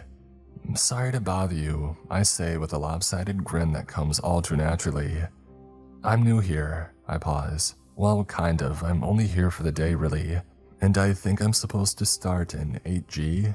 "Oh," she replies. Yeah, I'm in 8G. Do you want me to show you?" I nod. "Yeah, that would be great, thanks." And after she gestures, I fall in step alongside. I comment on her coat. "I like your jacket." It's true. She looks at me, gauging my authenticity. "For real?" "For sure, it's cool." She tucks a strand of loose hair behind her ear. "Thanks," she says, and I hear warmth in her voice. "My name is Ellie, by the way. It's nice to meet you." "And you," I reply. "My name is Sam." And so the day goes on, a day like so many before it, a day uniquely and tragically beautiful. Many days are, I start to realize, when one cares to consider. I actually pay attention to her as a person today, not just as a project to fix. I noticed for the first time the flash of a shining silver watch of her own beneath her sleeve, and I ask her to show it to me. She does so gladly. I ask her where she got it, and she says that it was a gift from her parents for good grades, about 3 or so years ago. She gets sad and tells me that she doesn't do so well in school anymore. She finds it harder and harder to focus, to care. Her grades are slipping, and she feels like they'll never come back up. "I just don't have the right headspace," she murmurs to me as she doodles in the corner of her textbook. "I doubt that," I reply. "I don't know how to advise you, but I really believe that you can get back into the zone. Someone like you can find a way back." She scoffs, but I catch a little smile as she does so. I talk to her about my own watch, how it's broken and timeless. I describe it to her, and she suggests some ideas on how to fix the thing. But of course, her suggestions go in one ear and out the other. She laughs when she catches the expression of cluelessness on my face, and the day goes on. I sit with her at lunch, on the little table just outside. I watch as the bitterly familiar group of kids approach, 2 boys and 3 girls. They aren't in Ellie's line of sight, but they're clearly in the process of egging each other on. I wait for them to approach, but it's taking them longer to do so this time. I think my presence here is making it harder for them to make up their minds. I decide to call them out preemptively. "You guys okay over there?" I said, amably enough. They laugh as if sharing some intense and intimate joke. They come a little closer. "You two having fun?" One of the boys says as a girl glances to her friend with a grin, raising the water bottle filled with vinegar at the 2 of us, moving to unscrew the lid. I reach up and I grab it right out of her hand. As expected, the group acts as if I've done them such a great dishonor. "Chill, what the hell?" one of them says. "You were going to squirt this right at us," I reply. "We weren't," a girl replies. "Yes, you were," I reply deadpan. Ellie watches with a raised eyebrow. She seems less intimidated this time, more bemused. "Hey, we were just screwing around, man," says one of the boys. "Right," is my only reply. I let the word hang dead in the air. waiting until they continue their laughter and go about their way, and on with their conversations. But crucially, Ellie and I are able to go on with ours. And then when lunch comes to an end, I tell Ellie that I'll meet up with her in class and I take a little detour. I approach the bench that they're sitting on and raise the bottle of pie, opening the lid and blasting a cold stream of vinegar into the backs of all their heads. I take off, laughing as they scream and squeal with distress. The hours of the day roll by. I push through my exhaustion, doing my best to brush away Ellie's concern when she comments on it. I just smile at her and hope that the dark circles beneath my eyes are at the least somewhat aesthetic. The orange-yellow glow of the sun filters in through the classroom windows. It catches in her hair as she brushes it behind her ear, and it glints with a watery shine in the pools of her eyes. The sound of the general muttering and murmuring of our classmates is a faint but steady backing melody from all around, accompanied by the occasional scrape of a chair and the scribbling of pens on paper. No one but me notices as the orange-yellow light is lost beneath sudden shadow, as an arctic breeze blows in from the only open window, as the blinds are thrown back from the glass, and the enormous, spectral eel from beyond the plane drifts hungrily past. Closer than ever before, I hear it rumble. It shakes the desks and rattles the wall as it swims impossibly by, black, gray, and slick, terrible in its pursuit. I do my best not to react as its hiss shivers through the shade. I try to still the fear that has plagued me since the beginning. I try to block the monster from my mind's eye. The clock on the wall of the classroom ticks, and after a shiver, the light returns. When English comes around, I volunteer to speak in Ellie's place. I offer to read aloud the passage of Romeo and Juliet before the teacher can call upon her. And hey, I do flub some of the harder sentences, but I do a pretty good job. To be honest, I think that most of the kids in class were relieved to some degree or another that they didn't have to suffer through the anxiety of being picked on either. The day, as it always eventually does, is drawing to a close. 2:57 p.m. The teacher lets us out early and we walk, Ellie and I, side by side down the length of the corridors as the bustle and clamor filters out through the doors around us. Each footstep feels heavy. The sound of the clocks grow louder and louder with each tick of the hands, and each blink feels heavier and heavier on my eyes. "Hey," Ellie says to me as we leave the day behind us, as our imprints drift and dance from place to place in the building's memories. "I was wondering, do you have a Snapchat or anything?" "Sure," I reply, reaching for my phone, but of course it isn't there, and I cannot for the life of me remember my username. I apologize and I tell her this. She shrugs and brushes a strand of hair behind her ear. "That's no worry, here's mine." She reaches into her bag for her purple journal and tears off a corner of a page, scribbling her username down onto the paper before handing it to me. "Or you could just give it to me tomorrow if you want." I shift. I'm not quite sure if it's my imagination, but I swear that I can hear the steady repetitive beat of a drum in the distance, over and over in time to the ticking of the clocks. "Ellie, the thing is," I say as we pass through the lobby and out the doors into the brisk, cool air beyond, "I don't think that I'm going to be here tomorrow. In fact, I definitely won't be. I'm just passing through." She stops and turns to look at me.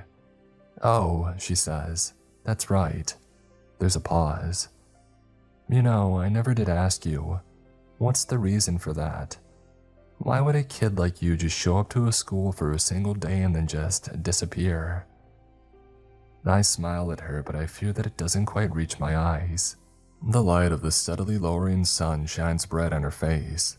It's like I'm seeing her in high definition as the breeze gently rustles her hair. She adjusts her bag and cocks her head at me. The clock ticks. "Ellie, I have to go now," I say simply, trying to keep the emotion in my voice to a minimum. Can she feel it? Can she feel the intensity and the importance of this moment? You have to go now," she laughs. "So dramatic." She knocks me on the shoulder and after an intimate hesitation, She passes me by and sets off down the road and steadily away from the school. "I don't know what I'm going to do without you, though," she calls back over her shoulder. A joke, sure, but its depth does not go unnoticed.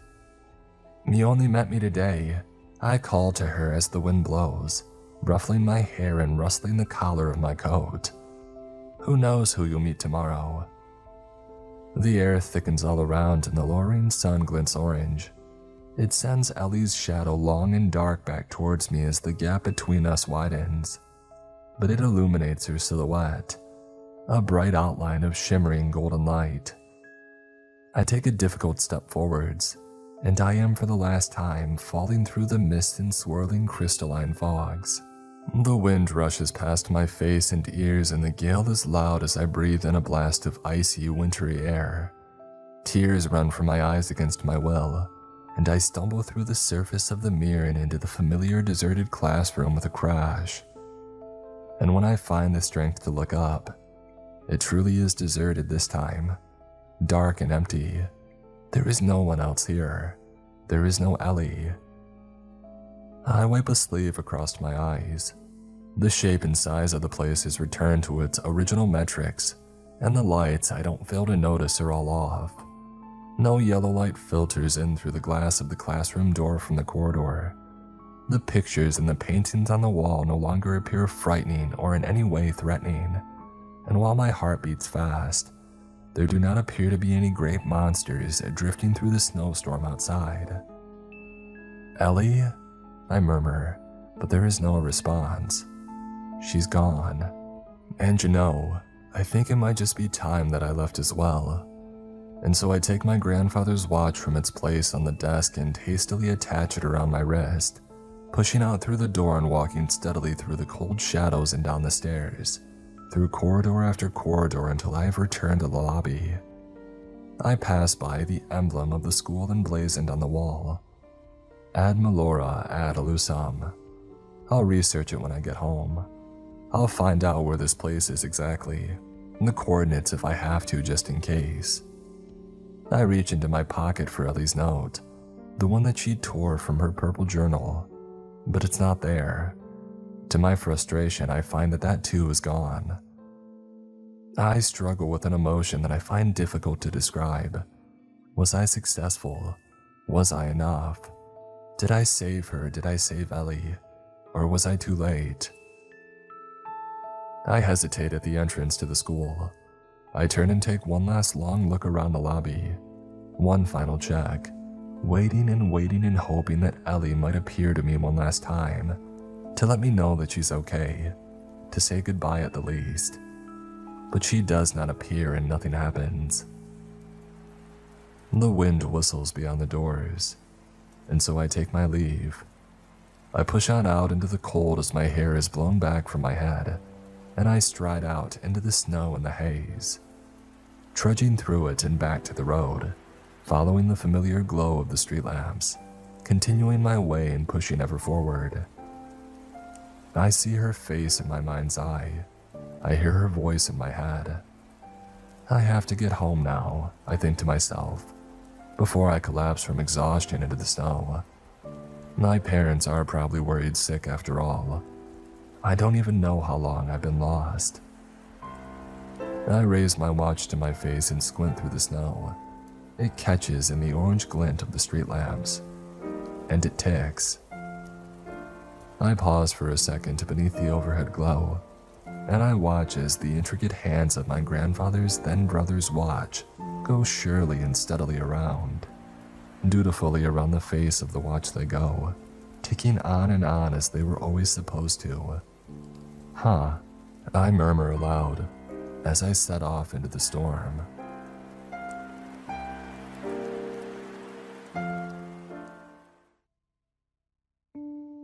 This episode is sponsored by BetterHelp. The start of the new year always comes with pressure to reinvent yourself, to become a new you. But maybe 2026 isn't about adding more to your life. Maybe it's about letting go of what's been weighing you down. We all carry things that take up space in our minds. Old stress, unresolved thoughts, patterns we don't even realize are holding us back. Feeling lighter doesn't mean doing more, sometimes it means carrying less. And that's where therapy can help. Therapy is a way to step back and get an unbiased perspective on what's been heavy, so you can decide what's worth keeping and what you're ready to leave behind. It can help shine a light on things that quietly drain your energy and make space for what actually matters moving forward. BetterHelp makes it easy to get started. They work with fully licensed therapists in the US, and they do the matching for you based on your needs and preferences. And if your first match doesn't feel right, you can switch to another therapist at any time from their tailored recommendations. With over 30,000 therapists and more than 5 million people served worldwide, BetterHelp is one of the largest online therapy platforms, and it works with an average rating of 4.9 out of 5 for live sessions based on over 1.7 million client reviews. You can't step into a lighter version of yourself without leaving behind what's been weighing you down. A therapy can help you clear space. Sign up and get 10% off at betterhelp.com/Mr. Creeps. That's better, HELP.com/Mr. Creeps. Over the last week, I know you've all been scared. If you're a teenager reading this, 13 to 18, I'm not writing this to scare you more. I want to tell you the truth. The televised press conference we all just watched terrified me, but I'm here to tell you the experts are afraid of telling you the truth. This isn't intentional. They're just as scared as we are. They're terrified. Not knowing what this thing is or how to stop it terrifies me. But this sickness affecting the teenage population is not new. It infected my town this time last year, and it took my brother.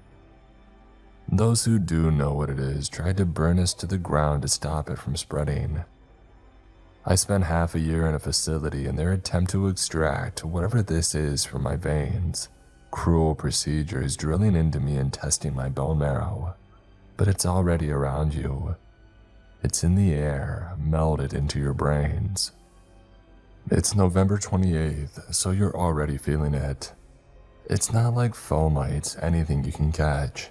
It's deeper than that. I don't think that I can describe just how this thing spreads without sounding out of my mind. This thing is going to spread. You've seen it on the news, right? It's contagious, except not in the way you think. But it's not going to kill you. Kill you permanently anyway. If I'm honest, I wish it did kill us. I wish it killed me. OC, California was what my younger self had called a sunshine state. Our little town just on the edge of the coast was paradise. Aside from winter weather and the occasional freak storm, I had grown up in the sun. I had known the beach my whole life, the soft sand underfoot and between my toes, the shallows that I waded into every morning without fail, trailing after my older brother and his friends, chasing the surf under shallow pink streaked across the sky. I knew salt and sweat, Ray-Bans perched on my head, the grossness of sunscreen gluing my hair to my neck, the memories of sandcastles and the relentless yet beautiful scorch of the sun on my skin, and the heat clashing with the coolness of the sea as I dipped under, waiting for that one wave that would toss me into the air, sending me spiraling with the ocean itself before tumbling me back down into the depths. The surf that eventually carried me back to the shallows and spit me out to where Mom waited with ice cream, always ready to lather me in Factor 50. Presently, I bit back a hiss when my school bus took yet another sharp turn, jerking my head into the window. I was slowly starting to regret my decision to come on this stupid school retreat. Why was it snowing?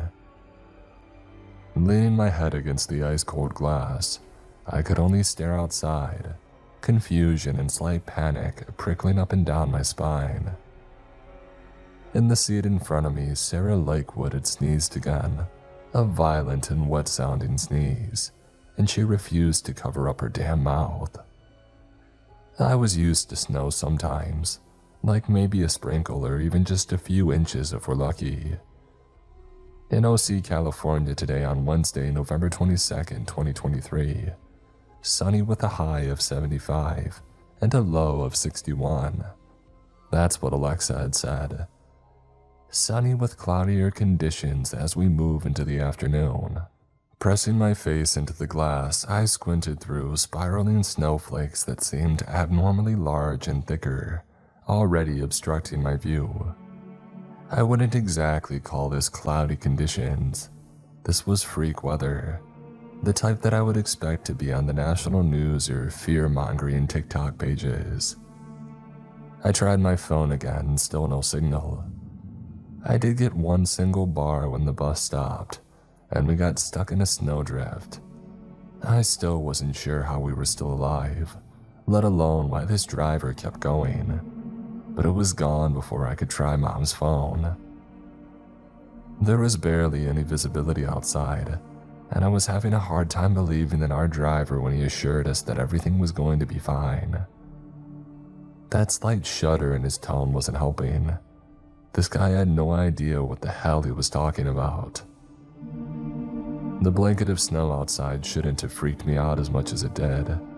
But staring out into it, what would normally be golden landscape and endless ocean, I only saw white.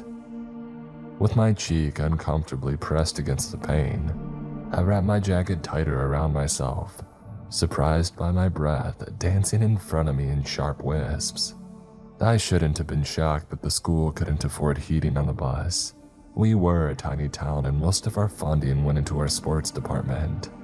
However, the least that they could do was supply half a dozen kids who weren't used to this type of weather. This deep-rooted cold sliding into every bone in my body with heat packs.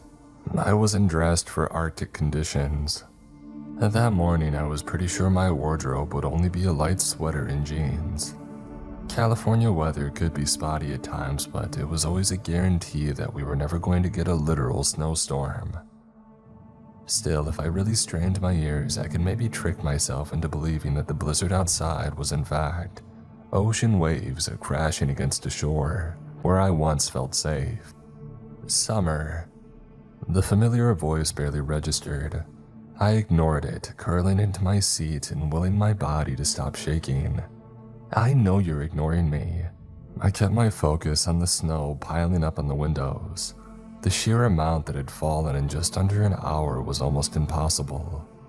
I could already sense my classmates' chatter shift from TikTok and Twitch streamers to what the hell is going on outside. I was also unlucky enough to get seated in front of Wes Cameron. I had to bite back a hiss when he kicked my seat yet again in an attempt to balance on his seat to get a perfect shot of the storm. He was acting like he had never seen snow before, jabbering to his seatmate who was currently my other least favorite person on this bus.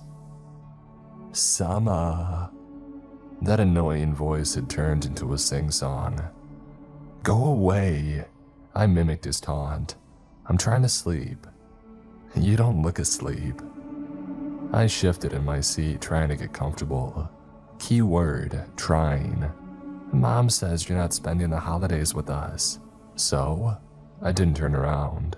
That's not very festive of you, sis. When I didn't respond, he sighed. Oh, so you're gonna ruin Christmas for everyone. Ouch, geez man, you didn't have to do her like that. I wasn't expecting Wes to chime in, poking his head through the gap in my seat. He shot me a grin and I shoved him away with a finger poke to the forehead. Ow! I wasn't sure what had made me snap. Was Cameron trying to squeeze his head through the very small gap in my seat, or the idea that my brother still believed in the magic of Christmas when he treated the holidays like spring break? He wasn't even conscious for the special day a year prior, passed out on the beach after his holiday party went sideways. Since Mom was too embarrassed to acknowledge Wes's behavior or admit it to our neighbors, I was the one running to and from our house with a barf bucket and fresh cans of soda when everybody else was tucking into their Christmas dinners. Ah yes, the festive cheer of cleaning up your brother's puke. Dislodging myself from the window, I lifted my head to find the golden child himself looming over me, arms crossed, eyebrows raised, mimicking our mother. He was wearing a reindeer sweater, which was already a flashing red flag. The light-up antlers sticking out made me feel nauseous. The sweater was too big for him, baggy and hanging off of his slim frame. Definitely an attempt to get on Mom's good side. His bobble hat was a choice. Mom was obsessed with holiday-themed clothing. Fallon, or Fall, since apparently our parents were comedic geniuses with names, was exactly 1 year older than me. And despite his growing list of almost felonies, according to Mom, still the golden child. While I was the kid that she avoided talking about during family gatherings, the socially awkward one who was just going through a phase. Mom named us after the seasons that we were born under. While I was born in July, summer months, long days, and an increasingly painful pregnancy. Thanks for the TMI, Mom. Fallon was born in the fall under cozy red skies and fallen leaves. My brother was the literal golden child, but I didn't blame her for giving up on me. Unlike my brother, who actually had a life, I had ditched surfing and the beach when I found my individuality, choosing to stay at home all day playing Stardew Valley. I didn't abandon the outside completely, but I did stop trapezing after my brother and his friends, finding comfort in my own room. The last time that I hung out with my brother, Fallon left to get takeout pizza. I wanted to go with him, but he was crushing on a guy, and apparently having his little sister third-wheeling was social death. I made the mistake of heading back to my brother's friends, who were complaining of my presence. They didn't want a 14-year-old kid hanging out with them, and I guess they were too polite to tell my brother. So I distanced myself. That was until I was forced to acknowledge his existence on this stupid field trip. Since his friends were joining us for the entire holiday, Mom insisting on this huge party bringing all our families together. My brother's friends were also invited. Hence, I was planning on spending my holidays elsewhere. My plan was to ignore Fallon's existence and once the field trip was over, jump on a flight. However, the universe had other plans. It was pretty hard to ignore him when he was clinging to my seat, our janky bus rocking him side to side. Fallon and I were like carbon copies of our mother and father. While I had inherited Mom's brunette curls and darker complexion, Fallon was a pale redhead. You could see the resemblance if you squinted. It was mostly in our eyes and the shape of our faces. According to somebody in class, we had the exact same resting face. The same one that he was pulling at that moment, eyebrow cocked, lips pricked into a slight smile. I quickly decided that I hated his stupid reindeer sweater, another ploy to get on Mom's good side. Fallon loved family interventions, especially when he was the one holding them. I decided to humor him, trying to ignore our growing audience. I'm not interested in playing happy families. I spoke through what I hoped was a gritted smile. I could already feel my cheeks growing warm, and it wasn't even a relief. It was uncomfortable warm, like sticking your head into an oven. Can we talk about this later? Mom told me to talk to you. It was always Mom says with him. Geez, it was like talking to a toddler. I have nothing to say, I said. It's only 2 weeks. You can survive without me, Fallon. Fallon folded his arms. So where are you going? Florida, I said. I have friends that I'm staying with. I hated the way that he smirked, like what I was saying couldn't be true. Friends? I met them on a Discord server. He curled his lip, yet another momism. You're 15. I rolled my eyes. They're my age, Fallon. When the bus jerked again, this time setting off a cacophony of cries behind us, my brother was oddly calm, tightening his grip on my seat. Okay, well, his voice wobbled when he was violently thrown backwards, only just managing to keep his balance. Can you at least let me drive you? Fallon Cartwright, our driver shouted, tackling the wheel, snow pounding down on the windshield. Please sit down. Fallon shot me a look, his eyes widening. I knew exactly what he was thinking. Since when did a random bus driver know my brother's name? I think I was about to question it, amused and maybe a little panicked. Maybe this guy knew our mother. She was a well-known name in the town after all. I remember reaching out and grabbing his arm, wrapping my hand around his wrist and tugging him into the seat next to me. But in the corner of my eye, the driver exploded. I don't mean that he burst into meaty chunks. I mean 1 minute he was there, frantically trying to brush snow from the windscreen with his bare hand, sticking his head out of the window, and in a single disorienting moment, pop, and he was gone, exploding into a vivid red mist. Summer? Fallon's voice was barely scratching the surface of my mind when I was staring at what almost reminded me of stardust. A crimson tide of red sparkles suspended in the air, lightly coating the driver's seat. It took me half a second to realize that somehow this man had just spontaneously combusted, and it slowly began to dawn on me that nobody was driving the bus. The world turned mute. Voices were ocean waves slamming into my skull. Outside, I could just make out the jagged edge of a cliff that we were careening towards, the bus swerving again and sending my classmates into a fresh panic. In that moment, I wanted to be the hero, jumping forward to grab the wheel myself and steer us from the cliff face that we were teetering on the edge of. But I could only sit there paralyzed and dazed, watching the road get narrower and narrower. It reminded me of going through the tunnel in that old Willy Wonka movie. No light, no hope, just darkness slowly enveloping us. I never felt the bus tip over the edge. Initially, it was a single sharp jerk that slammed my head into the window. I should have felt the lurch, the weightlessness as I was hurled forward and propelled off my feet, and the crushing force of 50,000 megatons of steel obliterating my internal organs.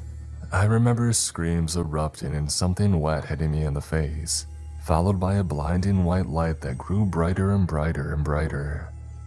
When I think back, it felt like living in a movie, except the movie was ending in one vivid, fiery explosion so powerful that I was yanked from my body. I should have felt my death, but whatever death was, it spat me back out. I remember distantly thinking that it must not have liked the taste. I awoke to wails and sobs and my body lodged between two seats. I couldn't feel my legs, I couldn't feel anything. Only a growing numbing sensation severing my nerve endings. I didn't realize that my mouth was already open in a silent scream, and that I was choking up blood. When I managed to open my eyes and keep them open, something was looming over me, swaying back and forth, back and forth. It was like a pendulum, hypnotizing me and lulling me to sleep, my eyes focusing and blurring, black spots growing big and small, big and small. Summer! Somebody was shaking me, prodding my face. I felt their fingers try and find a pulse in my neck and wrist, but I still couldn't feel my legs. I sensed someone's breath in my face, unusually warm, dancing across my cheeks. When they coughed, I assumed fumes, but I wasn't expecting something warm and wet to coat my face. Shit. The voice suddenly had an identity, my muddled brain briefly finding clarity. Summer, stay with me, all right? Wes Cameron knelt in front of me, slapping my face, trying to keep me awake.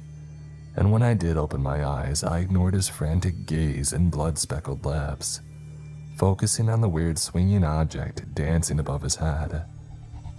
It was too big to be a backpack, flickering in and out of view. I could see the twisted, mangled skeleton of our boss wrapped around me, crushing my chest in a suffocating embrace. I've got you. Wes's cry was labored with sobs. I could feel his hands on me, another disorienting wave of dizziness, and then, I did it. His sharp breath barely grazed my ears before I could feel the numbing cold underneath me, blood pooling around the wreckage. Wes didn't hesitate, wrapping me into an awkward hug and violently wrenching me from where I was wedged between what was left of the crumpled seats and the window. Lying on my back, I saw the carnage from a different angle. I followed the intense red smear. It was so cold and there was so much pain coming in sharp pulses rattling my body. But I could feel my legs.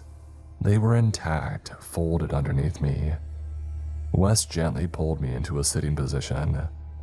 Blood ran from my nose, my mouth, my ears, choking me. But I was alive. When my gaze found the swinging shape looming over me, it hit me that I wasn't looking at an object lit up by the bus emergency lights. I was staring at what was left of a bright green holiday sweater. Illuminated antlers illuminating a reindeer nose that was now soaked in red. Delusional, I remembered that it hadn't been Rudolph before. I only saw the torso and that was enough. It didn't fully register that it was my brother's corpse swinging back and forth until someone, Wes, grabbed my shoulders and forced me to look at him.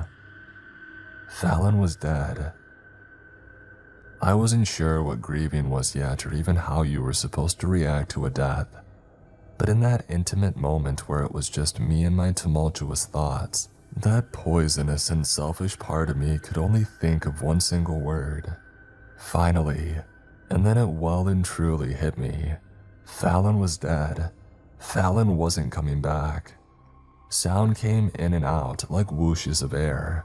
Wes's lips were moving, but all I could hear was my frenzied heartbeat. Before, whoosh. Hey! Wes's voice was loud and invasive. Look at me.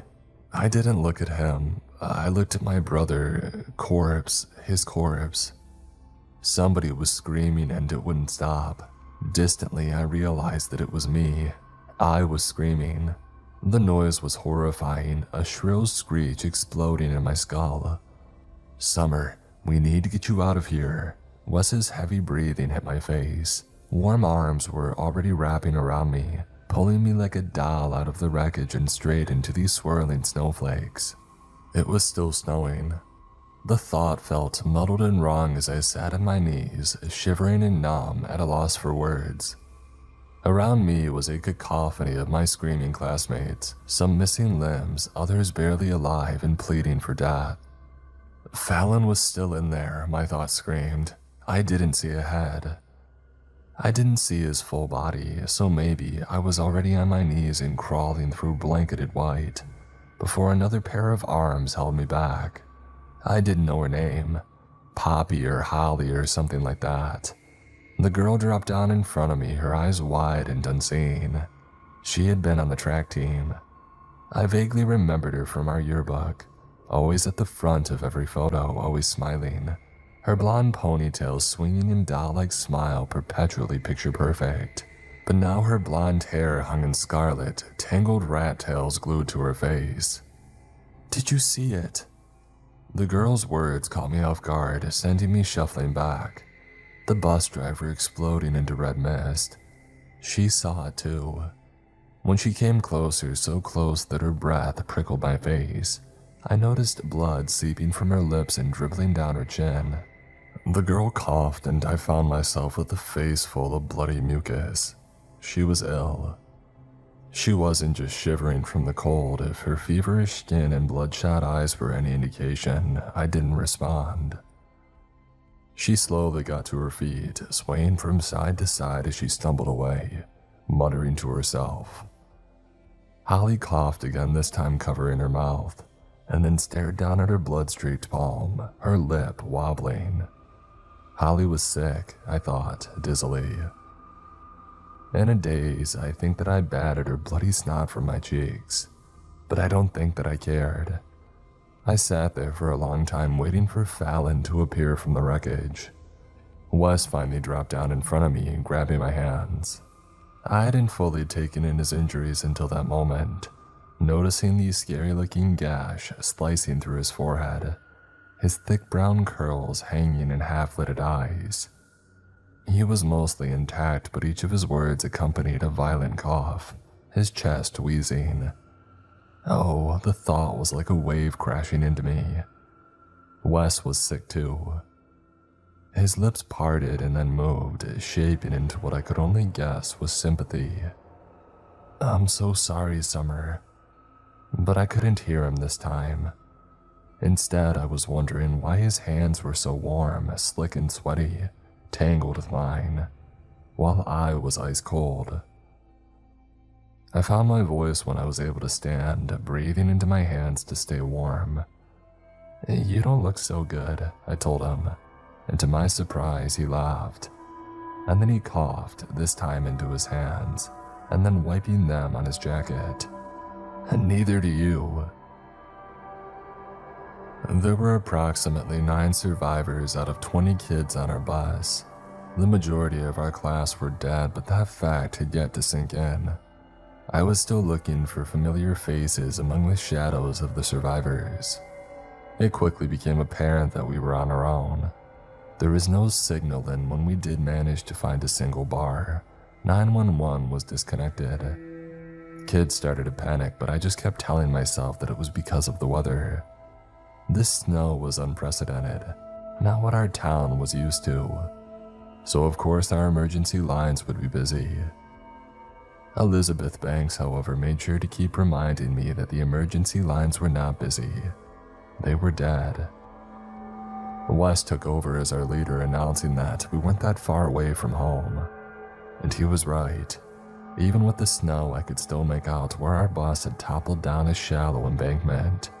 So gathering as many resources as possible, we started the hike back to town while doing our best to haul the injured on makeshift stretchers.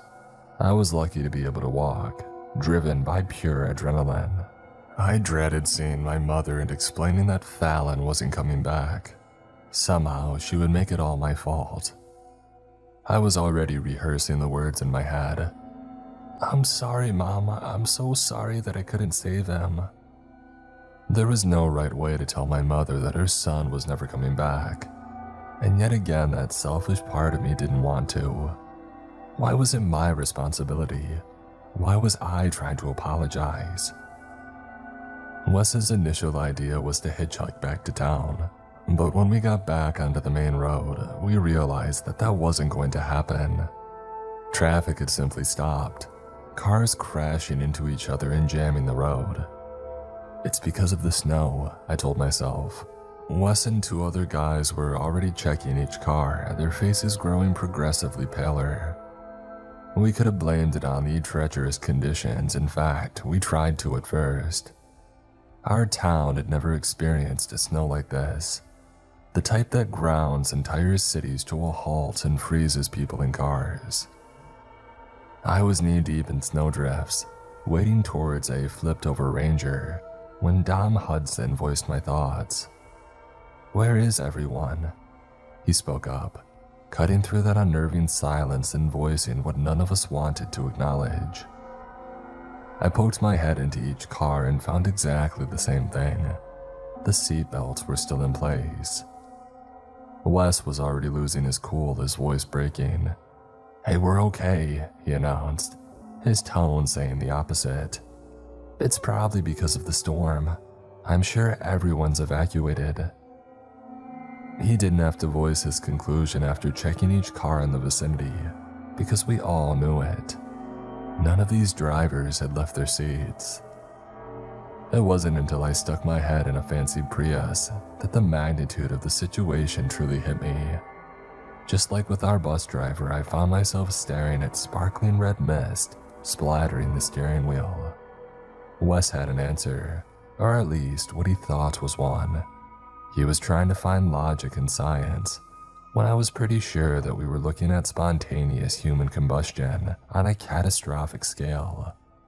I had no idea just how widespread it was until we had reached home in the early hours of the morning. I couldn't tell what time. It was still snowing out, and by then we were up to our knees in it. The whole town had come to a grinding halt.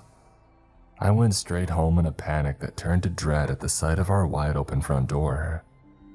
Alexa cheerfully greeted me with a "Welcome home. The time is 3 a.m. on Thursday, November 23rd, and the temperature is currently 15 degrees Fahrenheit, with a real feel of 7 degrees Fahrenheit." Water was running upstairs. When I stumbled up to the landing, I stepped straight into suds flooding the bathroom. I turned off the faucet, my hands shaking. Mom was running a bath. I could see exactly what she was doing and what was left behind. The TV was still switched on to the Weather Channel, her laptop open on the coffee table, our school's website on display. Her phone was on the floor, the screen shattered, but I saw my name between the cracks. Summer. She tried to call me 54 times. Hesitantly, I followed the trail, backtracking into the main hallway where a glass of wine lay shattered on the floor. Dropping to my knees, I dragged my fingers across the carpet. The same red smear clung to each fiber. I didn't want to admit that the scarlet smudge on our hallway carpet was my mother and not her wine, or that before she had exploded, she had been so desperately trying to contact me. Going into shock again, I did everything that I could to distract myself. I checked the refrigerator and the pantry, taking note of every item. We still had no power, and so I grabbed my mom's phone and tried once again to reach an emergency line. I washed my face once, twice, 3 times, 4, scrubbing at it until my skin was raw. I felt like I was caked in him. When I pulled out my ponytail, I could feel him stuck in my hair and glued to my neck. Fallon was dead. Mom was dead. I spent hours in the shower, hours that I don't even remember, sitting with my knees to my chest, trying to imagine if I had only pulled Fallon into a seat sooner. He would be with me, trying to calm me down. The logic in this horrible mess, the survivor's guilt, was eating me alive. I was alone. Still, though, I found comfort in my usual bedtime routine, trying to ignore the excited screaming from outside. Younger kids were running in the snow way past their bedtime, happy or hysterical, and still not fully registering that their parents were dead. Hours passed by and I was already expecting my mother to come yell at me for not being asleep, or placing warm milk with honey by my bedside.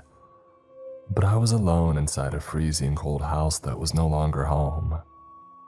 I started to break apart. I tried and failed to sleep in my room. It was supposed to be my safe place, but it felt simultaneously too big and like the walls were closing in. I tried Fallon's and I couldn't even step over the threshold. Everything was still exactly where he had left it, like he was coming back. I hadn't been in his room for a while and he had revamped it. Fallon's personality was lit up in every Marvel movie poster, and his surfboards hanging from the walls. His bedroom didn't make sense against the backdrop of the storm outside. Heavy, blanketed white clashing with his beaded curtains and multicolored beach towels. I could see unfinished college applications on his desk, his laptop still open, frozen on the Minecraft menu screen. Before the field trip, he had stuck his head through my door. "Yo, do you want to hang out? I'm setting up Minecraft right now." I ignored him, corking in my headphones. I never told him about his friends because I didn't want to mess up our relationship, but I had messed it up and I pushed him away. Closing my brother's door, I went back to the dark red stain on the hallway carpet. I don't even remember curling up and passing out right there. When I woke up, it was daylight and it was still snowing. I was almost snowed in, stepping straight into untouched white. I was trying to make coffee when there were 3 singular knocks on the door. Wes, still in his pajamas and carrying a bag full of Dunkin' Donuts. "You want one? They're fresh from yesterday, so I'm handing them out." He thrusted the bag in my face, his mouth full, chocolate dribbling down his chin. I noticed significant perspiration glistening on his forehead, soaking strands of hair glued to his skin. His eyes were bigger somehow. The proportions of his face were different. I had to be hallucinating or maybe concussed. But no, when I blinked rapidly, the boy's face was somehow narrower. He was either delirious from his fever or was slowly splintering apart mentally. When I hesitantly took a rainbow-sprinkled donut, his smile started to falter. He was trembling, barely able to keep himself upright. "There's a meeting in the school auditorium." He smiled, handing me a caramel donut too. "Starts at 12. Don't be late, all right?" I swallowed down donut barf. "Meeting?" He nodded. "Yup. There are around 200 of us, 13 to 18 years old. Whatever this thing is, it's sparing teenagers." He shrugged. "Well, that's our hypothesis anyway. Everybody over the age of 18 and under the age of 13 have." Wes mimed an explosion with his hands, his eyes growing manic. "Bye-bye." His words felt like knives pricking into my back. "Everyone?" I managed to spit out. "Yep, everyone." His expression darkened and I started to see the splinters in his mask, his lips curling. "I found my parents reduced to red sludge, and my baby sister was her own flavor of strawberry shake in her crib." Wes's eyes widened and he startled me with a choked laugh. "Wait." He ran his hands through his hair. "Do you think that's what this is? What if it's aliens turning us into milkshakes?" Wes laughed, holding out his palm, slick with red. "So that's what it is, right, my little sis? She just turned into Nesquik man." I wonder if his fever was doing all of the heavy lifting. He was speaking in tongues. "You're sick," I said, laying my hand on his forehead. I had to pull it back, biting down on a hiss. He was burning up. Like literally I could barely touch him. When I tried brushing soaking strands of his hair out of his eyes, he wafted my hand away.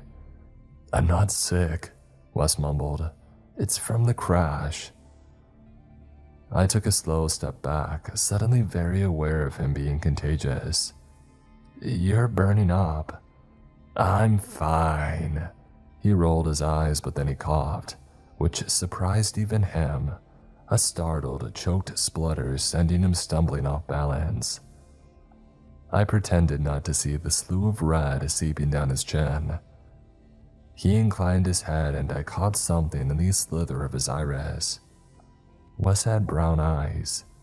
I knew that because I had a silent crush on him all the way through my freshman year, before he had started dating Tommy Fields. I used to get lost in his eyes, warm coffee grounds with flecks of orange. But right then, I couldn't ignore the unmistakable green streak bleeding into his iris. "It's just a cold, dude." He spread out his arms, doing a clumsy twirl. "What do you expect? It's snowing. We're all gonna be a little sniffly." To demonstrate, he swiped his nose, pretending not to see the scarlet smear. Oh god, maybe I'm the one turning into strawberry Nesquik. Wes giggled and his laugh turned into a cough, this time into his hands. He held up the bag of donuts, offering me a two-fingered salute. "I'll be..." Another spluttered cough choked his words, his chest heaving. "Fine." I thought that Wes was going to collapse when he swayed left and then right, his eyes flashing, before Wes seemed to catch a hold of himself, finding balance. He pivoted on his heel and waded back down my driveway, struggling through growing snowdrifts. "See you at 12, Summer." I didn't end up going to the meeting after the snow officially locked me inside. But thanks to a mass text sent to our parents' phones, I was informed that we were a group of 200 kids, ages 13 to 18, and we were well and truly alone. According to several senior kids, our town was cut off from the rest of the world by the freak weather. I checked the news and somehow there was nobody talking about it. The huge snowstorm that had hit a small Californian town. There was nothing. Instead, the rest of the world was gearing up for the holidays. It almost felt like we had been yeeted from reality itself. The internet was acting weird. I could see what was happening, but I couldn't post anything. When I flicked through TV channels, they were always the same ones. The text message also detailed that, starting that afternoon, We had to report to the school auditorium for daily crisis meetings. Like every other kid in town, I was numb from losing my family and life itself crumbling around me in a single afternoon. And yet the underdeveloped part of my brain still wanted to take advantage of zero adult authority. Retail therapy it was, so I went shopping. I forced myself through towering snowdrifts, lugging a wheelbarrow with me, and I stocked up on rum and soda, all the fresh goods that were still there, and of course, candy. The rest of the store had been stripped away of every branded soda and candy that you could think of, an army of 13-year-olds leading the charge. I was supposed to attend the crisis meeting, but in my head, what was the point? We were all going to die anyway, so what was the point of trying? And so I went home and I slept away 12 days. I didn't eat or shower, and the fresh food that I had dumped on my bedroom floor was starting to smell. Day 1, I slept for most of it, only getting up to down a bottle of water. Day 2, I was barely conscious, only half aware of the lights flickering out. Day 3, loud banging woke me up and I dragged myself downstairs, opening the door to 2 boys.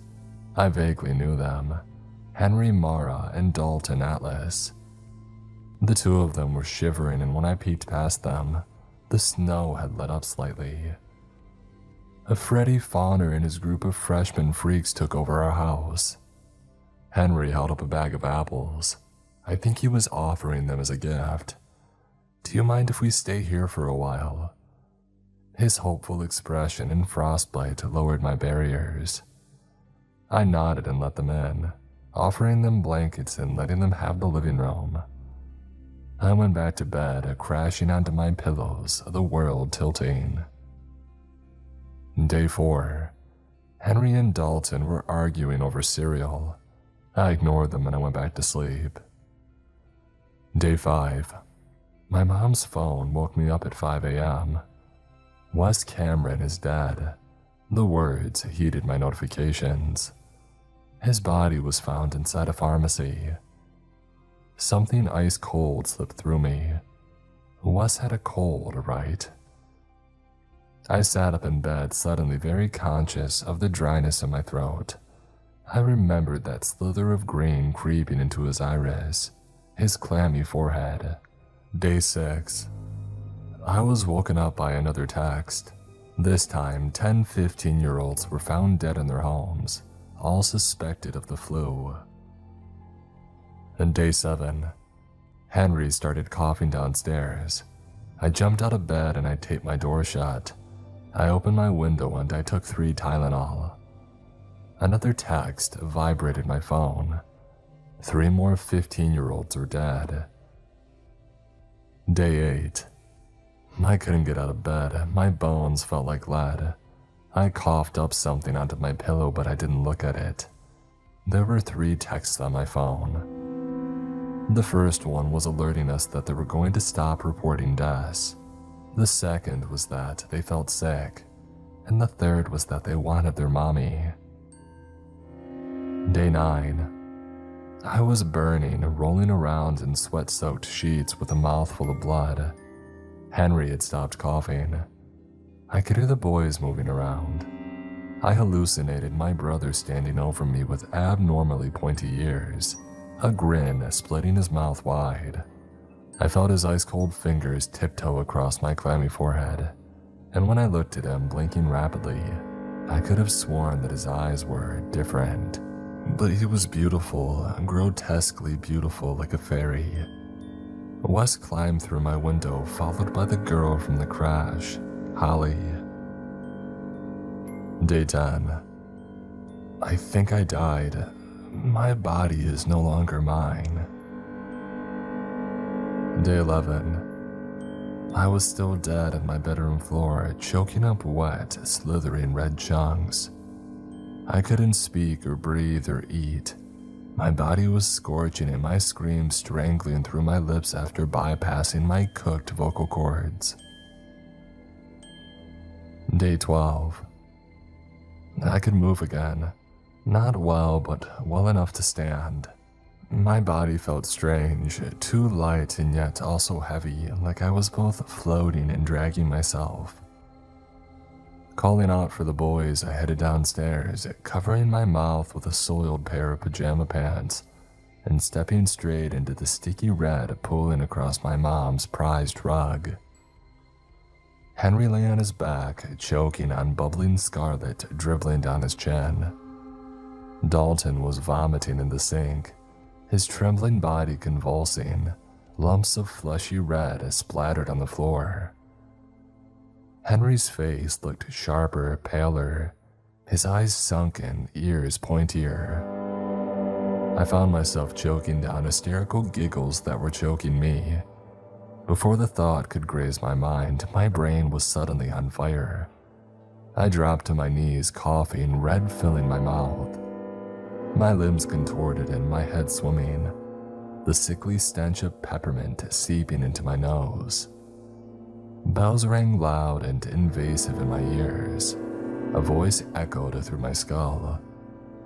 "Don't worry, children. The transformation is painful, but only if your body rejects it. Right now, your human tissue is converting to elf tissue.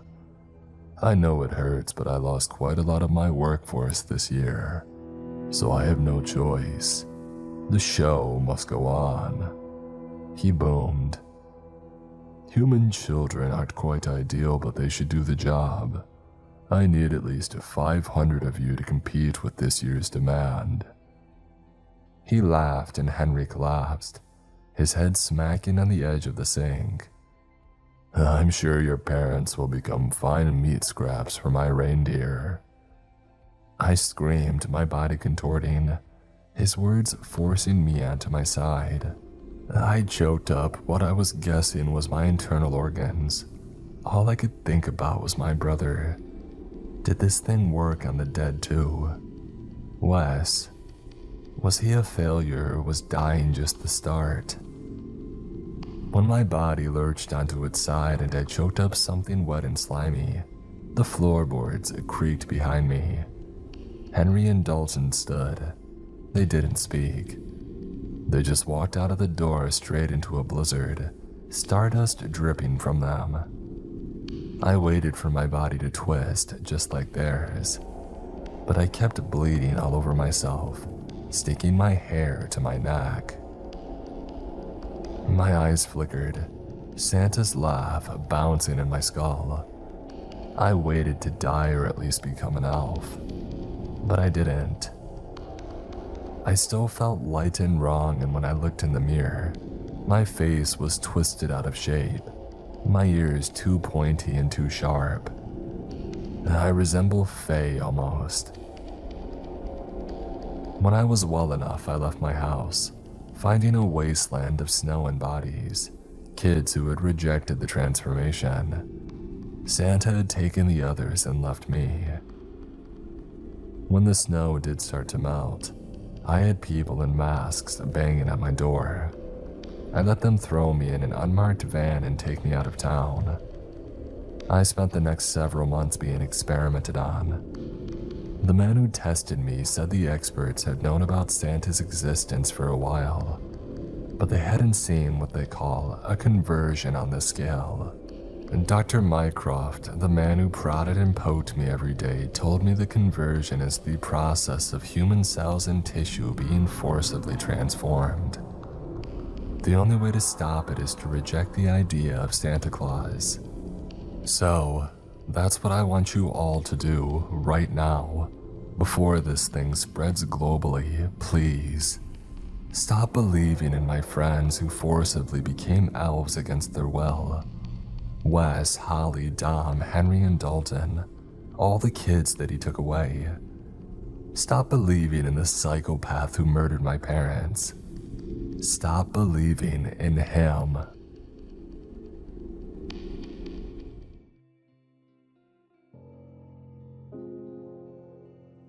A loud honk sounded as the car in front of me came to a sudden stop.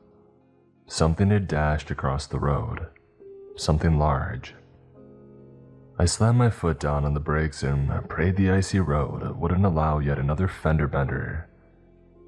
It was hard to make out any shapes through the thick veil of the blizzard's harrowing symphony, but I could tell that whatever had crossed the highway had done so with speed and precision. Maybe a moose, I had thought to myself, paying no further mind to the matter. I reclined into my seat and turned up the volume on the radio. Frank Sinatra's "I've Got You Under My Skin" filled the cozy insides of my SUV, and I felt my heart rate suddenly stabilize. It had been several hours since I had left my hometown, and now I was surrounded by an endless expanse of white as far as the eye could see. There should have been a forest on either side of the highway, but with these severely worsening weather conditions, it was impossible to make out anything further than 6 feet away. As I tapped my fingers on the steering wheel in perfect synchronization with the song, I grew more and more impatient. We had stood still for at least 5 minutes by now. Surely there couldn't be this much traffic all the way out here. The song was nearly over and we still hadn't moved. Behind me, I could hear a chorus of aggressive honking. There were at least 6 cars behind me as far as I could tell, probably 6 in front as well. Their headlights were the only indicator of their existence, as the snow had turned everything else invisible. And then a grisly thought spread like wildfire throughout the crevices of my mind. Had there been an accident? I sat up in my seat and made an attempt to somehow peek above the top of the car ahead of me. It was futile. What is going on? I murmured under my breath as a loud sigh escaped my body. The howling winds outside violently slammed into the exterior of the car, killing any notions that I may have had about stepping out and investigating. For now, it was best that I just waited it out. It would surely pass in a minute or so. I picked up my phone and started messing around with a few apps. I do not condone texting and driving, but considering that we hadn't been moving for a while, I would wager a short social media session couldn't hurt anyone. And besides, it didn't look like I was going anywhere anytime soon either. I even glanced over to the half-empty bottle of Jack Daniels that laid unassuming on the floorboard of the seat beside me, but I decided against it for now. Prior to this traffic jam, I had been visiting my extended family for the holidays back in my hometown. Due to reasons that we don't need to delve into, I was forced to leave earlier than I had initially expected, which was fine by me as I couldn't stand another second of chatty family drama and that awful holiday cheer. Forgive me if I'm sparse with the details, but for privacy's sake, I won't disclose the name of the town that I departed from, nor where I am currently headed. All you need to know is that the road that I was traveling on was located pretty far up in the northwestern region of the United States. It was absolutely freezing. Some time passed and the vehicles on the road hadn't moved an inch. It was as though they were rooted to the icy foundations below. Dauntingly, I observed as the car in front of me was in the process of getting devoured by the rapidly growing snowfall. Its tires were nearly completely engulfed, and I figured that it wouldn't be long until getting home in time to watch today's football game would be the least of my concerns. And then, growing in the distance, were sirens. I looked up from my phone and directed my gaze toward the side view mirror, and I saw a faint blinking blue light penetrate through the thicket of snow. The ambulance zoomed past me at breakneck speeds, and shortly after, a police car had followed. This only reaffirmed my belief that something terribly wrong had occurred. I scrolled through my phone and continued as usual, though my digital endeavors would prove to be quite fruitless. The longer that I used my phone, the worse the connection seemed to get. TikTok and YouTube videos began buffering, and other apps that required internet connectivity wouldn't even load. I'm by no means a physicist, a tech guru, meteorologist, or whatever the appropriate title for this would be, but I surmised that the ongoing raging storm could be linked to the shortcomings of my phone signal. Incidentally, I was also in the middle of nowhere, 40 minutes away from the nearest settlement, and 3 hours away from the closest city.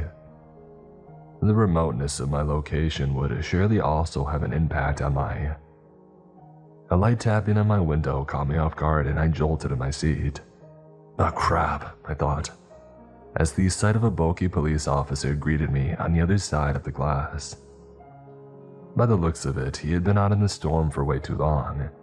His cheeks were glowing pink, and he had snowflakes stuck in his burly mustache. I quickly stowed my phone in my pocket and rolled down the window, preparing to explain why I was on my phone in traffic. But the officer didn't care about any of that. Good evening, sir. The officer started. There's been an accident further up on the road. Right now we're trying to... Could you turn that down? He gestured towards the radio. Oh, sorry, officer, of course, I replied, dialing the scroll wheel of my volume button all the way down. As I was saying, we're trying to evacuate this, whole area. Once I've gotten to the final car at the end behind you there, and I've gotten him to start backing up, I want you to follow him immediately. You want me to drive in reverse? I questioned. A quizzical grimace stretched across my face. No, the road's too narrow right now. I don't see any other option. Unless you want to try turning around and risk ending up in one of these ditches here. The officer said with a slight smirk. But before I had the chance to say anything else, a thundering bang sounded a couple of yards in front of us. The winds carried the sound with ear-splitting accuracy. The officer reacted immediately, hovering his hand above the pistol in his holster. He took a few steps back and tried signaling in on his shoulder-mounted radio. Another bang echoed through the harsh wind, followed by another, and then another. The sounds were unmistakable. They were gunshots. He drew his pistol and rushed towards the source of the sounds. I watched as he slowly faded from view. A void of white had swallowed him whole. I stared in shock for a couple of minutes, expecting the officer to return any moment, but he never came. A small mass of snow had started accumulating inside my car, so I quickly rolled up my window. I could hear another set of muffled gunshots joining the already dominant ones.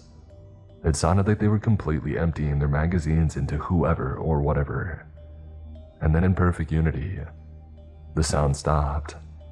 The silence weighed heavy as I sat in anticipation. My mind was flustered with thoughts and ideas, but the prevalent feeling that occupied my body was a creeping sensation of dread. Just what the heck was going on? I anxiously tapped my fingers on the steering wheel. In a moment of weakness, I once again looked over to the liquor bottles on the floor. I hadn't gone this long without a drink in years. I mean, one sip wouldn't hurt, right? Just to calm my nerves. If I was discreet enough, the officers would have no way of knowing. Just as I leaned over to the passenger side to pick the bottle up, my vehicle violently trembled. Something powerful had slammed into my car. I cursed loudly and rose back up, abandoning the bottle. I frantically searched around, looking for any signs of the perpetrator. I scanned my rearview, the side window, and even the passenger side window. Nothing but a flurry of white snow. And then I noticed something in the blizzard in front of me. A black silhouette grew larger and larger, and soon I could make out what it was. A man, wait no, two men, and they were running towards my car. But these guys weren't police officers nor any of the paramedics that had arrived earlier. They must have been the denizens of the cars up front. And then two more people appeared behind them, either giving chase to or following the two men in front. As they inched closer, I could properly see the expressions carved into their faces. They were terrified. They looked as though they had seen a ghost. The first two men ran past my car. They didn't even look at me, and shortly after, the two people behind them had followed, a woman and a boy. They hurried across the ice at great speeds while at the same time exercising caution so as to not slip and fall. Before I had the chance to react, they were gone, having once again been consumed by the endless white void. This was definitely cause for concern. Who in their right mind would abandon the comforts of their vehicles all the way out here in this weather? The driver in front of me cautiously opened one of the doors of the car. A middle-aged white man with a beer gut stepped out into the cold. He slung his puffer jacket around his shoulders and stared off into the distance ahead. I watched him curiously, wondering if he too would start running, and then wondering whether I should join him if he indeed decided to. Right now it seemed logical, but then again, these guys clearly knew something that I didn't. Maybe there was a gas leak up ahead. Maybe some radioactive material had been improperly disposed of. My mind raced, looking for any logical explanations for my current predicament, but I found none. The man took a few steps forward, intently inspecting the blizzard ahead. It seemed as though something had caught his attention. He took another few steps forward, positioning himself in front of his car, partially obscuring my view of him, his left side still visible. But there was something else. In the deep recesses of the snowstorm, something was moving. I strained my eyes, leaning forward in my seat and staring through my snow-covered windshield. Approaching from the left side of the road onto the oncoming lane, a large silhouette bobbed up and down as it slowly advanced toward the man. Though it was far away, it looked to be near twice his height, but he hadn't noticed it. The man was far too busy examining whatever had caught his attention directly in front of him. An overwhelming sense of dread had filled my veins. The way the silhouette moved, I couldn't quite explain why, but it felt predatory. Like a lion stalking its prey through the thick underbrush of the African savanna, right before springing into action and securing itself a fresh meal. Was it a moose? It didn't look to be. I mean, the proportions were way off, and it almost looked to be bipedal. But I couldn't think of any other large animals out here that the silhouette could have belonged to. I doubted that this area had ever seen any polar bears, and even so they possibly couldn't reach this size. I mean, could they? It was like my primal instinct screamed at me to do something. I felt my fight or flight start to kick in, but I managed to keep it under wraps. I was safe inside of my warm SUV. But the man, however, I had to warn him somehow. If I honked my horn, whatever was stalking him might have leaped into action right away. It was way too risky. Before I could think of anything, the man screamed in terror. Muffled through my car's thick exterior, his cries echoed. I focused ahead of me, trying to get a glimpse of what had riled him up so badly.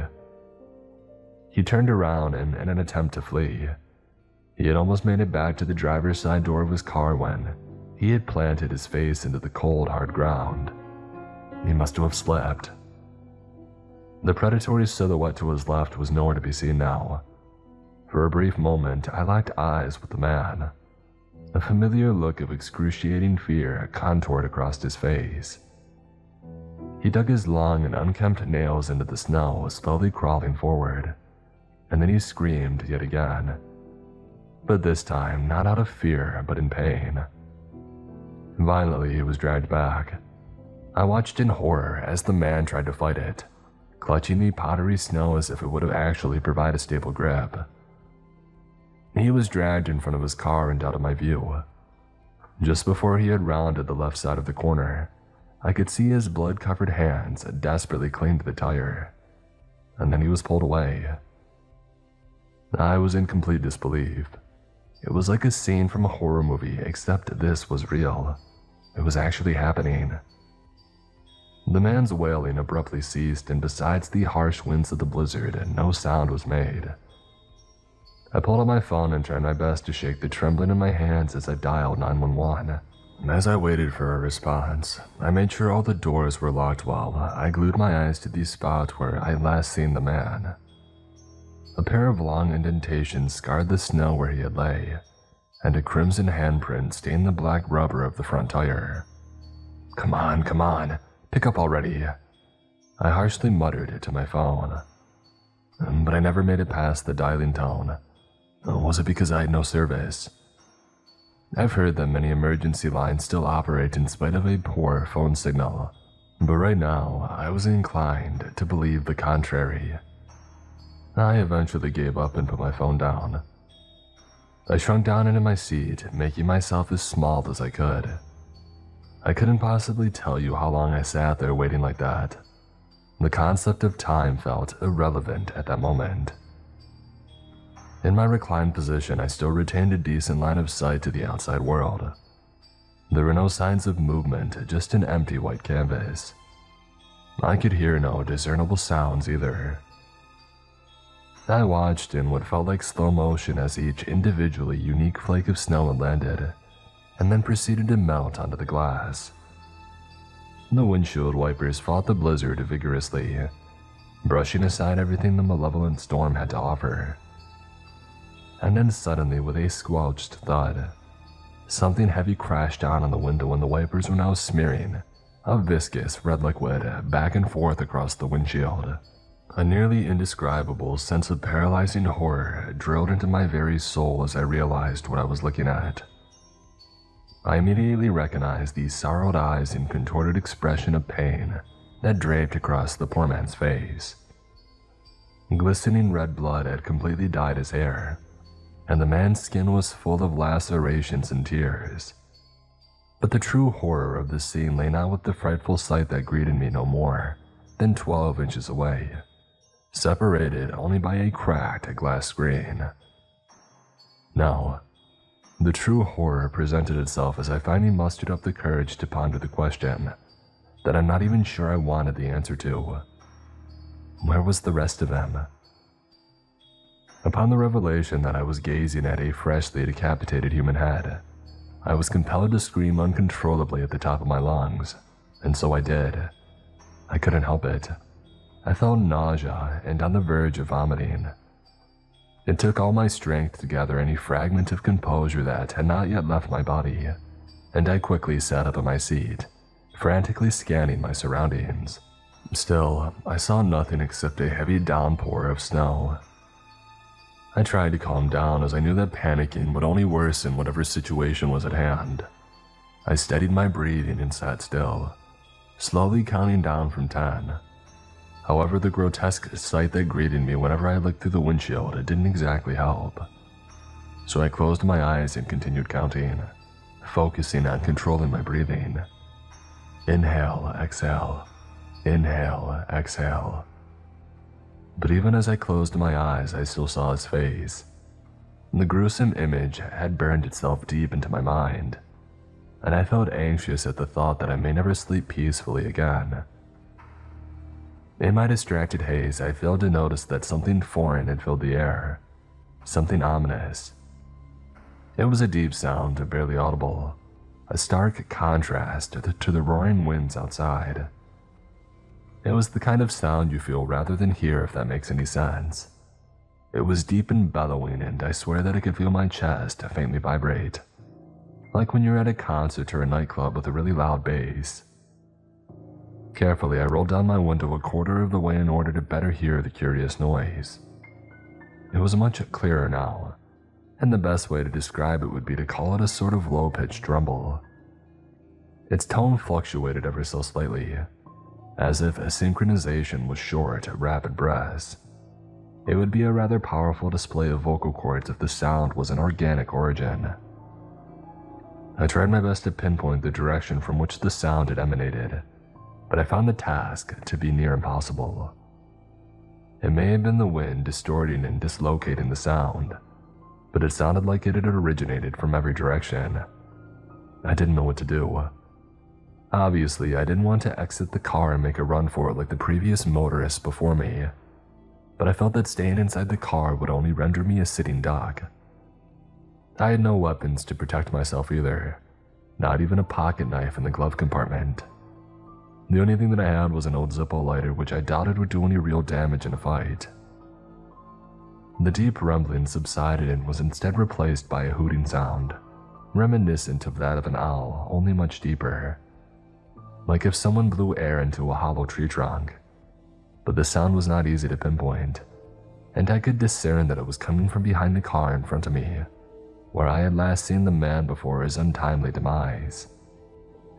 I fixed my gaze toward the source of the sound, expecting to see its owner peeking around the edges of the vehicle at any moment, when I suddenly heard another, identical set of deep hooting coming from my left side. I wondered how the animal or creature or whatever it was that made those sounds had somehow managed to sneak past my line of sight and position itself to my left without me noticing. But my wondering was cut short when the original set of hoots in front once again started bellowing through the winter air, as if in response to the other ones. And to my utter dismay, I slowly began to realize that whatever was making those sounds, whatever had killed that man, was not alone out here. And that's when I first saw it. As if on cue, I noticed the dominant silhouette standing in the middle of the road, contrasting itself against the rushing snowfall. Slowly emerging from the harrowing blizzard just a few yards away from the car ahead, the creature revealed itself. It was unlike anything that I had ever seen before. An abominable middle finger to all of God's creations upon this earth.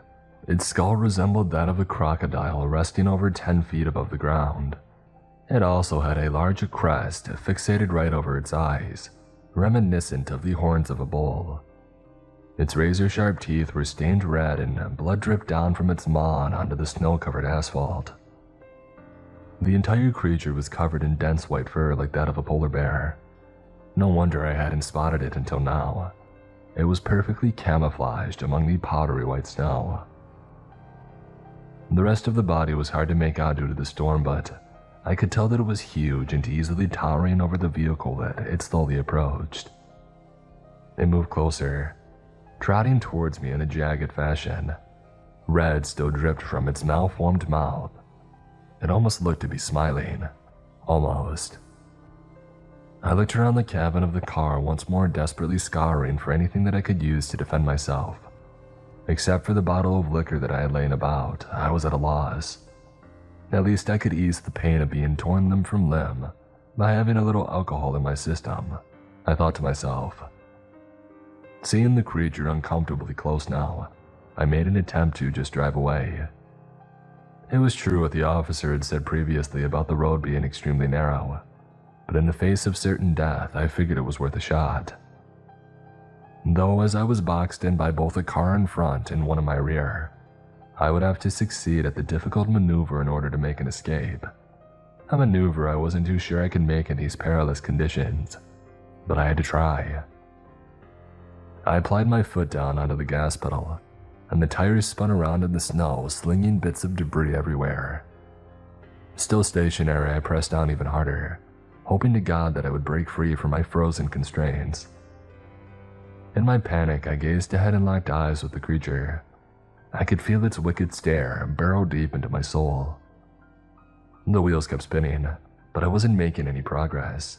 I had waited too long. It was what I had feared earlier. I was trapped and there was nowhere to go. An ear-splitting hoot sounded just a few yards away, and I saw the creature had stopped in its tracks. It raised its head and let out another hoot. "What do you want?" I sobbed, punching the steering wheel in frustration. The wretched thing cocked its head, and it let out another vocalization. It was as if it wanted to grab my attention, or to distract me. Before I knew it, I felt a searing pain aching throughout my body, and my world was turned upside down, as a powerful force had slammed into the left side of the car, sending it flying. The SUV toppled over, accompanied by the sounds of crushing metal. Thankfully, I was wearing my seatbelt, or else I would have probably broken my neck while tumbling around inside the car like dirty laundry in a washing machine. The car eventually came to a stop. I found myself suspended upside down in the driver's seat. The vehicle had rolled down into the nearby ditch on the side of the road. Below me, on the inside of the car's roof, were fragments of shattered glass and heaps of snow. I hadn't quite processed what had happened, so I sat there for a moment, taking it all in. Suddenly, everything felt so calm and quiet, I questioned if I had even survived the ordeal. A warm liquid flowed down my chin into my mouth and then down the rest of my face. The stinging copper taste made me snap out of my trance, and I began to assess the situation. Outside, I heard heavy thuds rapidly approaching the vehicle. Each mighty stomp struck down into the snow with rhythm, and I could imagine the creature's mouth practically foaming at the prospect of a fresh new meal. The footsteps came to a sudden halt right outside of the driver's side window, and I turned my head to get a better look. A set of two large and powerful hind legs stood mere inches from my face. They were covered in what looked to be reptilian-like scales, lined with dense white fur, and the creature had 3 long talons that protruded from each foot. The deafening scraping of metal filled the air, as I imagined the creature began clawing away at the undercarriage of the SUV. From the fast-paced shifting of the monster's feet, I began to understand the sheer ferocity with which it attacked. It was going ballistic, straighting the exterior at an incredibly fast rate. A combination of hoots and growls escaped its bloodthirsty jaws as it chipped away at the metal. It wouldn't be long until it was through. Another pair of heavy footsteps stopped just a short distance away on the opposite side of the car, right outside of the passenger side window. Like its predecessor, it too began clawing and kicking at the body of the car. The two creatures were relentless. I had never seen anything like it. Not even wild hyenas were this ravenous. I braced for impact as I unbuckled my seatbelt, positioning myself in such a manner so that I wouldn't break my neck upon impact. I hit the ground hard and was greeted by the sensation of cold snow and broken glass. The car rocked back and forth as the creatures violently attacked. It was obvious that I couldn't stay in here for long, but escaping the crushed remains of my vehicle and running out on foot didn't seem favorable either. I felt a deep desperation begin to set in as I realized that I would most likely not live to see another day. This was it. Just as all hope had faded and I began to accept my fate, my arm brushed up against a cold and oblong object. I shifted my body around to see what it was, and a light bulb had ignited inside my head as I gazed upon the still intact bottle of liquor that laid on the floor. My hands trembled as I reached deep into my pocket and I extracted my old Zippo lighter.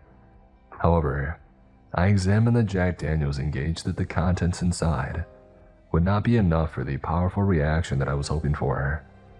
So I opened the glove compartment and I began searching. Ah, there it is. I cheered as my fingers grazed upon the bottle of scented hand sanitizer, an old relic from the pandemic. It was nearly full as well. I opened the 2 bottles and began pouring the disinfectant alcohol down into the half-empty liquor bottle. The sanitizer mixed in with the strong bourbon, and it would surely be enough for an improvised Molotov cocktail. I ripped off a piece of cloth from my shirt and stuffed it down the bottleneck. With the Molotov in hand, I crawled toward the cracked windshield. I spun around and pressed my feet against the shattered glass frame. In an adrenaline-infused state, I pressed my legs down and applied pressure to the windshield.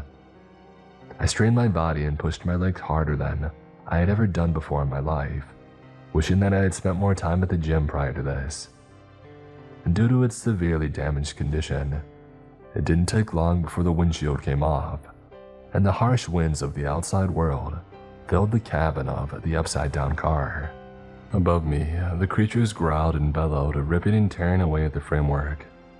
I could see narrow slivers of light begin to penetrate the underside of the car, meaning that they were nearly through. I crawled through the new opening and out into the unforgiving blizzard. I feared that as soon as I stepped outside, one of the creatures would promptly place my head in its jaws and I'd be done for. But that never came. It seemed that they were too preoccupied with getting through the hard exterior of the SUV, and they had failed to notice that I had made my crafty escape. I kept crawling along the snow, praying to God that the beasts wouldn't turn their hideous heads and discover the easy meal slithering away right beside it. I didn't dare look back either. I couldn't bring myself to face the abominable animals. Once I had achieved a satisfactory distance away from the car, I finally turned around and rose to my feet. I ignited my lighter and set the Molotov cocktails ablaze. Don't try this at home, by the way. With all my remaining strength, I hurled the flaming bottle at the heap of scrap metal that used to be my car, and I watched in glory as the fire began to rise. I even think that I hit one of the creatures as I heard a dazzled yelp cry out. The flames weren't nearly big enough to cause a massive explosion or anything, but it was just enough to distract the creature so that I was able to make a run for it. I ran back out onto the road and continued past all the vacant cars that stood further up. The ice was painted red and a couple of human bodies, or at least what remained of them, were strung about the various abandoned vehicles. Eventually, I came upon the ambulance and the police car that had arrived about an hour prior. There were no signs of the officer who had talked to me, but deep down I knew what kind of fate had befallen him.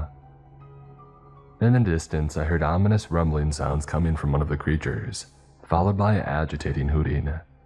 Had they finally noticed that I was gone, and in that case, I didn't have a lot of time. I got inside the ambulance and planted myself down in the driver's seat. A frozen and severed human hand was attached to the wheel. I gagged as I ripped it off and tossed it out the open window. The creature's shrill cries echoed through the snowstorm, and it sounded like they were coming closer. Desperately, I turned the ambulance's ignition and to my delight it started up without a hitch. I kicked my foot down on the gas pedal and floored it out of there. Luckily for me, ambulances in this part of the US come well equipped to handle hazardous terrain and snow-covered roads. As I drove, I intently watched the rearview mirror hoping that I would get a last glimpse of one of the monsters, but the only things I saw were whirling snowflakes, dancing effortlessly along the icy winds that carried them. About 30 minutes of driving later, I arrived at a small town. The blizzard had begun to let up and the sun was starting to set on the horizon. I parked outside the first roadside hotel that I found and must have looked like a zombie, as I frantically begged the receptionist to alert the authorities. She looked extremely nervous but did as I told her. After a while of talking, the kind receptionist informed me that the police would stop by first thing in the morning. Apparently, the nearest station was an hour's drive away, and the raging storm had caused major problems across infrastructure over all the state. Seeing as how nobody was in immediate danger, they would wait until the roads were cleared and they could travel safe again. I wasn't happy with this response, but I was too tired to really care. I checked into one of the hotel rooms and began typing all of this out on my phone. There are still so many questions left unanswered, but I imagine tomorrow will bring more news about the situation. I just hope that the other motorists along that highway made it out okay, but I have my doubts about it. The blizzard is now subsided, and outside my second-story window, I'm treated to a view of the clear night sky and the endless expanse of the tundra. I'll admit this landscape is beautiful, though it is a shame that I will now forever associate the tranquility of snowfall with the abhorrent horrors of events prior. However, that is not all. Since it was getting hot in my room, I decided to crack my window slightly ajar. For the past hour, I've been listening to the breeze floating across the frozen countryside. There are no sounds of wild animals out here. Oddly enough, but there is something else. Occasionally in the distance, the silence is broken by the ever so familiar and foreboding sound of a faint hoot crying out into the night.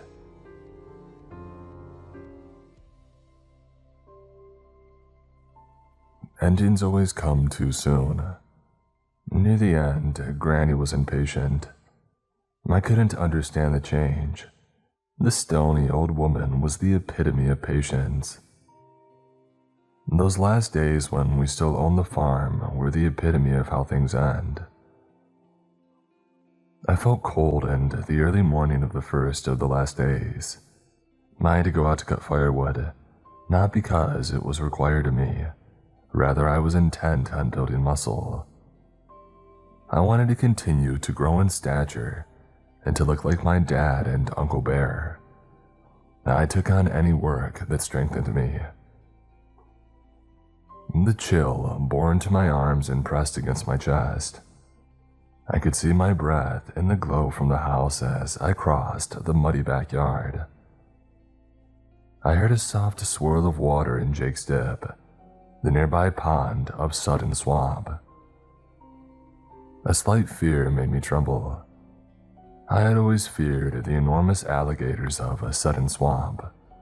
I had watched them take prey, and while I respected them, my respect was merely a routine fear of them.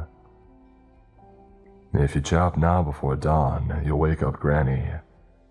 Cousin Boone sat with his father's pipe, loaded with a sour-smelling herb that made his eyes red, and his jokes only funny to him.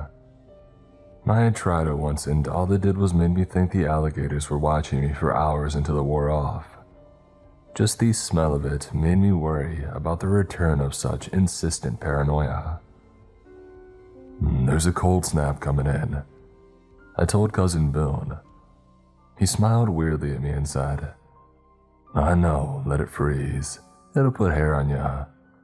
He was grinning stupidly again, thinking that he was hilarious. I shrugged and asked, What about Granny? We need to keep the house warm for her. I feared for the shivering octogenarian. The chill of fear was nearly indistinguishable from the blue air. The sound of these swampies swishly gentling in the pre-dawn sublight hushed us both. I freed the axe from the stump and looked in the direction of Jake's Dip. You gonna go look at the swampies, see if they can see you? They can, you know. Cousin Boone chuckled. It wasn't even a joke. I shrugged. There's something happening down there. You ever hear them this early? How often do they make any noise at all? I looked at him over my shoulder. The porch light was in my eyes as I exhaled visibly. I knew my eyes were glittering in the dark, just like when the swampies watched from the still water. I heard my father's voice from the direction of the outhouse. He had walked up on us silently. There was a stillness, a morbid grave stepping of the descendants of Granny on her farm. My father said, I'm gonna freeze over. Swampies know already. They always know what's going to happen. How's that, Uncle Wolf? Cousin Boone asked. Ask Wade. He's got the know them. Reads all them old books. Dad told his nephew, Cousin Boone. Alright, I'll bite. How's a swampy know what's gonna happen? Cousin Boone asked me. I sighed and gently chopped the air with the axe to send my impatience on ahead to where I wanted to tread.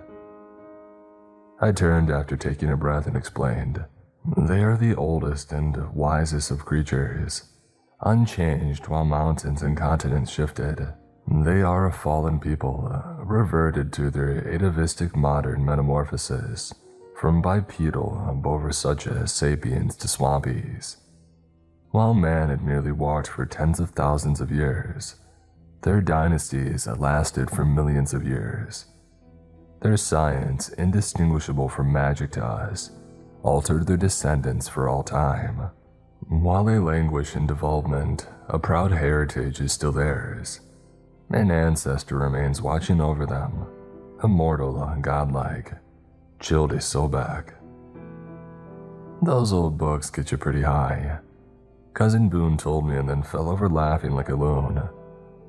His mirth ended with painful coughing, and he swore at me as I walked into the darkness, toward the swampies. I had considered that what I had read wasn't true, but it meant that the unbelieving world around me was real and I wasn't ready to accept that yet. I needed the stories to be real. Granny was dying and we could lose the farm. The family would be scattered and I would have nothing. There were answers in those old stories that always said the things that had a magic to them. Magic and endings that said that everything would be alright. I felt an angry tear burn my cheek in the cold air. I stood at the edge of Jake's Dip and leaned on the no swimming sign, with an alligator skull adorning it on top. The sun was rising through the trees of Sudden Swamp, and trying to shine on Settler Farm. Granny Settler had refused to sell, refused to pay the difference of increased property taxes, and had refused to honor the foreclosure. Our family was in debt, and when she was gone, there would be nothing stopping Sheriff Goodwin from forcing us off of our inherited land. He was the dog of a banker man, and his leash was his elected position, his collar the law. I had many fears to contend with. I was afraid of the pain that would form in this empty place in my heart when Granny was gone. I was afraid of the destruction of my family and home. I was afraid of something that was beginning to happen that I had no control over, and of the edge of the axe. Not the axe in my hand, but the one in my mind. I knew something far more sinister and horrible was coming. I felt like my life was unraveling into some kind of nightmare fable. The surface of the water was slick and weird, starlit and reflective. I stared, knowing that the swampies were looking at me. I could feel their eyes on me, and that old sensation of terror made my teeth chatter and my nerves cry out, to take at least one step back from the edge of the liquid darkness. I refused to obey fear. It felt the same as when I was forcing myself to get into the freezing cold bathwater once a week to stay clean. While my body screamed and agonized at the brutal will of my demanding mind, the cold penetration almost caused a mutiny. As I often felt like I would leap out of the icy suds, I felt like I would step backwards to preserve myself. Fear tensed my muscles and I fought it, making myself stand still, commanding the calves of my legs to stop spasming and be still. The effort was distracting, thus I forgot the torment of my heavy fears. I was lost in the light as it found its way through the lingering night of Sudden Swamp. It was sunlight despite the misty coolness of it and its shifting form. As I stared, I could forget everything the world knew and just remember what I knew. The hour of magic. Jody Sobek, tell me how the axe comes. I am the Axeman. I prayed to a pagan god, the only god that I was sure cared about anything. I doubted that it cared about me or the Settler Farm. Did it at least care about a Sudden Swamp? I daydreamed of a rock untread by human foot, the rock within the swamp. Jody Sobek lived there still in memory, hidden in a cave that was all that was left of an antediluvian temple. If it was real, I would find it, the answer to my prayers and my questions. I worried it was just my imagination, that maybe I was starting to crack. Wade? Dad had come to find me. The tenderness in his voice could only mean one thing. I held my hand up to him, gesturing clearly enough that I understood without another word. I listened as he walked away. The silence of Settler Farm was finally gone. As I wept, I knew the swampies were watching me. It felt like the financial vultures were somehow to blame. I wanted revenge on them and told myself that the swampies agreed with me. An evil fog blurred my vision and my tears scalded my cheeks, leaving stains on my face where they froze and cut my skin. I dropped the axe and picked it back up. I whispered darkly, angry and bereaved, afraid of the change. I am the Axeman. And then I went back up to the farmhouse to say goodbye. As I strode past the chopping stump, I thunked the blade without effort and it stuck deep. The handle trembled and said, I am the axe. Inside the farmhouse, time had moved inexorably without me. The magic had kept me away while things had developed. I interrupted the moment, a talent that I shared with Uncle Bear. Get off my property, Dad was telling Bankerman and his suit-wearing thugs with their briefcases. It was good that I had left the axe asleep. I saw weapons in their hands, as deadly as an axe in the hands of a berserk young man that spent as much time building a body as he did reading. I had read grandfather's entire collection of books and I knew the words by heart. My heart was beating with rage and my heart was broken. Dad had sounded angry and impotent as he had addressed the financial vultures. When he saw my tear-burned face, sweater stretched over log-tossing bulk, the look of careless and violated fury in my eyes, he said in a way that was so genuine that I actually did what he said. "Y'all better go and come back later. That's my son Wade. He needs to be alone to say goodbye. Her body hasn't even gotten cold yet. Just go. I'll come back tomorrow." Banker Man looked at me, and despite his arrogance and senselessness, he knew that I would bite, literally. I watched them go, restraining my feet from letting me near them. I wanted to tear their arms off and bludgeon them all to death with their briefcases, but instead I let them escape. "I am the Axeman," I could hear myself saying. Somehow the thought of chopping wood calmed me down a little bit. "You can't do that, Wade. It'll make things worse," I heard Dad saying. He had said more, but I wasn't listening. "Do what?" I hesitated. Had I said that I was going to kill them? "Intimidate them. Don't intimidate them. It's bad enough as it is. They can make things really bad for us." "How could they make it worse? We're being evicted from our home, Dad.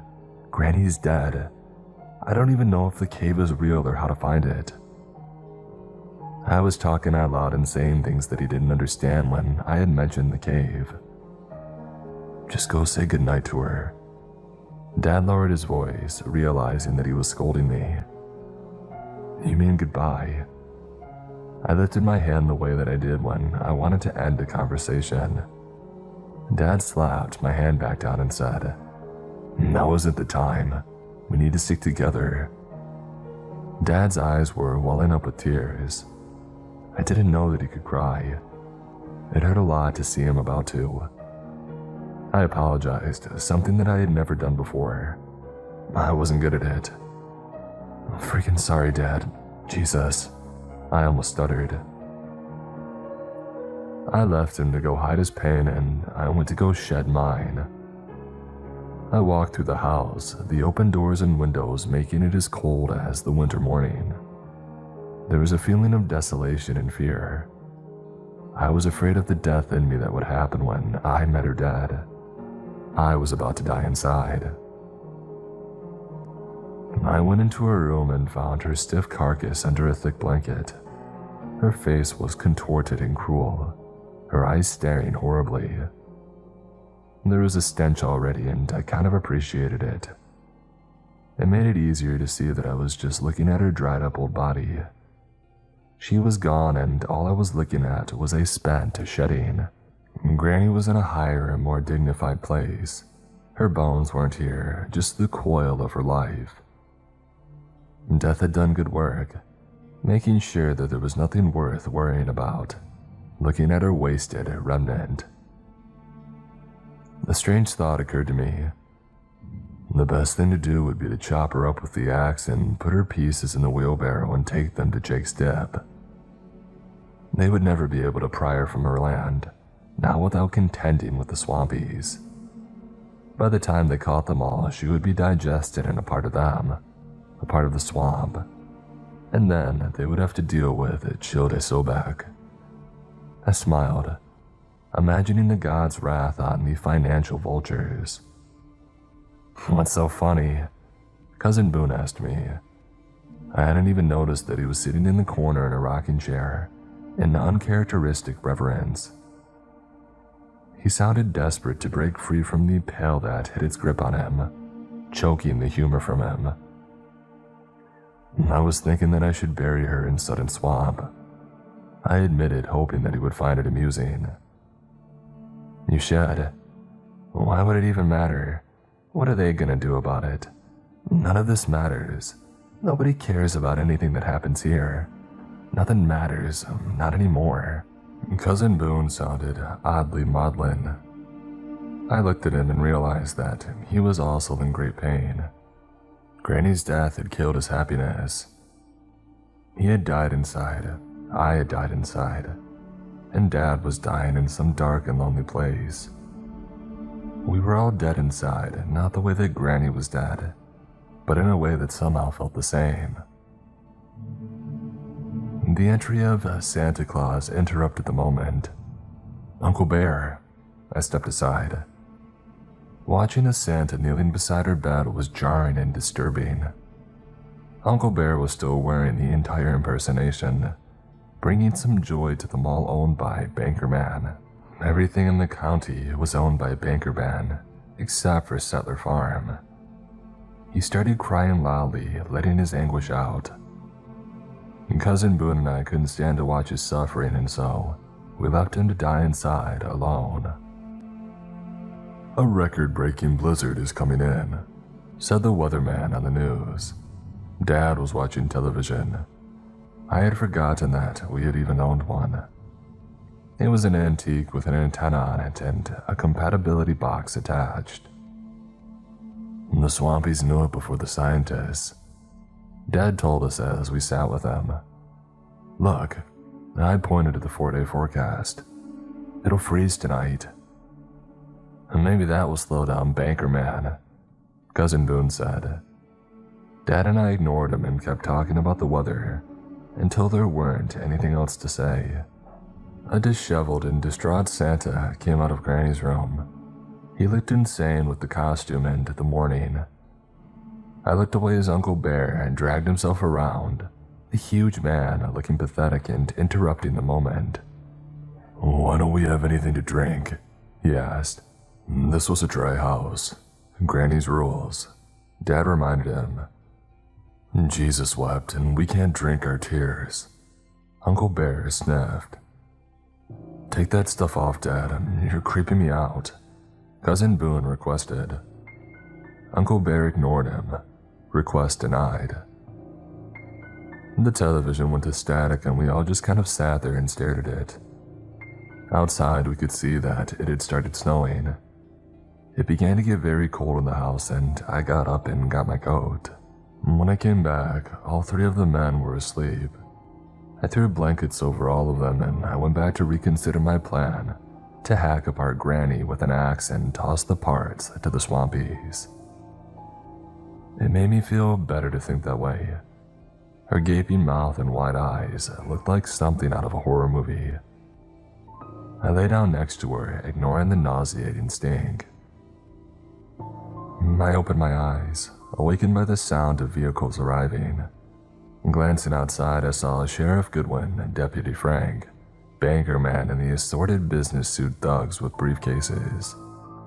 With a shotgun scepter, Sheriff Goodwin led them through the falling snow to the last stand of Settler Farm. They hadn't brought enough guns. Things were going to get ugly, I decided. There was no way that I was going to leave quietly, and I doubted my kin felt any different. "Come on out here, Settler boys. No need for things to get uncivilized.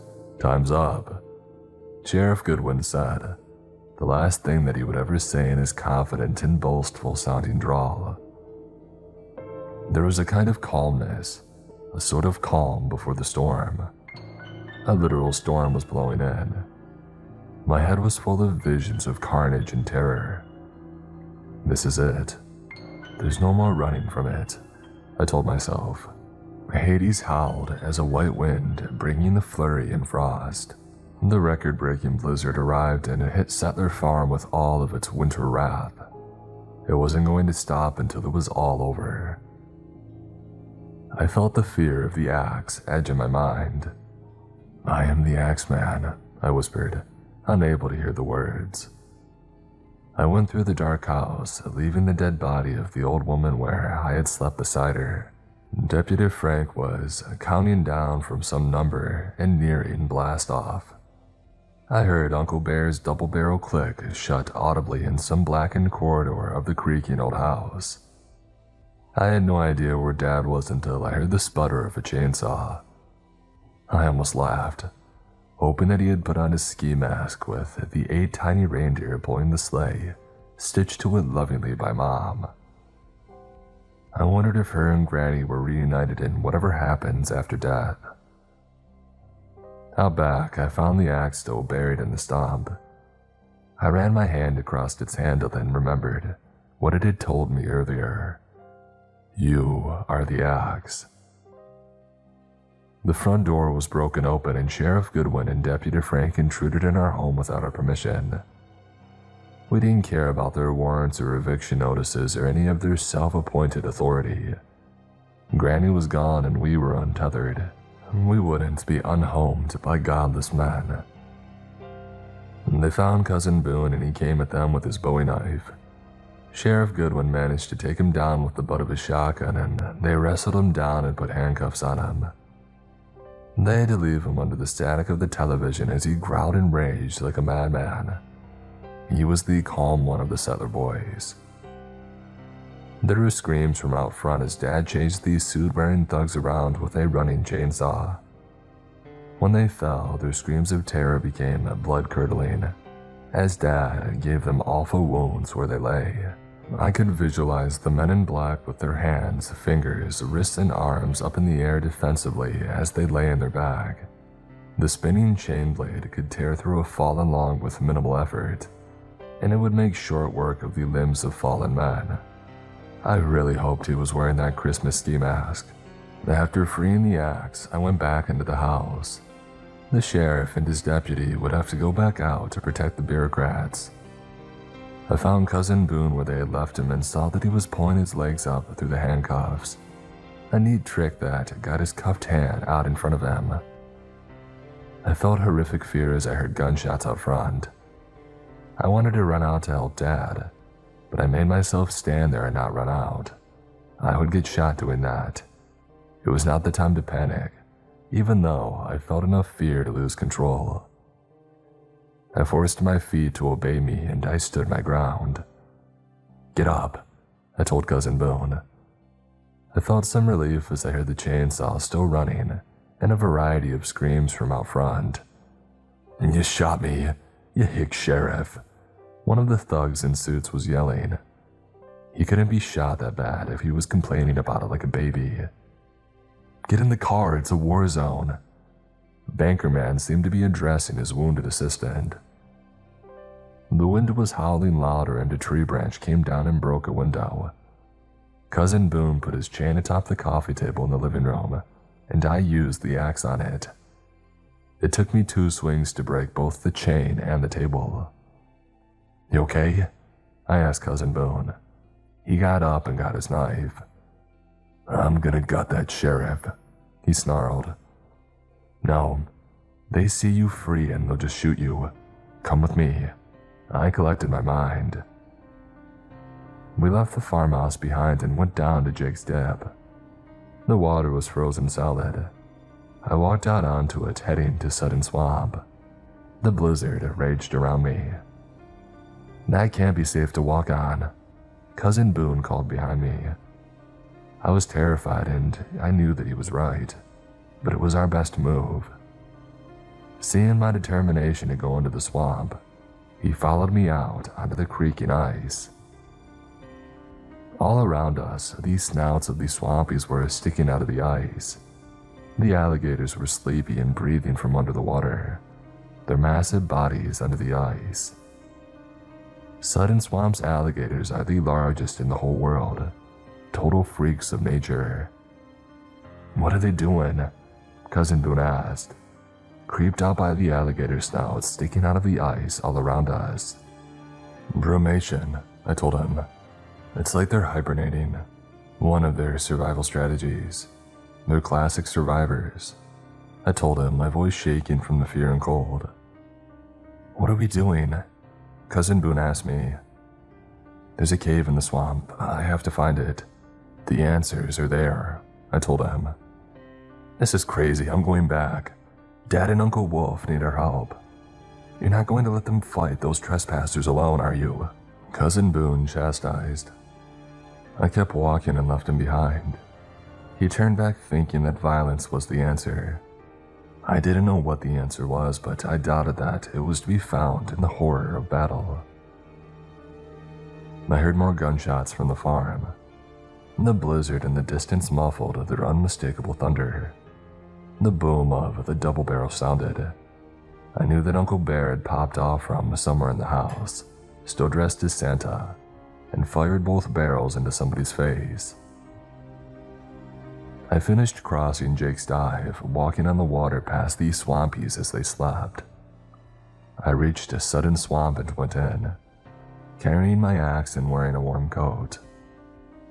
There were more swampies all around. The whole place was infested with alligators. I didn't know where I was going. I was afraid of what I would find. I used my fear as a compass, telling my feet to walk upon the weak ice in whatever direction terrified me the most. How easy it would be to go back to the farm and fight with my kinsmen against the invaders. I knew that knowing the answers would be far worse than getting shot by Sheriff Goodwin and watching the settler boys die, red upon the snow. Nothing could be worse than the answers. And yet some fear far deeper and colder insisted that I was somehow even more afraid to die without knowing the truth. Was the cave real? Was anything?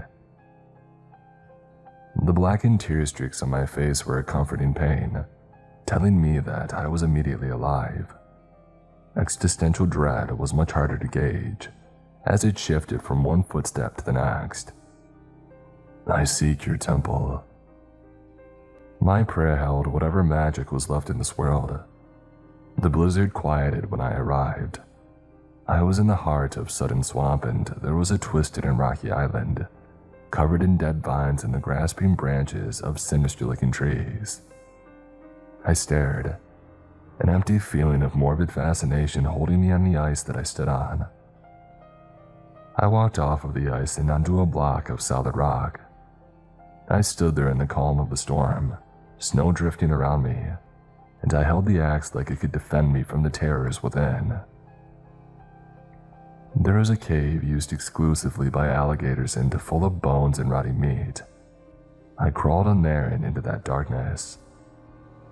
My mind raced with the sensation of forcing myself into the cold water, forcing myself past the fear, making myself move despite feeling petrified and wanting to jump out.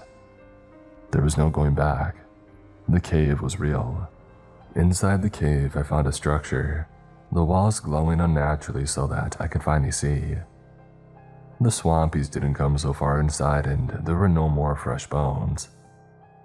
I looked around and saw that where I stood was the heart of the temple, and that was all that was left of it after millions of years. The air was dry and barely breathable, as though the oxygen were too old for my mortal lungs. The temperature was stable and unchanging, although cool, it felt warm compared to the swamp. I looked around and realized that there was no light. I was seeing from memory, a strange sensation of being able to see without seeing, like I just knew what I was looking at. Even though the artificial light had no illumination, all of it was crafted, the stone, the light, and even the air that I was breathing.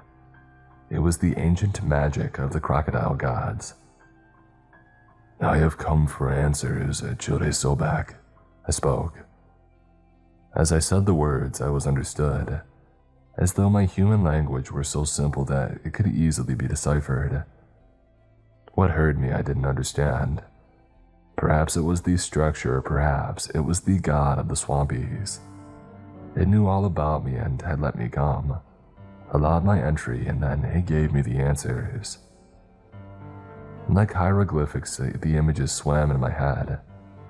At first I was terrified to have thoughts that were not mine moving around inside of my mind. When I fought the urge to reject them and paid attention, I began to understand the moving images. The brain waves in my head shifted to what are now known as alpha waves, and it felt like I was watching a cartoon. A very long and scary cartoon. I was sweating despite the chill. Time seemed to be holding still, and yet I was vaguely aware that centuries and millennia of crocodile history flashed behind my eyes, that it was only a few hours in the cave. I shook and trembled as I could not contain even one more day of their world in my overflowing mind. It was a terrifying experience. Nothing about their world was good or peaceful. Their atrocities and wickedness made my problems seem like child's play. I knew the greater fear of knowledge that I had feared I would know. A kind of madness eased me along as I meekly thanked Jode Sobek for the answers. I left the cave and found that evening was approaching. The thin ice was already melting and some of the swampies were starting to thaw back out. I saw their snouts opening and closing as they woke up hungry. I could hear their thoughts, images of what they saw and heard and sensed and dreamed. I had become a part of their world. When I left Settler Farm, I would take them all with me. Ghosts, reptilian haunts, and nightmares for answers. When the swamp was all gone, it would still be a part of me. I feared the state that I was in, knowing that I was forever changed. I knew the answers, I knew the truth. The truth was eternal dread. When I reached the farmhouse, I saw that it was burning down. I wandered around with the axe in my hand, my face looking like I had running mascara from the frostbite from my tears. I found where Uncle Bear had fallen, dressed as Santa and wielding a double-barrel shotgun. He had battled the intruders to the death. A burning Santa had come running out of the farmhouse and died face down in the snow with bullet holes in his back. I found Cousin Boo next. He had died atop Deputy Frank, whom he had stabbed repeatedly with his enormous razor-sharp hunting knife. Somebody shot him and he fell dead atop the cop. I went out front and found that nobody had escaped. All around were the fallen thugs in suits blazed by the chainsaw and in pieces. Dad was breathing his last, leaning on the snow-chained wheel of the sheriff's truck as the red and blue lights flashed in the falling snow. The blizzard was long gone and the cold air had helped to keep Dad alive for me. I went to him and lifted his Christmas ski mask that Mom had made for him. "Did we get 'em all?" "Pretty much," I told him. He coughed out some blood and looked up at me. "You didn't fight." "I found the cave," I told him. He nodded like it meant something to him, although he had no idea what I was talking about. "Good man, I'm proud of you. This party was stupid anyway," Dad told me. Behind me, our house was burning down, and his brother and nephew were dead. I told him. "It wasn't a party, Dad." "That's because there's no booze." Dad chuckled like Cousin Boone when he thought he was being funny. The laugh turned into a cough and then he died. "I love you, Dad." I told him and let him go. I heard the cock of a shotgun behind me and the voice of Sheriff Goodwin say, "Drop the axe, son. Let's end this thing on a peaceful note." I put my empty hands in the air and he cuffed me. "You tell me where Bankerman is and I'll make sure you aren't blamed for this whole mess. Sound fair?" He told me from behind with a loaded shotgun pointed at my head while I was in handcuffs.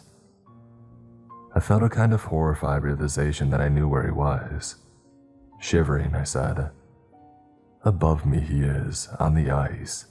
I am so hungry." I channeled the thoughts of the swampies, translating them. "On the ice? He's down at Jake's Dive," Sheriff Goodwin asked. "Yes," and I knew that I was right. "What's that idiot doing there? Come on, march in front of me. Try anything and I'll blow your head clean off. You get it, son?" Sheriff Goodwin spoke. I said nothing and started leading the way around the burning house towards Jake's Dive. We stopped at the no-swimming sign with the alligator skull on top of it. We saw a banker man out on the ice, trapped. The ice was breaking apart all around him, and swampies in various stages of wakefulness were poking their snouts out of the ice. "Help me, you idiots!" he screamed to us. I felt my hands get unlocked. "Go out there and get him or I'll shoot you dead, boy." Sheriff Goodwin pushed me with the barrel of his shotgun on my back. It was then that my fears had reached their highest and most horrified state. Panic made me stand there at the water's edge, seeing the swampies getting ready to take prey. I felt like they were all watching me. I could hear Cousin Boone's ghost saying, "None of it matters." I forced my feet to move, one step and then another. I was approaching Bankerman, forced to come out onto the ice to save him from his own stupidity. The swampies were ready to take him as the ice broke under him with a splash. There was nothing that I could do as he plunged into the darkness to be drowned by hungry crocodilians. Breakfast in bed. I said their thoughts out loud, translated. I started back toward the shore and felt the ice snap under me. I went in. The freezing cold water instantly chilled me. I could see through the eyes of the swampies as they closed in on me. My own eyes closed in reflex to the splash. I was able to push up through the ice near the shore, panic gripping me hysterically. I gasped for air and saw the flash and heard the thunder of Sheriff Goodwin's shotgun. "Hurry, the gators are coming." As I blinked and tried to walk to shore in waist-deep water, I could see myself from their perspective as they closed in for the kill. I wasn't going to make it. Sheriff Goodwin was shooting at them as they neared me, but they ignored the blast unharmed. "You matter," I heard the voice of Childe Sobek telling me. The voice was like the hieroglyphs, a wordless thought, an image imbued with meaning. The swampies obeyed their god and they let me go. I got out of the water, drenched and shivering. Sheriff Goodwin just stared at me in amazement. "You got balls, kid, holy cow." "I'm freezing," I tried to say, my lips turning blue. I stripped from my wet clothing and stood in the frosty air. Sheriff Goodwin put his coat over my shoulders and then put me in handcuffs out front. I was in no shape to give him any trouble, he decided. "Yeah, come on. Let's get you arrested and in a warm blanket." Sheriff Goodwin took me back up to his vehicle. He never bothered to arrest me, and I was never charged with anything. Instead, I was commended for trying to save a banker man. I was released from jail with scars and memories and a gift from my God. When things end, when they truly end,